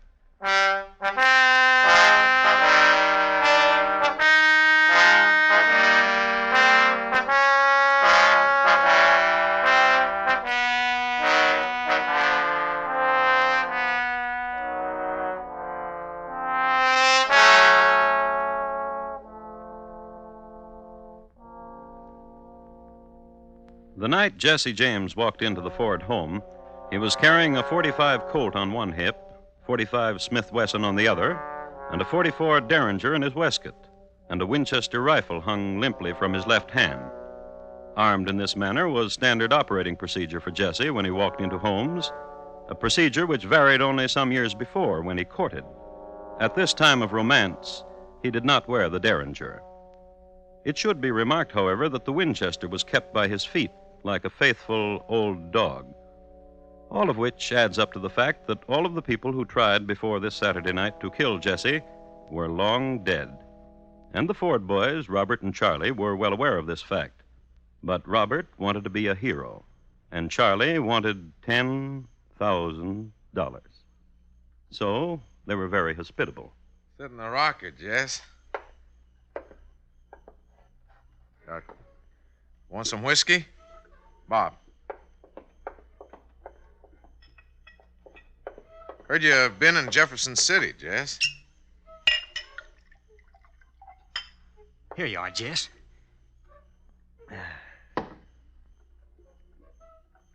You must be sleepy, Jess. What's the matter with you, Bob? You don't have to tell Jess when he's sleepy. Jess knows when he's sleepy. I just don't want to talk important things to him, that's all. Not when his head's nodding. Simmer down, Bob. All right, Jess, I'll tell you. We're tired of lazing around. Me and Charlie been doing nothing, just waiting for you to say go. When you gonna say go, Jess?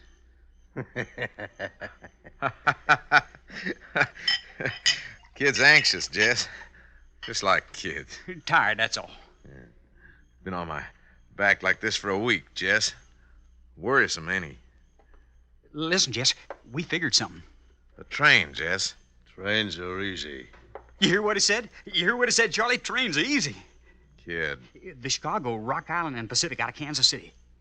It makes a stop at Winston, Jess. At Cameron, too. Here's your drink, Jess. We gonna do it to the train, Jess? Need some sleep. Bob, fix Jess that place in the barn. Sure will.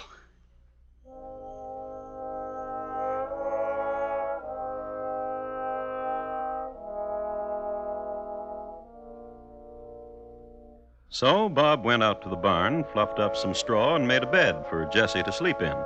This was considered an act of compassion of the time, barn owners to wayfarers. But in this instance, it was known as a tactic. Get Jessie on his back in the barn with maybe his guns off. Get him while he's sleeping. So consider now what we have here. Jesse James bedded down for the night and his two would-be assassins as guardian angels. In the trade, this is known as a precarious position. So switch now from prone Jesse to outside the barn. Nearly midnight in Missouri, and a mist from the river threading between Charlie Ford and Bob. When are we gonna kill Jess? Try killing him from now on. You think he's sleeping? Where'd you bet him down? Under that window. Let's go peek, see if he's sleeping. What you think? He's lying there, all right. Eyes closed? Can't tell. Sure tell this, though. What? Look at that pool of moon. Wait a minute, I'll get out of your way. See? He's holding a gun in each hand. He's a light sleeper. When he sleeps. We don't even know he's sleeping. Charlie. Shoot him. Kill him. You want to be the hero, younger brother. You do. Supposing I miss. I'll shoot you just where you're standing if you miss. Because if you miss, you wake Jess. And I'll just explain to Jess that I killed you to save his life. That way, saving mine. If we were sure he's sleeping, be no trouble at all. You make sure. If some kind of animal or something walked by him soft, that'd be a way. Hey, you wait here a minute. Come here, you little old dog. That's right. You too old to live anyhow. Little dog's too old to live anyhow, Charlie. Step aside a minute. I'll push him through this chink in the wall. Critter'd run into the barn past Jess, and we'll find out for sure. You're chattering like a woman, Bob. Just do it.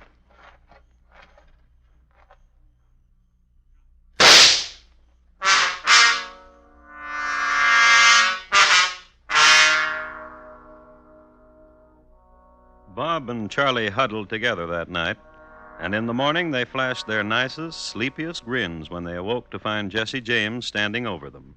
I shot me this critter last night. Who's gonna cook me my breakfast? The boys tumbled out of bed and vied who would be first at the skillet. Bob won, and Charlie put the kettle on. It was late, and it was Sunday, so they had brunch. Toward its end, as a gesture of carefree camaraderie, Jesse heaved the Ford's best china against the wall. Breaking them against the wall's easy, Jess. Why don't you throw them up in the air and shoot them? You crazy, Bob? What'd you tell him to do that for? Use up all his bullets, and then we... Watch it, Jess! Ain't gonna hit you, Bob. Just seeing how close I can come. In the name of heaven, Jess! Cut it out, Jesse. You got the kid almost crying. Stand still. See how you like it, Charlie. See if I can fan your ear without drawing blood.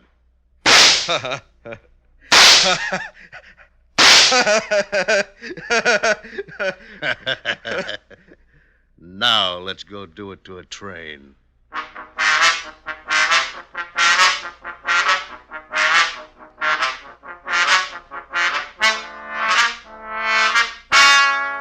Which meant riding down to Winston, which meant for the Ford boys a constant vigilance for the moment when Jesse would turn his back, would ride ahead of them a few paces. Anything so that they could have an irretrievable advantage. Historians make category of this event as the ride to Winston with the Fords up front. Jesse just didn't trust anybody to ride in back of him, except his mom, but then she was only comfortable on very slow horses. So down to Winston they rode, and at 9:30 p.m. on Monday night, they boarded the Chicago, Rock Island, and Pacific train. As soon as the train started, they dressed themselves in white linen dusters. They wore red handkerchiefs over their faces, and they waited in the vestibule for the conductor. 15 minutes later, Jesse James and the Fords left behind them 2 corpses, a wounded engineer, and an empty duck cage, the boys having released a dozen ducks from the express car. They took with them $8,000 in cash and convertible mementos. The boys jumped off the train at a point where they had tethered their horses. Then they rode south. They rode to St. Joseph, Missouri. They rode to the home of Jesse James, with Jesse riding behind.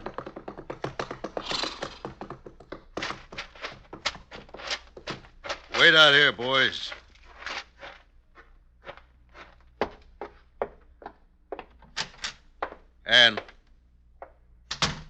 Annie. That you, Jess? Sure. I'm in the kitchen.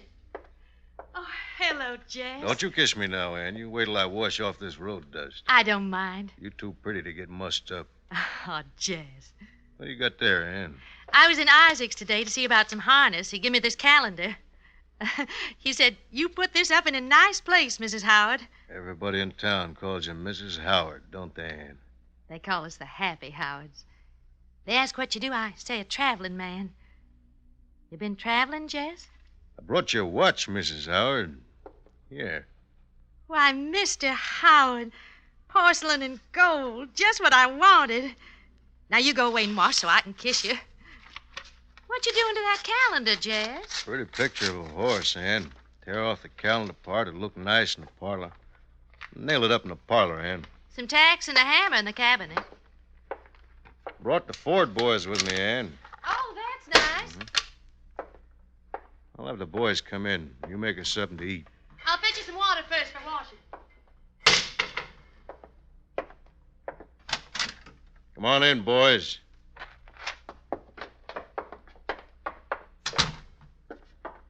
You boys like this picture? Right good picture of a horse. What are you going to do with it, Jess? Figure to hang it here somewheres. I wouldn't want me a picture of no horse in the parlor. You just ain't got no eye. No, he ain't. Yeah, I think hanging a picture like that's real good. Where are you going to hang it, Jess? Here, I guess. That's too low to hang a picture. Yeah. Higher, huh? I had me that picture, and I was going to hang it. I'd hang it higher. Maybe you're right. Pleasant to be home. How's your missus? Pleasant to be home. Man don't have to carry around all these guns weighing heavy around his middle. Feels mighty fine. I said, how's your missus, Jess? Getting water. Gonna cook us something. Get off that chair, Bob. What for? You stupid. I said I was gonna hang me this picture. All right.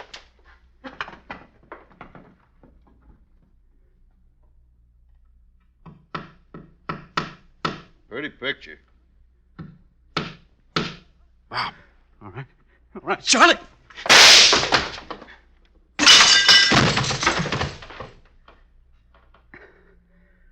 You shot the back of Jesse's head off, Bob. That make me a hero, don't it? Sure does.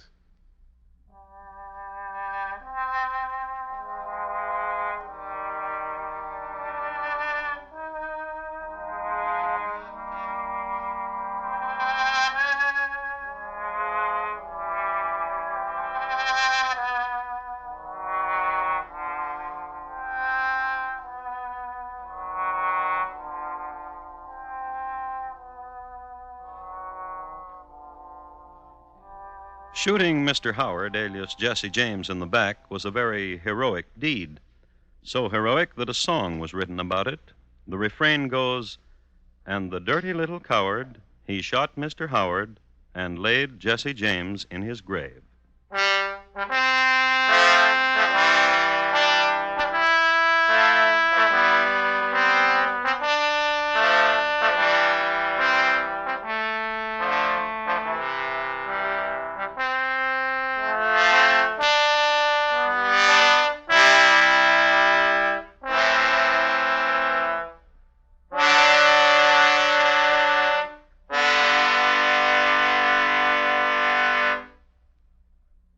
In just a moment, Thomas Hyland will tell you about next week's crime classic.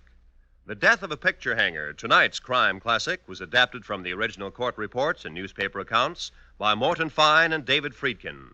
The music was composed and conducted by Bernard Herrmann, and the program is transcribed and directed by Elliott Lewis. Thomas Hyland is portrayed on radio by Lou Merrill. In tonight's story, Clayton Post was heard as Jess, Paul Freese as Charlie, and Sam Edwards as Bob. Featured in the cast were Joseph Kearns, Charlotte Lawrence, Paula Winslow, and Joseph Granby. Roy Rowan speaking. Now, here again is Thomas Hyland. Next week, a bedroom in Baltimore, Maryland, in June 1871. Its occupant, William Scott Ketchum, Major General, United States Army, retired. My report to you will be on the final day of General Ketchum and how he died. Thank you. Good night.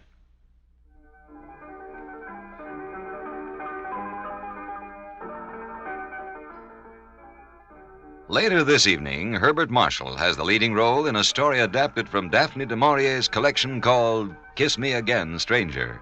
It's the eerie story of the birds, describing strange happenings on an otherwise quiet English countryside.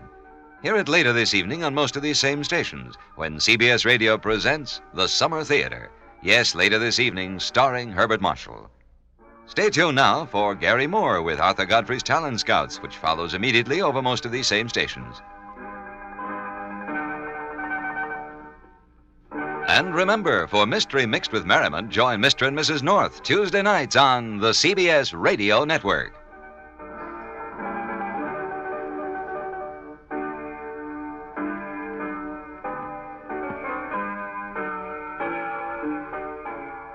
Lost in Brazil invites you on an unforgettable journey where every moment is an adventure waiting to be discovered. Join us as we uncover the soul of Brazil, one incredible experience at a time. Click on the link in the description and embark on the ultimate Brazilian odyssey. And now, Gangbusters! Gangbusters, presented in cooperation with police and federal law enforcement departments throughout the United States. The only national program that brings you authentic police case histories.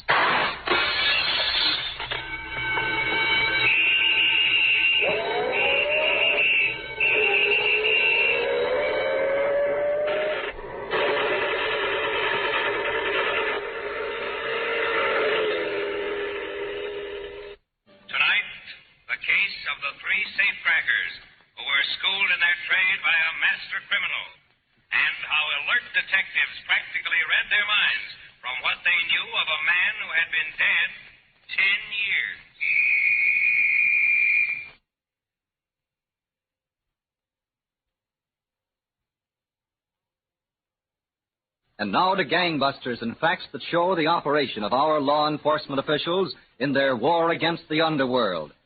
Gangbusters has asked John J. Sullivan, former Deputy Police Commissioner and Chief of Detectives, New York City, to narrate by proxy tonight's case. The inside facts in the case of the 3 safecrackers. Chief Sullivan, I know the case you're going to tell our Gangbusters listeners about tonight will furnish unusual proof of the work of one of the country's most colorful teams of detectives, New York City's Safe and Loft Squad. It will, Don Gardner. If you and your listeners will bear 2 facts in mind. First, in burglary cases, it's extremely difficult for the police to get evidence for conviction. And second, the surest way is to know what's going to happen before it does happen. Before it happens? Yes, Don. I'll show you one way it was done. This case began on a bleak, overcast day last January at the huge Calvary Cemetery on Long Island. A lone man kneeled at one of the graves, unmindful of the young priest a few feet away.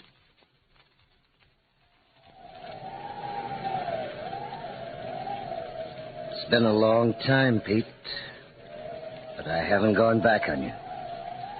I want to be all you were. If you don't mind, more.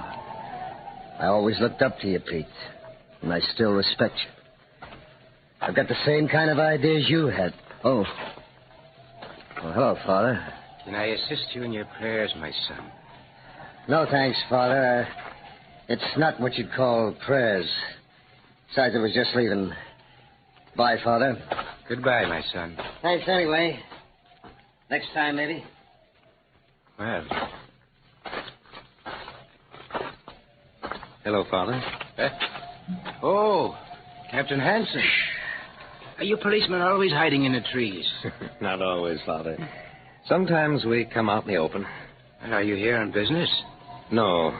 I came out to visit the grave of an old friend. But, maybe it'll develop into business, Father. You mean that Marner I just spoke with? Yes. Strange seeing him here. I thought he was in Sing Sing. Oh? And what makes you think that man should be in Sing Sing? Because, Father, I sent him there. Uh-huh. Well, if he's been released, no doubt he'll lead a good life. I wouldn't count on it, Father. You won't torment this man now because he came to the cemetery. Oh, of course not. I'm just going to see at whose grave Freddie Russo came so far to pray. Business? Just curiosity. Curiosity seems to be the main fault of policemen. Also, Father, the main virtue. Your man Russo is going out the gate. Well, that's all right, Father. If I want him, I can find him again. Yes, I suppose you can. But here's the grave of his friend. Is your curiosity satisfied? No, Father. Now, I'm more curious. More curious? At the sight of this grave of a man 10 years dead? Why, Captain. This is the grave of Big Pete Schneider, Father. Indeed. He died in Sing Sing. He was one of the most troublesome safecrackers I can remember. And, he's still troublesome, Captain? Yes, very troublesome. Big Pete Schneider had a twisted pride in his trade. He enjoyed passing his skill on to others. One of his pupils was Fred Russo. Uh-huh. And if Fred Russo came to the grave of his master for inspiration, he must be up to something. I see. Well, give my best to the boys at headquarters. I will, Father. And goodbye.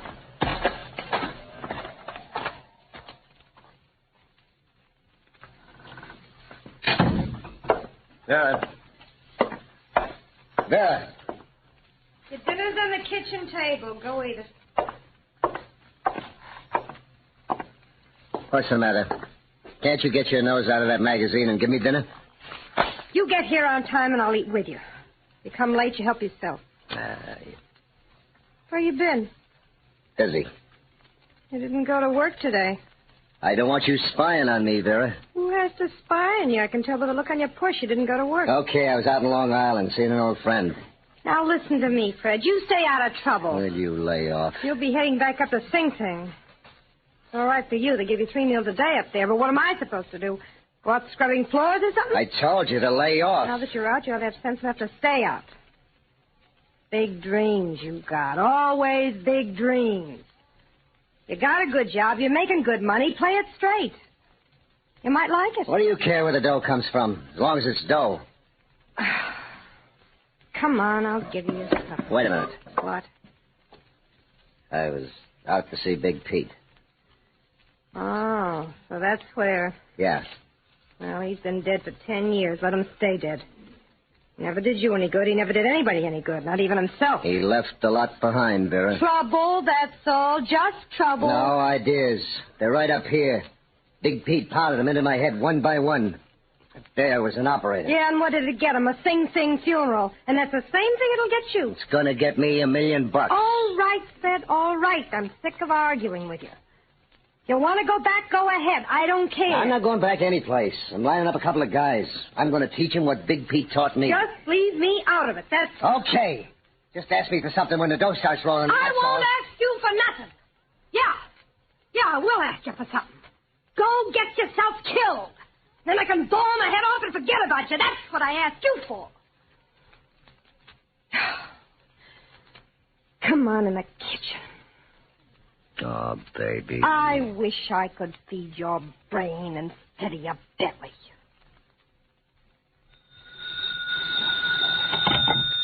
Safe and loft squad, Captain Hanson. Detective Clark, Captain. Well? The parole commission records show that Frederick Russo was released from Sing Sing October 1st after serving 11 years and 4 months. Is he still reporting to the parole officer? Yes, Captain. Once a month. He's been regular. He would be. What's his address? 450 East 21st. Yeah. East 21st. All right, Clark, come on back to the office. Okay.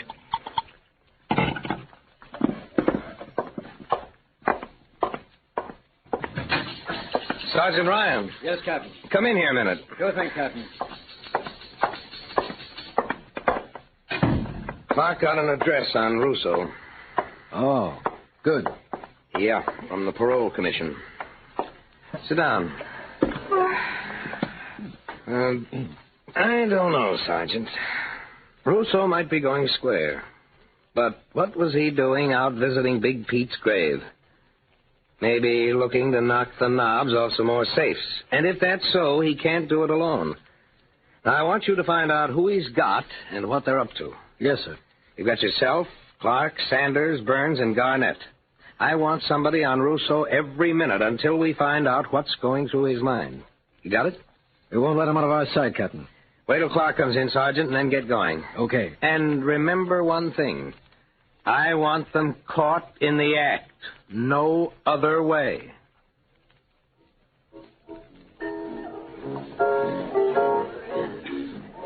Come on, Fred, take me home, will you? Will you sit still, Vera? I told you I gotta meet somebody. Anybody you gotta meet in this joint ain't worth meeting. Now let's get out of here. Go ahead, Vera. Go home if you want. I'm gonna stick here. You gotta get up early tomorrow. Early for what?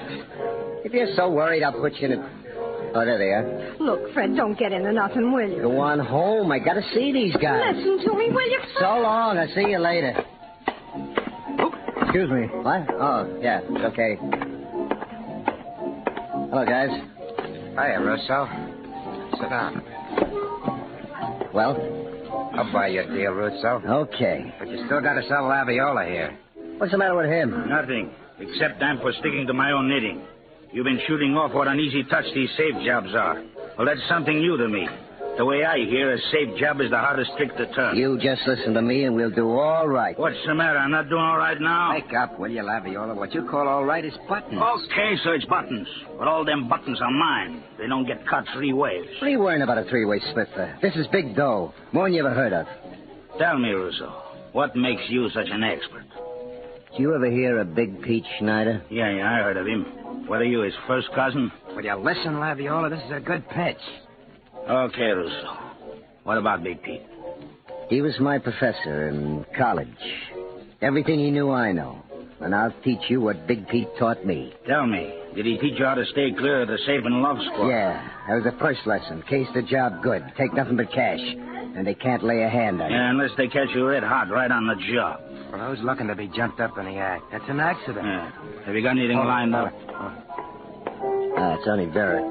I'm going home, Fred. You coming? Stop talking about it and go ahead. I'll see you later. Now, listen here. Oh, good night. Nice dish there, Russo. Talks too much. Still an 0-1 at Fenton? Let's get back to business, will you? Yeah, what do you got lined up? A loaded store, plus a couple of factories in the garment district. What do you count on taking out? Plenty. Well, what's plenty? What are you worrying about, Laviola? If Russo says there'll be plenty, that's okay. It's okay for me, anyways. All right, Russo. I'm in. Good. Glad to have you. Let's have a drink on it, huh? Waiter! Waiter! Over here, huh?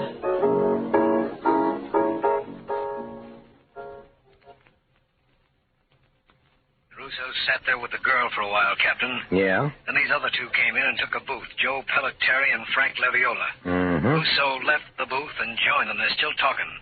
Okay, Sergeant. This looks like the mob. When they leave, one of you get with each of them. And stay with them.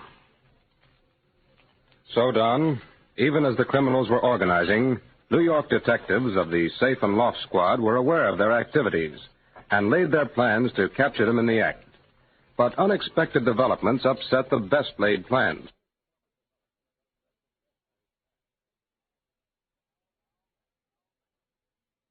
Now back to Gangbusters.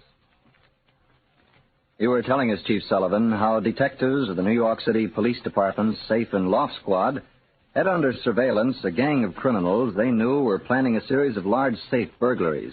That's right, Don. And the assigned detectives, working in teams, trailed their suspects around the clock. Days went by, however, and the criminals failed to make a move. Then one night, Sergeant Ryan and Detective Clark followed Russo and one of his confederates, Joe, into a Bowery dive and watched them as they stood at the bar.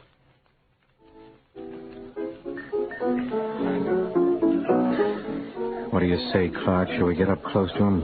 They're liable to make us, Sergeant. Come on. It's worth a chance if we can overhear him. Okay. Get around on that side of him. Right. You guys gotta listen to me, Joe. I know what I'm doing. Room in here, fella? What? Yeah, plenty. We have a glass of beer. You can't blame him, Russo. He's getting the edge. So am I. Didn't wait long enough. Okay, we're ready to go. What? In a couple of days. Oh, that's more like it. First, we need a few things. For instance, what? Well, the stuff on this list here. Hey, that's a lot of hardware. We gotta get it. Where's that beer? We split the list up. Buy the stuff in hardware stores. One item in each store. Now, let's go find Laviola. I think I know where he is. Drop some change in the bar, will you? Yeah. Come on. Now, we get this stuff together. Then the three of us go out and take a look.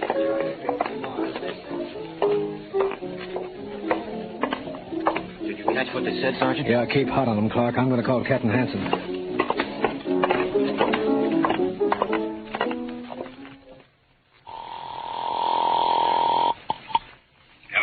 Captain? Yes? Sergeant Ryan. I didn't wake you. No, I just got in.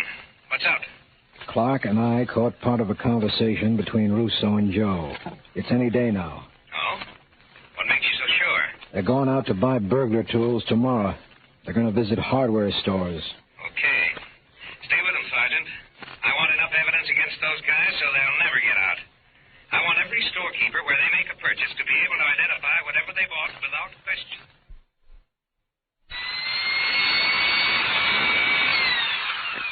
Well, you want to buy that one? I don't know. Electric drills don't grow on trees, not yet. That and the other one you looked at are all I got. Maybe it'll be okay. It should be. It's guaranteed for all kinds of heavy duty. You got plenty of bits? Yeah, plenty. Make up your mind about the drill. I got to answer the phone. Yeah.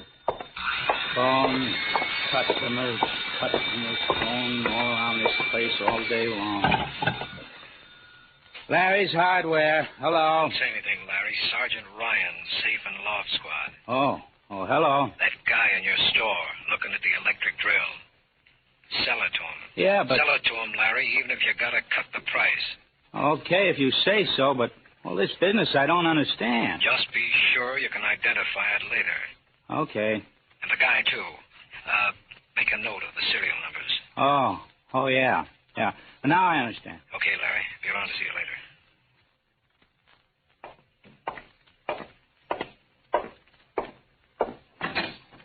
Oh, come in, Sergeant.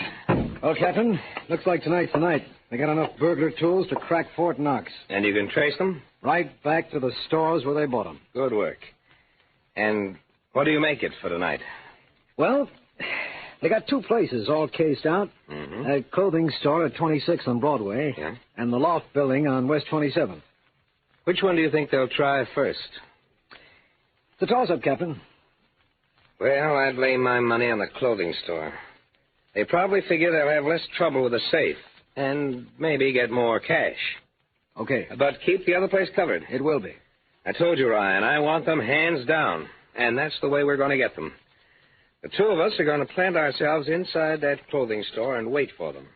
We're giving the district attorney an open and shut case on this one. Well, looks pretty good from where I'm sitting. Now, let's not be too sure, Sergeant. This is a funny business. Anything can happen to queer the works.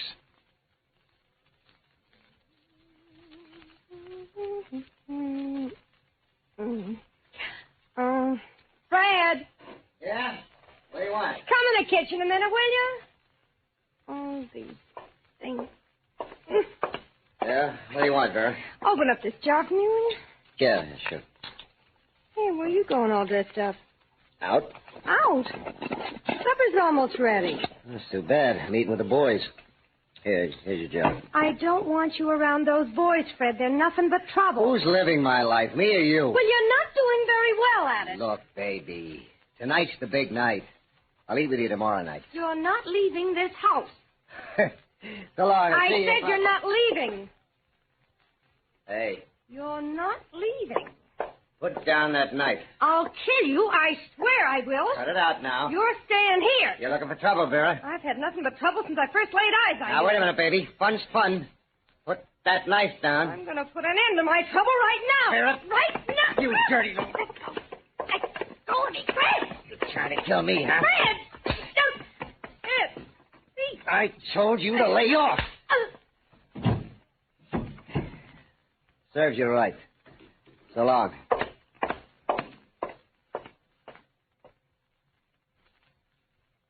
What time is it, Captain? 11:15. You think they're coming? Who knows? Certainly hope they don't try the loft building first, Captain. I want to be in on a car. Don't worry, Sergeant. Oh. They're working on the back door. Yeah. Come on. Quiet now. I wonder if the men outside spotted them. I'm sure they did. We'll wait till they get inside and start working on the safe. Then we'll nab them. Right. Come on. A little closer. Careful. Work at it, guys. Work at it. This is the first time I wanted burglars to get into a building. This door won't budge, Bruce. Got to. Give it all you got. Come on, get it. All right, again. Okay, hold it. What now? Oh, leave it lay. Let's get out of here. Hey, but We can't crash the door. Let's go. Get the stuff together. What do you say, Captain? Shall I give the signal to grab them? No, let them go. I want more than an attempt charge against these guys. We'll get them on their next one.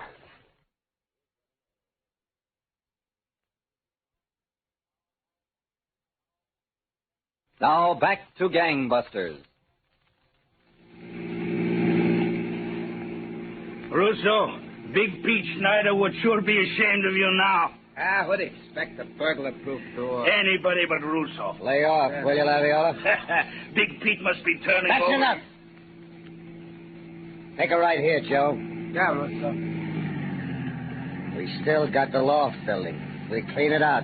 We get 50 grand. Yeah, if they got no burglar-proof doors. Let me worry about that. Just do like I tell you.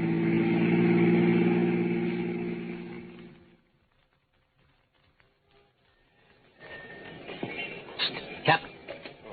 Hello, Clark. They've broken the side door, Captain. Looks like they're on the third floor now. Did they post any lookouts? No, sir. We've got the whole block covered. Too bad you didn't get them down at the clothing store. It doesn't make any difference, one place or the other. Any orders, Captain? Stick here and cover for us. They'll probably come out the way they went in. We'll get them as they walk out the door. Yes, sir. I'll be with Sergeant Ryan and the others.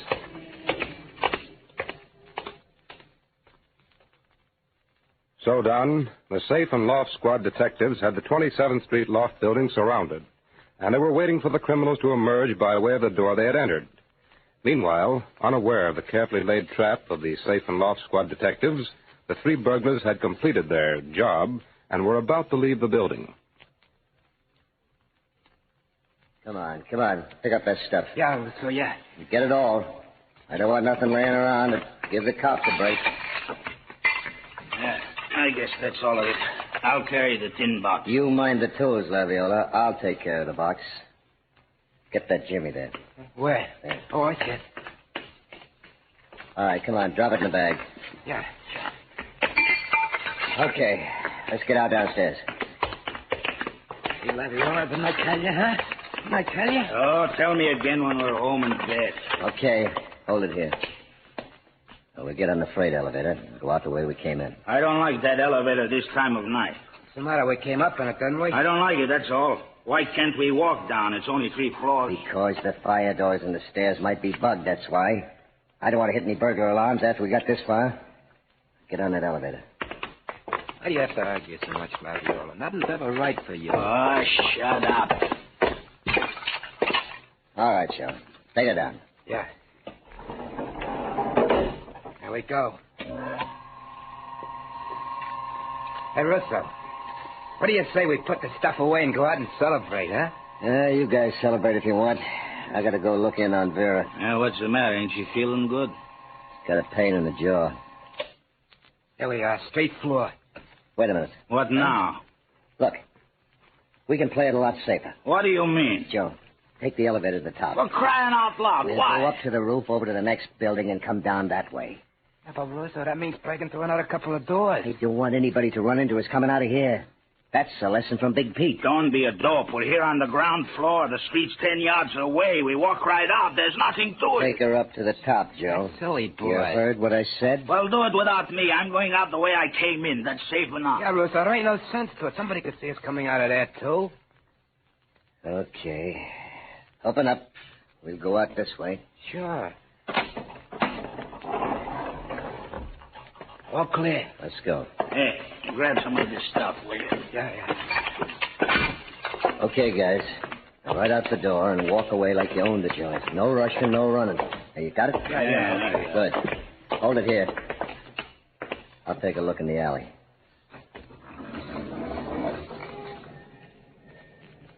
Okay. Nice and dark. And all clear. Let's go. Where'd you? Head for the car. Russo. Hey, Cops, get him up. Yeah, okay. Not me. So long. Get him. Oh! I got him, Captain. No, you don't, Chopper. Let's shoot. All right, just keep him up. Who squealed? Nobody had to squeal, Russo. We've been right on top of you for 2 weeks. We could have nailed you any time, but we waited until we had you good. Now let's get moving.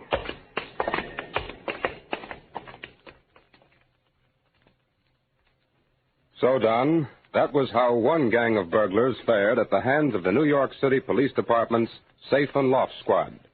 They're all back in the penitentiary. It was a real illustration of fine detective work, Chief Sullivan. Yes, and I think the men of the New York City Safe and Loft Squad deserve congratulations for their mighty good job. They certainly do, Chief Sullivan. And gangbusters, thanks to you for telling us this factual case history.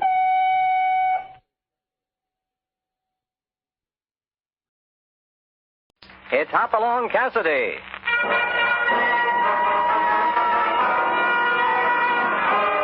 With action and suspense, out of the Old West comes the most famous hero of them all, Hopalong Cassidy, starring William Boyd.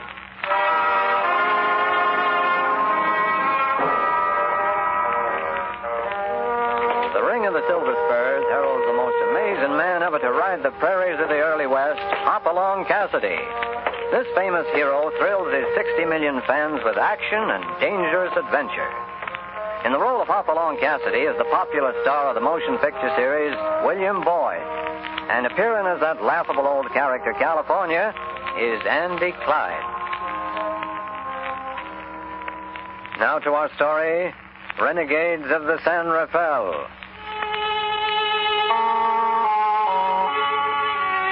Evening shadows spread across the San Rafael Range to touch the sun-baked little town of Kearneyville.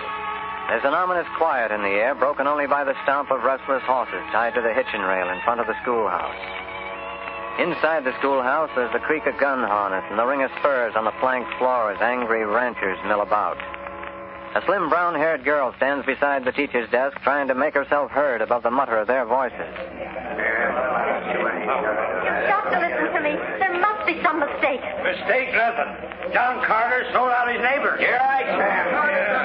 My uncle wouldn't cheat anybody. Then why don't he show up and deny that he sold his ranch to the Triangle Water Company so they can take over and run the ruinous valley? Come on, answer me that. My uncle will be back to explain his actions. I'm sure of it. John Carter's run out on us. He's a coward because he ain't got the nerve to face the folks he's wronged. You can't say that about him. My uncle has been a friend to you all. He ain't no friend now. Him and Dolan is in there together. They're both crooks. Just a minute there. I represent the Triangle Water Company. Oh, sit down, Dolan. Sit down. I don't know where Carter's gone. I don't care. But I have a bill of sale to his ranch, and the dam my company will erect is going to benefit everybody. It'll benefit a lot of darn clodbusters. You know this land ain't fit for nothing but cattle. Certainly, and I'll have to remind you boys of something. Remind us of what? The laws of this country don't favor one group over another. Farmers, or sodbusters as you call them, have as much right here as you. No, they ain't neither. We was here first. Sure, we was here first. Wait a minute, boys. Quiet down. All right, go ahead. Talk. As soon as the dam on the Carter Ranch is finished, there'll be water for all. How do you figure that, Dolan? The more shares a man buys in my company, the more water he'll get. Pay for the water we used to get for free. I'm a businessman, not a philanthropist. Carter sold his ranch. Talk to him, not me. He didn't have to sell. No, I reckon he didn't. And if John Carter ever shows his face here in Kearneyville again, he'll get his neck stretched by a hang rope. We'll tie him up to the first tree. I'm sorry, Miss Carter. Perhaps if we could get word to your uncle. I don't know where he is, Mr. Dolan. Well, then let's hope he'll stay under cover till this thing quiets down. I don't think Uncle John went away on his own free will. What do you mean, Miss Carter? Something's happened to him. I know it. Well, none of your friends seem to share that viewpoint. There's one friend I can turn to. Oh? Who's that? Hopalong Cassidy. You'll meet him soon enough. And whoever is responsible for Uncle John's disappearance will pay, and pay dearly.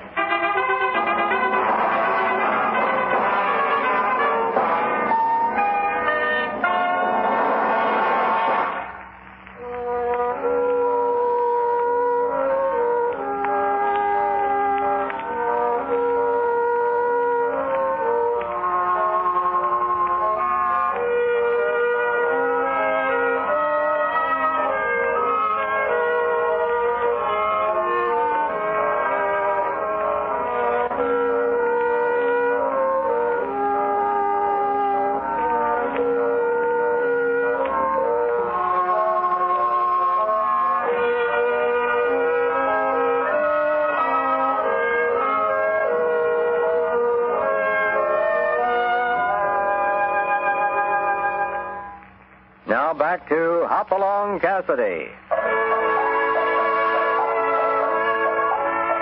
It's a beautiful spring day down at the Bar 20 where Hoppy and California are lounging on the ranch house porch, looking over the mail one of the cowhands just brought in from town.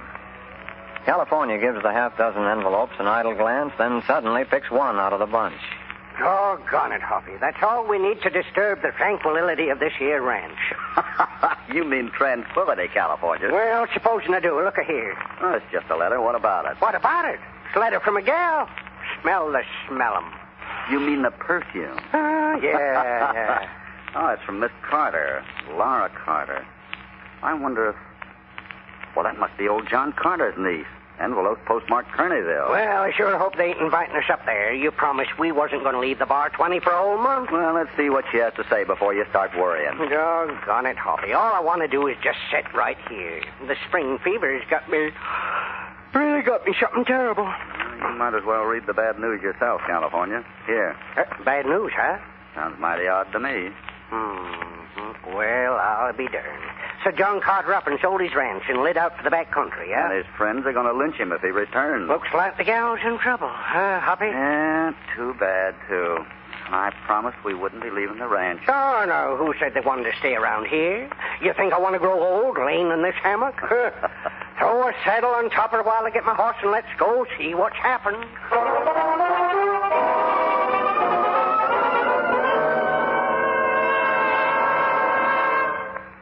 That's all I can tell you, Mr. Cassidy.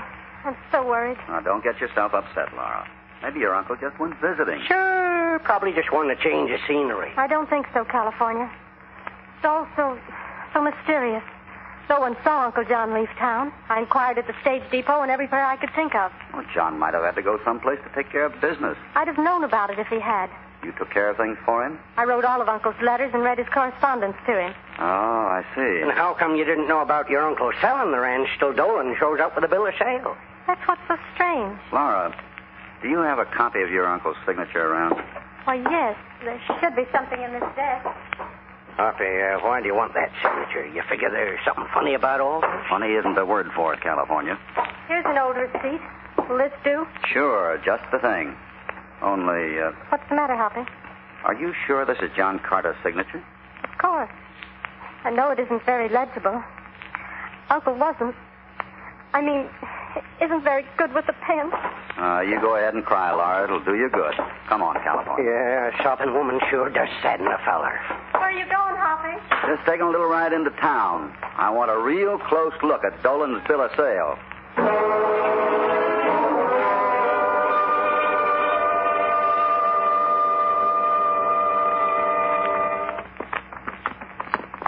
Let's try up here in front of the mercantile. I'm getting me a bottle of sarsaparilla. Oh, it sure is hot. Hey, you better hunt up a blacksmith shop. A blacksmith shop? Why? Your horse has a bar off his shoe, right foreleg. Look at the hoof print there in the dust. Well, so it is. Well, it ain't hurting nothing.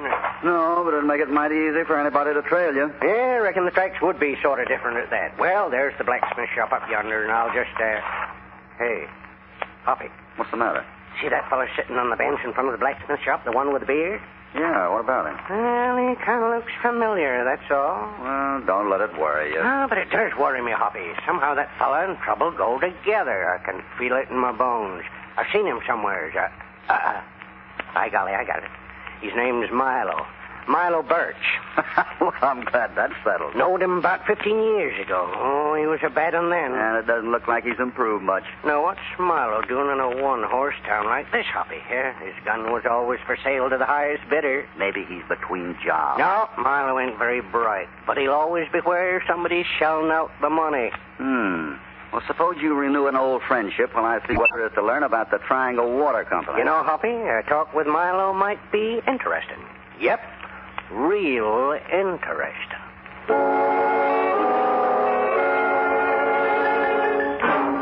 Howdy there. Hey, say, mind if I sit down on the bench? Yeah, I do mind. Not even for an old friend? Friend? Sure. I know you wouldn't turn away California Carson. California Carson? Well, I'll be hanged. You sure was. Almost. Almost what? Almost hanged that time in El Paso. Remember? Yeah. And wasn't you with the bunch that run me out of town? Me? Oh, now, reckon you ought to know me better than that, Milo. I don't know. I ain't so sure. But doggone it, anyway, you and me are going to drink to the old days, California. Yep. As soon as the jobs I'm doing is through, we'll have champagne. Sarsaparilla for me. All right, sarsaparilla. Tub full of it. Say, you must be carrying a full money belt, huh? I sure am, California. I got something big. Cattle? Nope. Sheep, huh? Or maybe it's gold? Ain't no gold. But I can look out my front door and see a couple of poor fools trying to pan some. You don't say, huh? Yeah, and they ain't had any luck at all. Milo Birch has all the luck. Yeah. Milo, where is this here job? 30-minute ride from here. Mm-hmm. Now, seeing as how we're old friends here, Milo, maybe you could kind of... No, I'm sorry, California, but there ain't room for no more. Come on, and I'll buy you that sarsaparilla. No, I think I'll just sit right here in the sun, Milo. I got some thinking to do.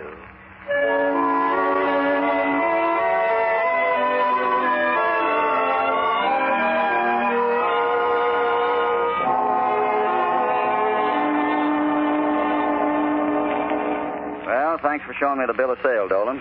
Not at all, Cassidy. As you can see, the transaction was perfectly legal. Deed's been recorded. Any idea where Carter could have gone? Frankly, Cassidy, I feel that two things prompted him to leave this valley. First, the cattlemen are against him. And the others? Well, maybe John Carter wanted to see the big city. A few wild oats he forgot to sow in his youth. But that doesn't sound much like John Carter. The $15,000 I paid him for the ranch might change his thinking. Maybe so. Just what do you plan to do with the ranch? Take a look at this map, Cassidy. The Carter Ranch. Yeah. I plan to cut it up into small farms. With big springs dammed up, the farmers will have plenty of water for irrigation. What about the cattle ranchers? The dam won't bother them. Only this time, they'll pay for their water. And how about the price, Dolan? That'll be taken care of. Due time. I wouldn't press those boys too far. Cassidy, when I want your advice, I'll ask for it. You might be asking for it sooner than you expect, Dolan. Good day.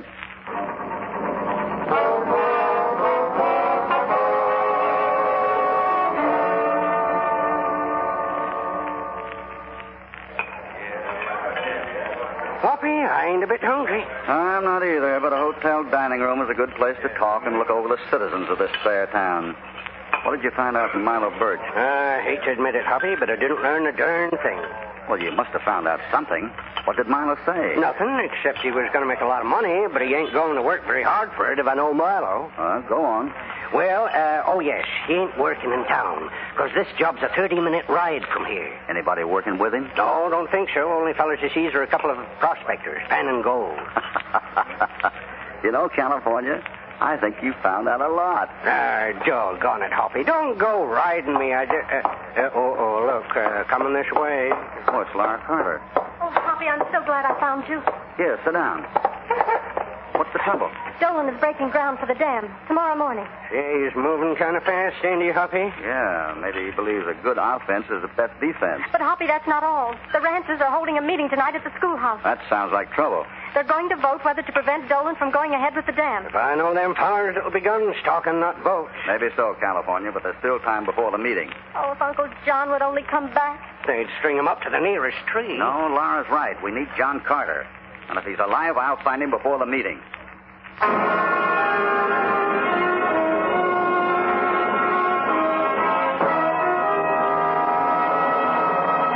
Before we continue with this exciting story, here is a word from your announcer.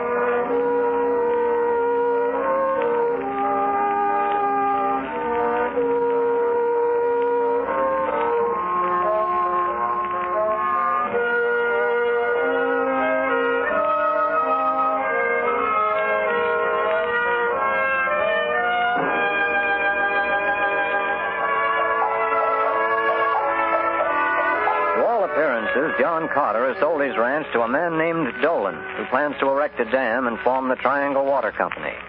Enraged by this, the Valley ranchers are threatening to take a rope to Carter if he ever sets foot in the district again. At the moment, Hoppy and California are talking to Laura Carter in the hotel dining room. Oh, Hoppy, did you see Dolan?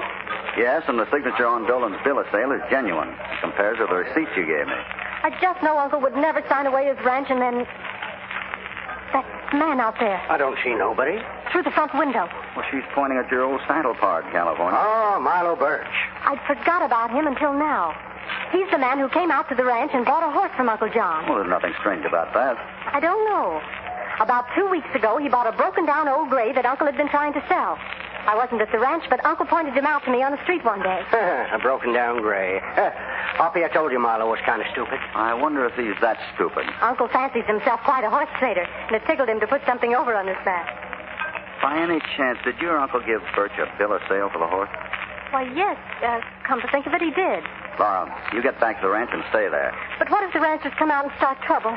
The meeting's right after sundown. If everything goes right, those ranchers may have a surprise when they call that meeting to order. California, I have a job for you. Yeah, Hoppy. When Milo Birch leaves town, see if you can trail him. Sure. But wait until after I've talked to him. You're going to speak with Milo, eh? Yeah, and you keep out of sight. Don't let him know we're working together. Reckon Milo Birch will be plumb surprised to know I was the partner of Hopalong Cassidy. He'll know in due time. Please be careful, Hoppy. I'm sure that man is dangerous. Don't you worry about me. It's Milo Birch that'll have to do the worrying.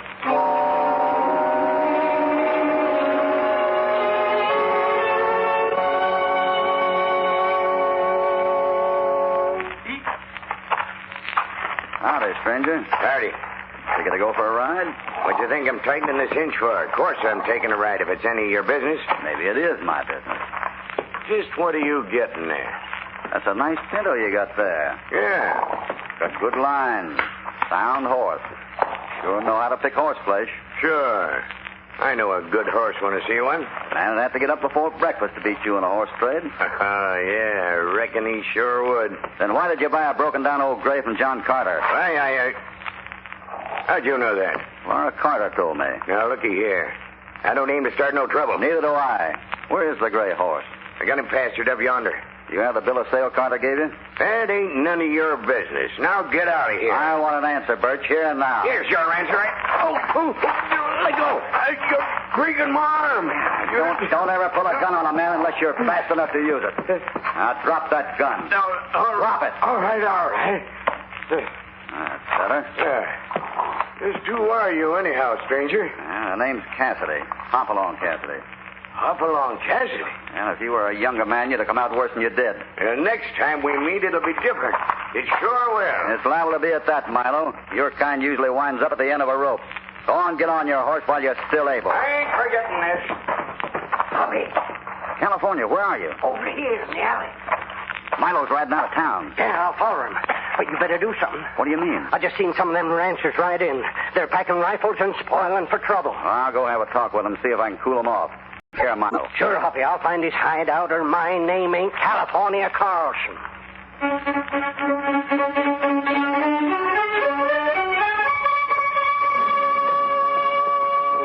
Doggone it, Milo came this far. I know it. Pretty slick. Riding up the creek so he couldn't be trailed. What you doing up here, California?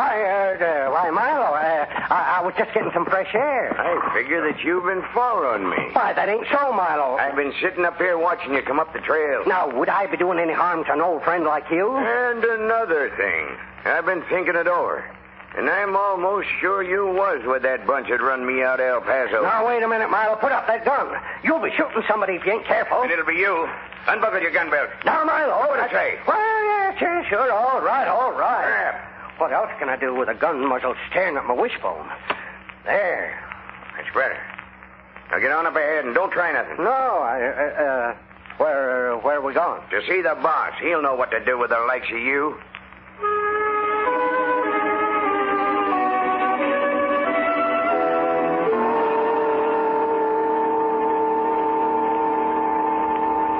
Like I've been telling you, Cassidy, there ain't going to be no holding the boys if something ain't done pronto. Us ranchers is plumb sick of things. Well, flying off the handle won't solve anything. Well, I never said it would.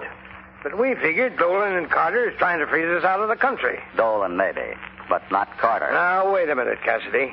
I know your reputation, and I'm willing to string along. But some of my friends think it's awful funny how you keep sticking up for Carter. Carter's my friend. Then why don't you get him to tell the truth if he's all fired honest? I will if I find him alive. Alive? Are you hinting that Carter's been killed? I'm not hinting at anything. Well, I can't do any more than I have, Cassidy. Just get the boys to hold off until the meeting tonight. California should be back soon. Yeah, you've been saying that for an hour. Where is this partner, anyway? That's what I'm beginning to wonder. California should have been back before this. Where'd he go? Oh, someplace that's about a 30-minute ride from there. He could have rode 30 minutes in any direction. That don't mean nothing. Well, that's a place where they're panning gold. There ain't no gold around here. Not even a couple of prospectors still trying to turn up some dust? Huh. Come to think of it, there was a couple of fellas working out along the Crooked Creek Road. Crooked Creek Road, huh? Yeah, out west of town. Thanks, mister. Thanks a lot. Well, if that don't beat all. This town's like a powder keg with a fuse half lit. And he's going off to pan gold.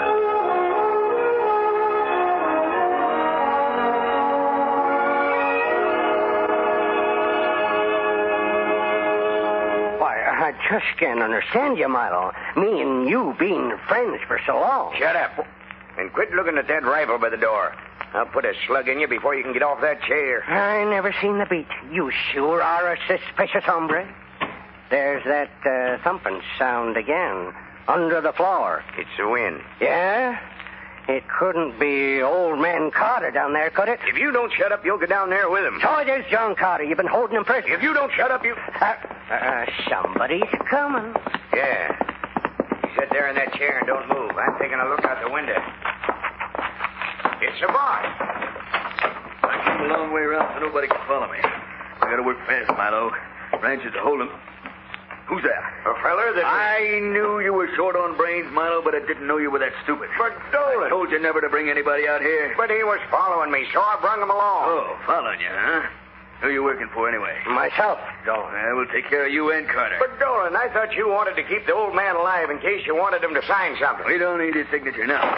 Get your hands up, Dolan. You too, Milo. Okay. What's your idea, Cassidy? I've been out there in the brush for 10 minutes. I figured Milo was waiting for the boss, and I knew that his name was Dolan. Why, you've been eavesdropping, Hoppy. Well, I'll be doggone. Get the guns, California. It'll be a pleasure. You're not going to get mine? Look out, Hoppy. Your fingers will sting for a while, Dolan, but you're not hurt. You'll pay for this, Cassidy. Now, don't try to pick up that gun. Next time I'll do more than shoot it out of your hand. Hoppy, they got Carter downstairs. So I heard. We'll get him and ride into town. What do you figure to do with me? You and Milo will have a nice long time to think of your sins. Up in state prison. But first, we're all going to attend a meeting in Kearneyville. The ranchers you tried to swindle are going to be very happy to learn the truth, Dolan.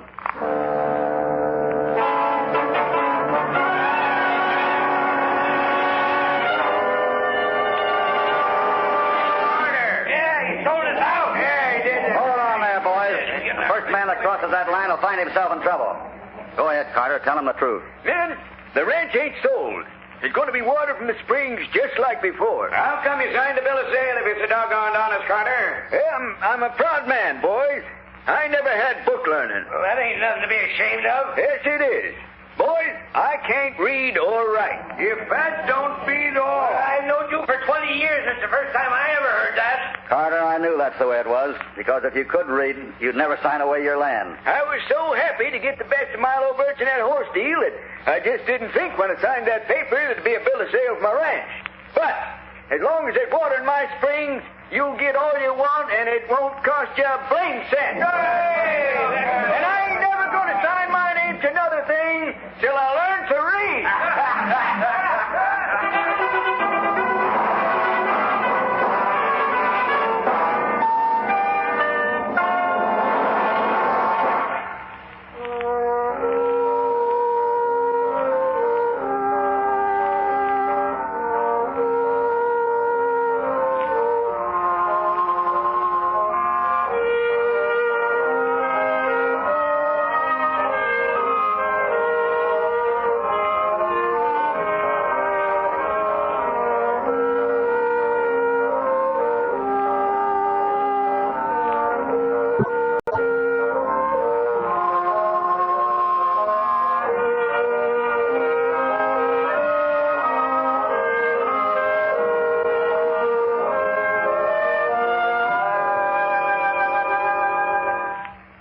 Now back to our story. Hoppy, what made you so darn sure that Dolan and Birch was working together? Birch wanted to fight when I had to see the bill of sale for the horse he bought from Carter. An honest man wouldn't do that. Doggone it, Hoppy, quit grinning and tell me, how come you found the hideout so easy? I just looked where you'd be, and there you were. It wasn't as easy as that. I seen other hoof prints along that creek bank. Sure. There was only one set that belonged to a shiftless, lazy fellow who wouldn't take the time to have a new shoe put on his horse. By golly, you're right.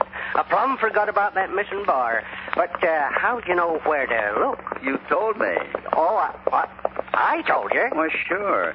You said 2 prospectors were panning gold. And you said that Milo claimed it took him 30 minutes to ride to his job.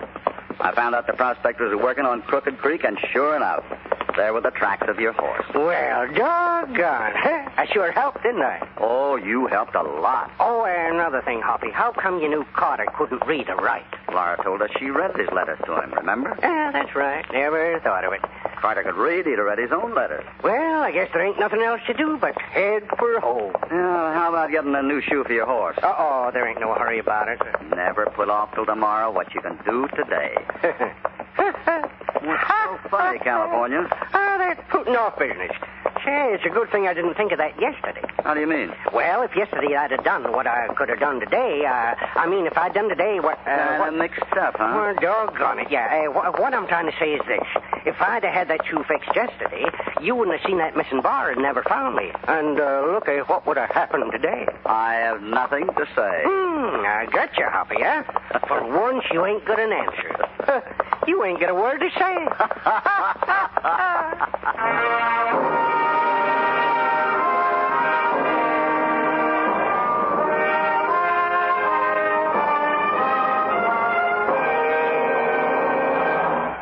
Goodbye from Hopalong Cassidy.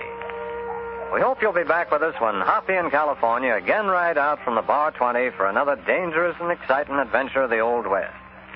Hopalong Cassidy, starring William Boyd, is transcribed and produced in the West by Walter White, Jr. Renegades of the San Rafael was written by Dean Owen and Howard Swart. All stories are based upon the characters created by Clarence E. Mulford. This is a Commodore production.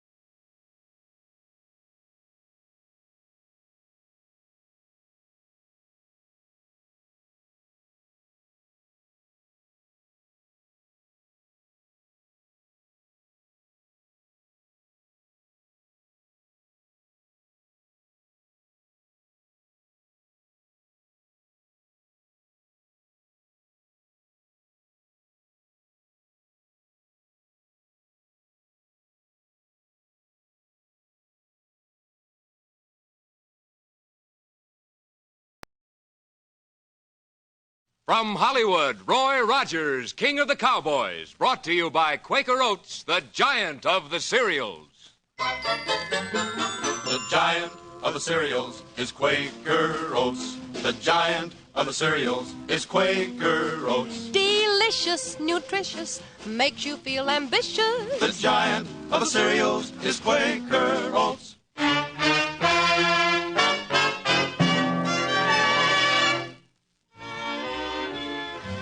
Out of the West and into your home, riding the range of adventure and mystery, blazing a trail of Western song and story. Dale Evans, Gabby Hayes, and America's King of the Cowboys, Roy Rogers.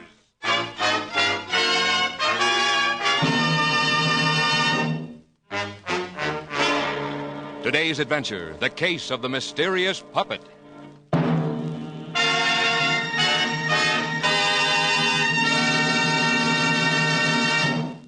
And here is Roy Rogers. Well, howdy, boys and girls, and mothers and dads, too, of course. This is Roy Rogers. This adventure I'm going to tell you about began on a Sunday morning in our little church at Paradise Valley. It was just about like any other Sunday, you know, quiet and peaceful. And as usual, before Reverend Smith began his sermon, Dale and I were singing a hymn. I come to the garden alone, while the dew is still on the roses, and the voice I hear falling on my ear, the Son of God discloses, and he walks with me, and he talks with me, and he tells me I am his own, and the joy we share as we tarry there, none other has ever known.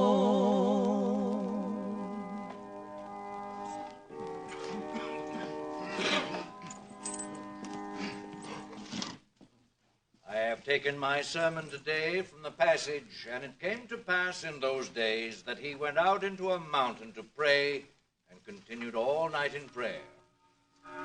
Dear friends, as I sat in my study the other day reading over these words, composing my thoughts, so, oh dear me. Roy. Yes, Reverend? Someone seems to be ringing the church bell. There must be some mistake. Would you mind? Sure, Reverend. There must be some mistake. I'll get to the bell tower pronto. Reckon I better mosey along with you. All right, Gabby. Brand me with a cold iron, Roy. Who'd be doing a local thing like this? Ringing the church bell just as the Reverend Smith started his sermon. Don't know, Gabby, but it sure isn't my idea of a joke. Well, mine neither. We'll corral this hombre, whoever he is, and turn him over to Sheriff Masters. Hanged if this don't mind me of the time that... Hold on. Roy, standing there by the door that leads to the bell tower. Why, it's Luke Peabody that runs the general store. Well, he looks sick. Come on.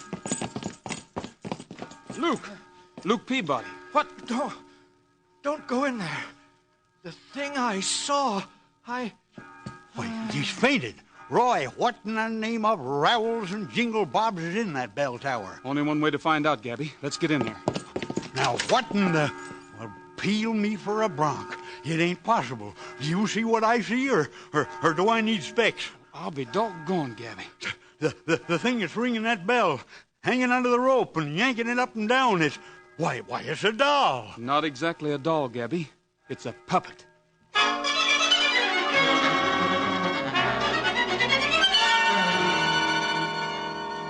And so on a Sunday morning, this strange mystery began for Roy and our friends when they found a puppet, a marionette made of wood and cloth, ringing the bell in the tower of the little church. Stranger things than that would have happened, though, as we'll learn in a few moments. Now, listen. The giant of the cereals is Quaker Oats. The giant of the cereals is Quaker Oats. Delicious, nutritious, makes you feel ambitious. The giant of the cereals is Quaker Oats. Yes, Quaker Oats is a giant in nutrition. That's right. To protect the health and growth of youngsters, don't skimp on breakfast. See to it they get delicious whole-grain Quaker Oats every morning. For doctors say the more often youngsters eat a good oatmeal breakfast, the better they grow. Yes, nourishing whole-grain oatmeal gives you boys and girls more growth and endurance than any other whole-grain cereal.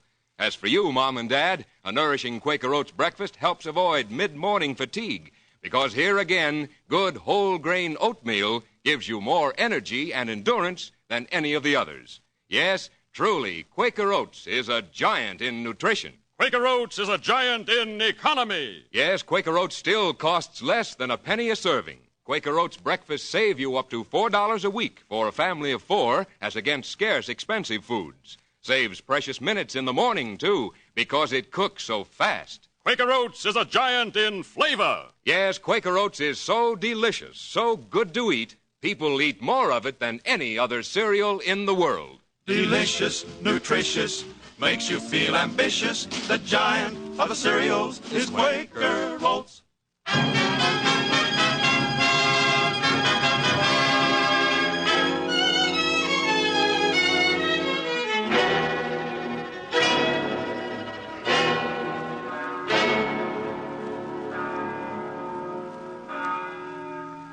Well, there they were in the bell tower, Roy and Gabby, staring at just about the weirdest sight they had ever set eyes on. A puppet working the rope of the church bell. Roy, this is the ornest thing I ever did see. That thing's alive. No, it isn't, Gabby.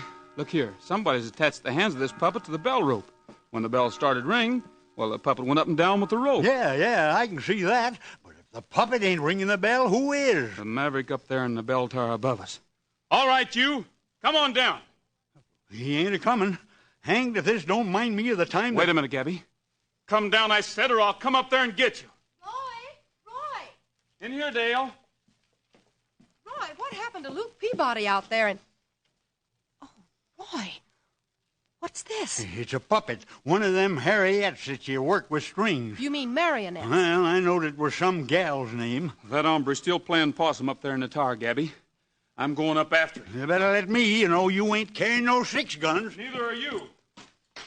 Gabby, who does Roy think's up there? I don't know, Dale. There must be somebody up there. First, it looked to us like it was this here Henriette. Marionette, Gabby. Yeah, well, it looked to us like the thing was pulling on the rope, you see. But, of course, that ain't possible. Some coyote tied it to the bell rope, then got up above there, started pushing the bell to make it ring, and oh, here comes Roy now. Roy? I don't savvy this thing at all. There's nobody up there. But there's just got to be somebody up there. Well, there isn't. But, Roy, a puppet couldn't ring a church bell all by itself. Sure as shooting couldn't. But if the puppet wa'n't ringing it, how was it rung? That, Gabby, is the mystery we've got to solve.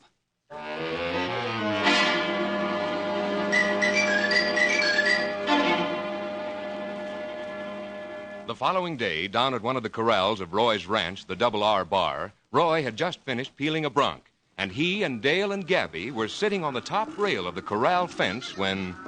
What's that, Roy, have you figured an answer yet to that locoed business in the bell tower yesterday? Gabby, I can't seem to ride a straight trail on that. Somebody played a trick on us, of course, but don't ask me how he did it. No hidden wires attached to the bell, nothing to show how it was rung. But a bell certainly can't ring by itself. Well, it sure begins to look like this one did. Roy, you say you questioned Luke Peabody real close? Yeah, I figured maybe he would be behind it, but, well, you know what a practical joker Luke is. Well, we didn't find him right outside the bell tower when he was... Well, looks like we've got visitors. Yeah, Lindsay Lockridge and Phineas Salt. Wonder what them two want with us.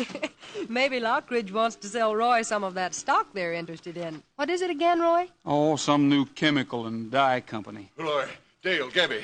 Roy, look at this thing. Look at it, and then I implore you, explain it to me. There isn't any explaining it. Please, Phineas. Roy. Well, it's a puppet, just like the one we found in church yesterday. Then that story is true. I didn't attend Sunday services. I had one of my distressing sick headaches, you know. That marionette you found ringing the church bell, did it talk to you? Well, if it had, I wouldn't be here now. They'd be scraping me off from the walls of a padded cell. Well, this one spoke to me. It spoke to you? He imagined it, of course. I did not imagine it. I'm not an imaginative man. I'm not a well man Well, either. now, just try and steady down, Lindsay. Steady down. And tell us what happened. Yeah, don't get yourself in an uproar. Well, ill as I felt this morning, sick headache, I reached my office on time, and I tell you, I nearly collapsed. For there, sitting in my chair, behind my desk, was this thing. After a moment, I realized it was nothing more than a marionette and an articulated figure that... what? An articulated figure, Gabby. That's what a marionette is. An articulated figure motivated by a vertical controller, I believe they call it. All right. I knowed what you was talking about. And at that very moment, I realized that. It talked to me. What did it say? It said, tell Roy Rogers to leave $5,000 in the hollow stump at 3 Pines by midnight tonight or suffer the consequences. Now, don't look at me that way. I'm telling you it did. You know, this here business is getting worser and worser. We better do something about it. Hanged if it don't mind me of the time that I was forced to sew up my watch with a needle and thread. You what, Gabby? Sewed up my watch with a needle and thread. You see, I was guiding a party of hunters, 8 of them there was, on a trip up in the mountains. I warned them we might have trouble with the redskins, but they wanted to go hunting in the worst way. The second day in camp, we were set on by a band of Indians, and they took us prisoner. My goodness. Well, come the time when we was to be burned at the stake, I knowed something had to be did, and did pronto, or the 9 of us was dead ducks. Right then and there, I took out my watch, took a needle and thread. I always carry one for emergency, you know. and I begin taking stitches in the works of that watch. And that's what saved us all. But, Gabby, how could sewing up your watch save you? Why, ain't you never heard the proverb, a stitch in time saves nine? Oh, Gabby, it's no. the gospel, so help me, Bob. Well, it seems just like an ordinary puppet, Lindsay. I sure don't see how it could have spoken to you. Roy, you must believe me. It did. Maybe you're sicker than you think you are, Lindsay. Oh, I tell you. Oh, what's the sense of telling you anything? Roy, I got to get back to my office. What are you going to do about this thing? Do? About the money, the $5,000. Look, Lindsay, I can't believe this thing talked to you. You must have imagined it. But anyhow, just forget the whole thing until you hear from me. Very well, Roy, very well. Oh, come along, Phineas. Yeah, go on home, Phineas. You allow maybe he's been taking too many of them medicines he's always dosing himself with? Dale, Gabby, there's something mighty peculiar about this. Well, I'd like to know how that bell could ring with nobody up there to ring it. Well, I want to know more than that. I want to know what's behind all this. Who attached the puppet to the church bell yesterday and why? And as for this one, well, we can't believe it actually talked to Lindsay, but who propped it up in the chair in his office? There's something behind all this hocus-pocus, and Well, warp my backbone and call me a bronc. Look what's heading this way. Oh, no, a horse with a puppet riding it. By Hoot and Harry, you're right. That is a puppet riding that horse. Did you hear that? Did you hear that? The thing talked. Roy, I feel faint. Steady, Dale. Steady? How can anybody be steady with that thing sitting there in the saddle staring at us? Well, answer the dratted thing. Yes? Take warning. Leave $5,000 in the hollow stump at 3 pines by midnight tonight, or suffer the consequences. Get up there. Come on. Roy, now we gotta believe it. We just hear the puppet speak ourselves. We heard it speak, all right, and I'm finding out how right now. Trigger, come here, boy. We've got to catch those two, Trigger, and it's up to you. Let's go!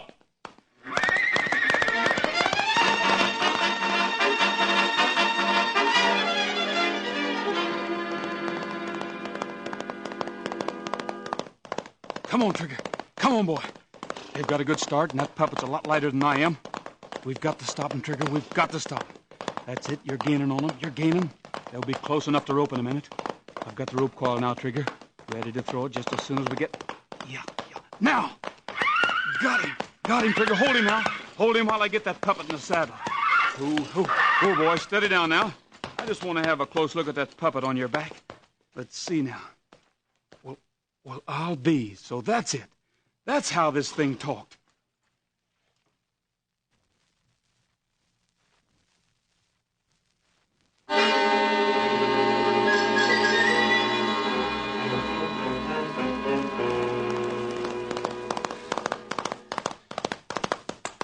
Good work, Trigger. Good work, boy. I know Trigger could beat that critter. Well, I see you got the Henrietta, the Harrietta, oh, shucks, that ornery puppy. I got it all right. What's the answer to it, Roy? How did that thing talk? There's only one answer to that, Dale. And if I'm not mistaken... If you ain't mistaken, what? Hold it, Gabby. Looks like we've got another visitor. It's Reverend Smith this time. Yeah, and he sure is racking into the Double R bar. Reverend, what in tarnation... Roy, I need your help. The strangest thing has happened. What is it, Reverend? The poor box at the church. It's been robbed. Oh, who would do a terrible thing like that? I don't know, Dale. I discovered the robbery less than an hour ago. What's more, Roy, I found these inside the box. Strings. Marionette strings. Yes. Roy, what is the meaning of these puppets? I thought that affair of yesterday was someone's idea of a joke. Joke in very poor taste, but still a joke. But this robbing of the poor box, It's no joke. I agree with you, Reverend. It's a trick, and a mighty serious one. Dale, take this puppet to my office, will you? All right. When I get back, I'll show you how it managed to talk. Meanwhile, Reverend, Gabby and I will go back with you. We'll pick up Sheriff Masters on the way. You going to have some hombre arrested, Roy? No, Gabby, but Sheriff Masters may be able to find fingerprints on that poor box. Let's get going. Come on, Trigger. Hit the trail, boy.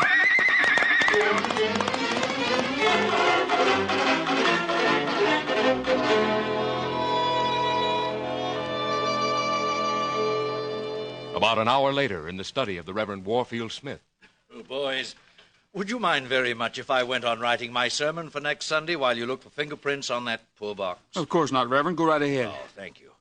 Oh, I think I'll light the fire in the fireplace. I feel a little chilly. Let me do it for you, Reverend. It's a little mite chilly today. Minds me of the time I... Gabby. Huh? Oh, yeah. Well, there's your fire, Reverend. Once she gets going, she'll be real nice and warm. Oh, thank you, Gabby. I really don't know what I'd do without you and Roy sometimes. Well, I must get back to my sermon. What's he going to be about? Your sermon, I mean. Oh, the handwriting on the wall, Gabby. Handwriting on the wall? Oh, yeah, I remember now. That's about how a finger appeared in the air and began to write a message on the wall of some king's palace or something. Yes, Gabby, yes, that's right. Well, how you doing at the poor box, Sheriff? Appears to me like the thief wore gloves. There's nary a sign of a fingerprint on this box at all. What do you make of these marionette strings, Roy? Well, I've been going over them carefully, Sheriff. They're made of shoemaker's thread, I'd say. Shoemaker's thread that's been thoroughly waxed. Shoemaker's thread? Well, hog tie me with a piggin string. Beg your pardon, Reverend. Oh, what is it, Gabby? Why, you reminded me of something, Roy. Oh, now, No, Gabby... I don't mean a tall yarn. I mean something that happened just t'other day. I took a pair of boots to Tony Alturas, our shoemaker here in Paradise Valley, and he just happened to mention he was running kind of low on thread. Said he'd have to order some more from Luke Peabody. Well, what about it, Gabby? Shucks, don't you see? Roy and me, we found Luke outside the belfry door yesterday when somebody had tied that puppet to the bell rope. And these puppet strings, they're made of shoemaker's thread that comes from Peabody's general store. They ain't no double gate about this horse. Peabody's the hombre behind all this hocus pocus, and I'm going to... Roy, what is it? What are you staring at? Look. What? Great Caesar's ghost. There on the fireplace wall, above the Reverend Smith's head. Well, dear me, what is it? Why, my soul and body. Writing. Handwriting. Beginning to appear on the wall, and there ain't nobody there writing it. Look at it. A message appearing on the wall. As if a ghost... Roy! Steady, all of you. It's a trick. It says, Roy Rogers be warned. $5,000 in the holler stump by midnight, or you will regret it. Roy, what does it mean? What does it mean? It means that... I'll take that. Hello? Roy! Yes, Dale? What is it? Roy, in heaven's name, come quickly. Dale, what? Roy, here in your office, the puppet's talking to me, threatening me. Dale, now steady down. Listen to me. That's just a trick. It's a trick. Yes, I know, but Luke Peabody... Yes? What? Luke Peabody. Hello, Dale. What in tarnation? No time to lose, Gabby. Something's happened to Dale. We're hitting the trail for the double R bar pronto.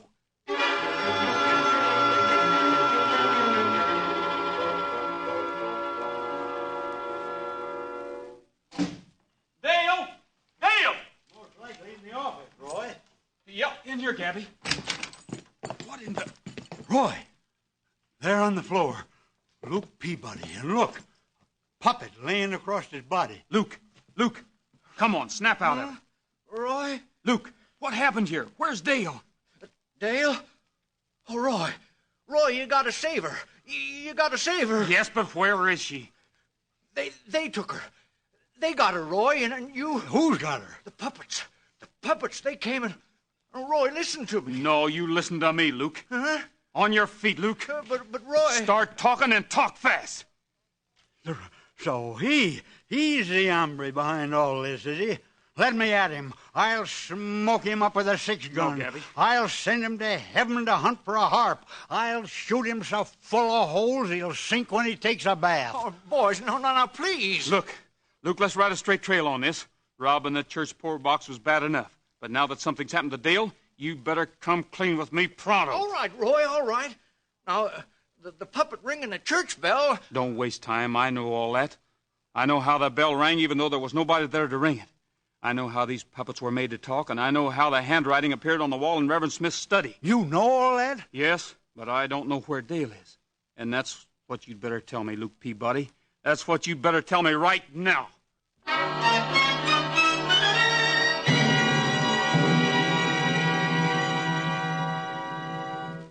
Do you know?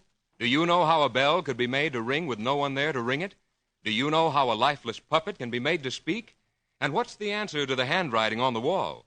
We'll know the answers to all these questions in a very few minutes. But now, friends, Roy Rogers has something he'd like to tell you. Roy? Thanks, Art. Today is a big moment in my life, believe me. Shucks, my folks brought me up on Quaker Oats. Quaker Oats has been a pal of mine since I was knee-high to a duck. So I'm mighty proud that we're teaming up together. I'm going to sort of be the Quaker Oats ambassador to your house. I'm not going to be backward about telling you to eat Quaker Oats because I know it's mighty good eating and mighty good for you, too. So from now on, folks, when you think of Roy Rogers, doggone it, think of Quaker Oats. Thanks, Roy. And friends, remember the wonderful benefits to everyone in delicious whole-grain Quaker Oats for breakfast. Yes, there's more energy and endurance for you grown-ups, more growth and health for you youngsters in good, wholesome oatmeal than any other whole-grain cereal. That's because Quaker Oats is so much richer in vital food elements like protein, vitamin B1, and iron. Remember to buy Quaker Oats, the giant of the cereals. Quaker and Mother Oats are the same. Delicious, nutritious, makes you feel ambitious. The giant of the cereals is Quaker Oats.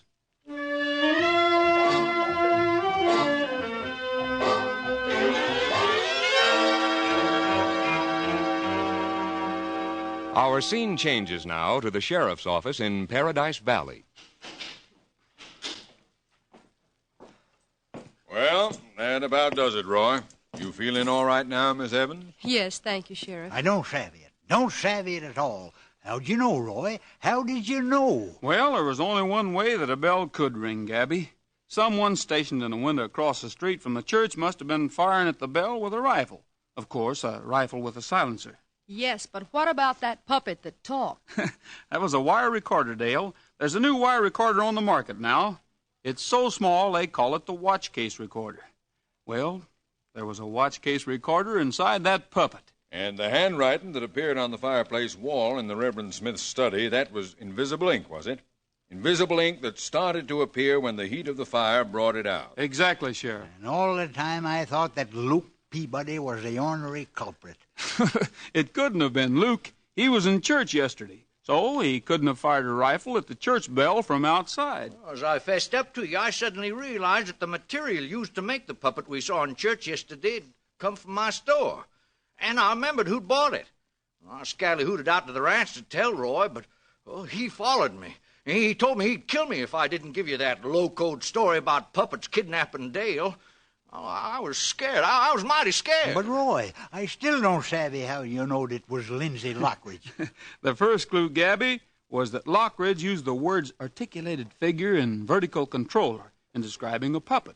That made me realize he knew something about puppets. The second clue was the stocks that he's been trying to get me to buy for a long time. That made me figure he was kind of hard up for cash. Shucks, I knowed all them things, but I just never put them together, that's all. Well, Roy, Lockridge is locked up safe, and the folks of Paradise Valley are mighty beholden to you. You've done it again. Ain't nothing unusual about that, Sheriff.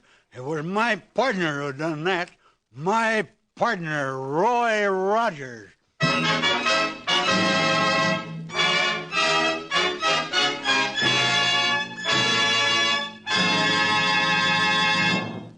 And now, Roy Rogers, Dale, and the gang sing Carry Me Back to the Lone Prairie.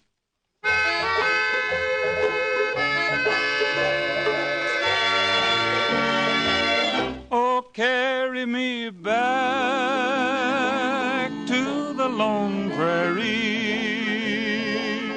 where the coyotes howl and the wind blows free. And when I die, you can bury me 'neath the western sky on the lone prairie.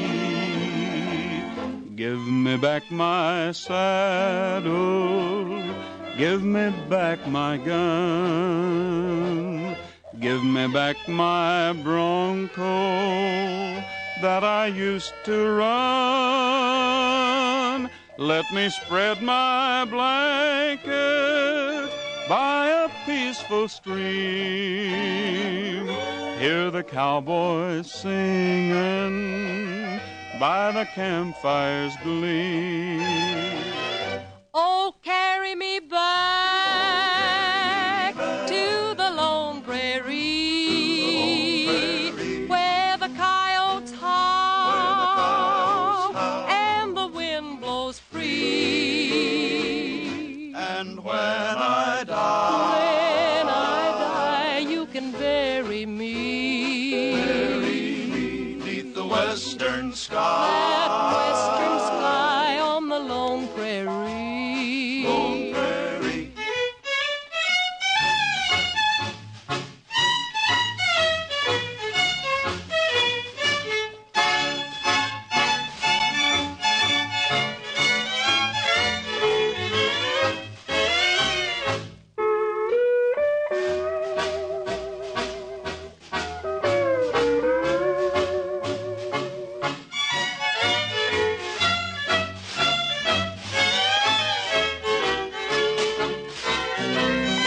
Oh, carry me back to the lone prairie, where the coyotes howl and the wind blows free. And when I die, you can bury me. Neath the western sky on the lone prairie. Neath the western sky on the lone prairie.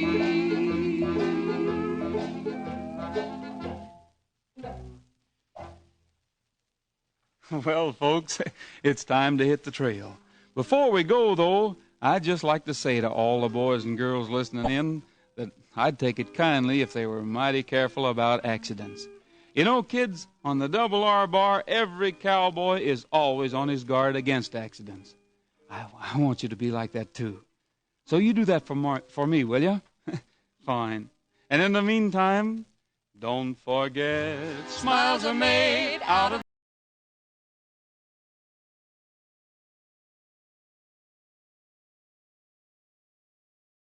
Exciting news for Adventures called captivating videos showcasing heart-pounding adventures, mouth-watering cuisine, and hidden gems of this incredible country. From bustling cities to tranquil beaches, our videos capture the essence of Brazil's beauty, experience the warmth of its people, the rhythm of its music, and the thrill of exploration. Click on the link in the description to find out more. I would like to extend my sincere gratitude to Old Time Radio Research Group for their remarkable efforts in preserving and archiving the captivating world of old-time radio programs. Their invaluable contribution allows us to step back in time and experience the magic of radio history firsthand. Their link is in the description below.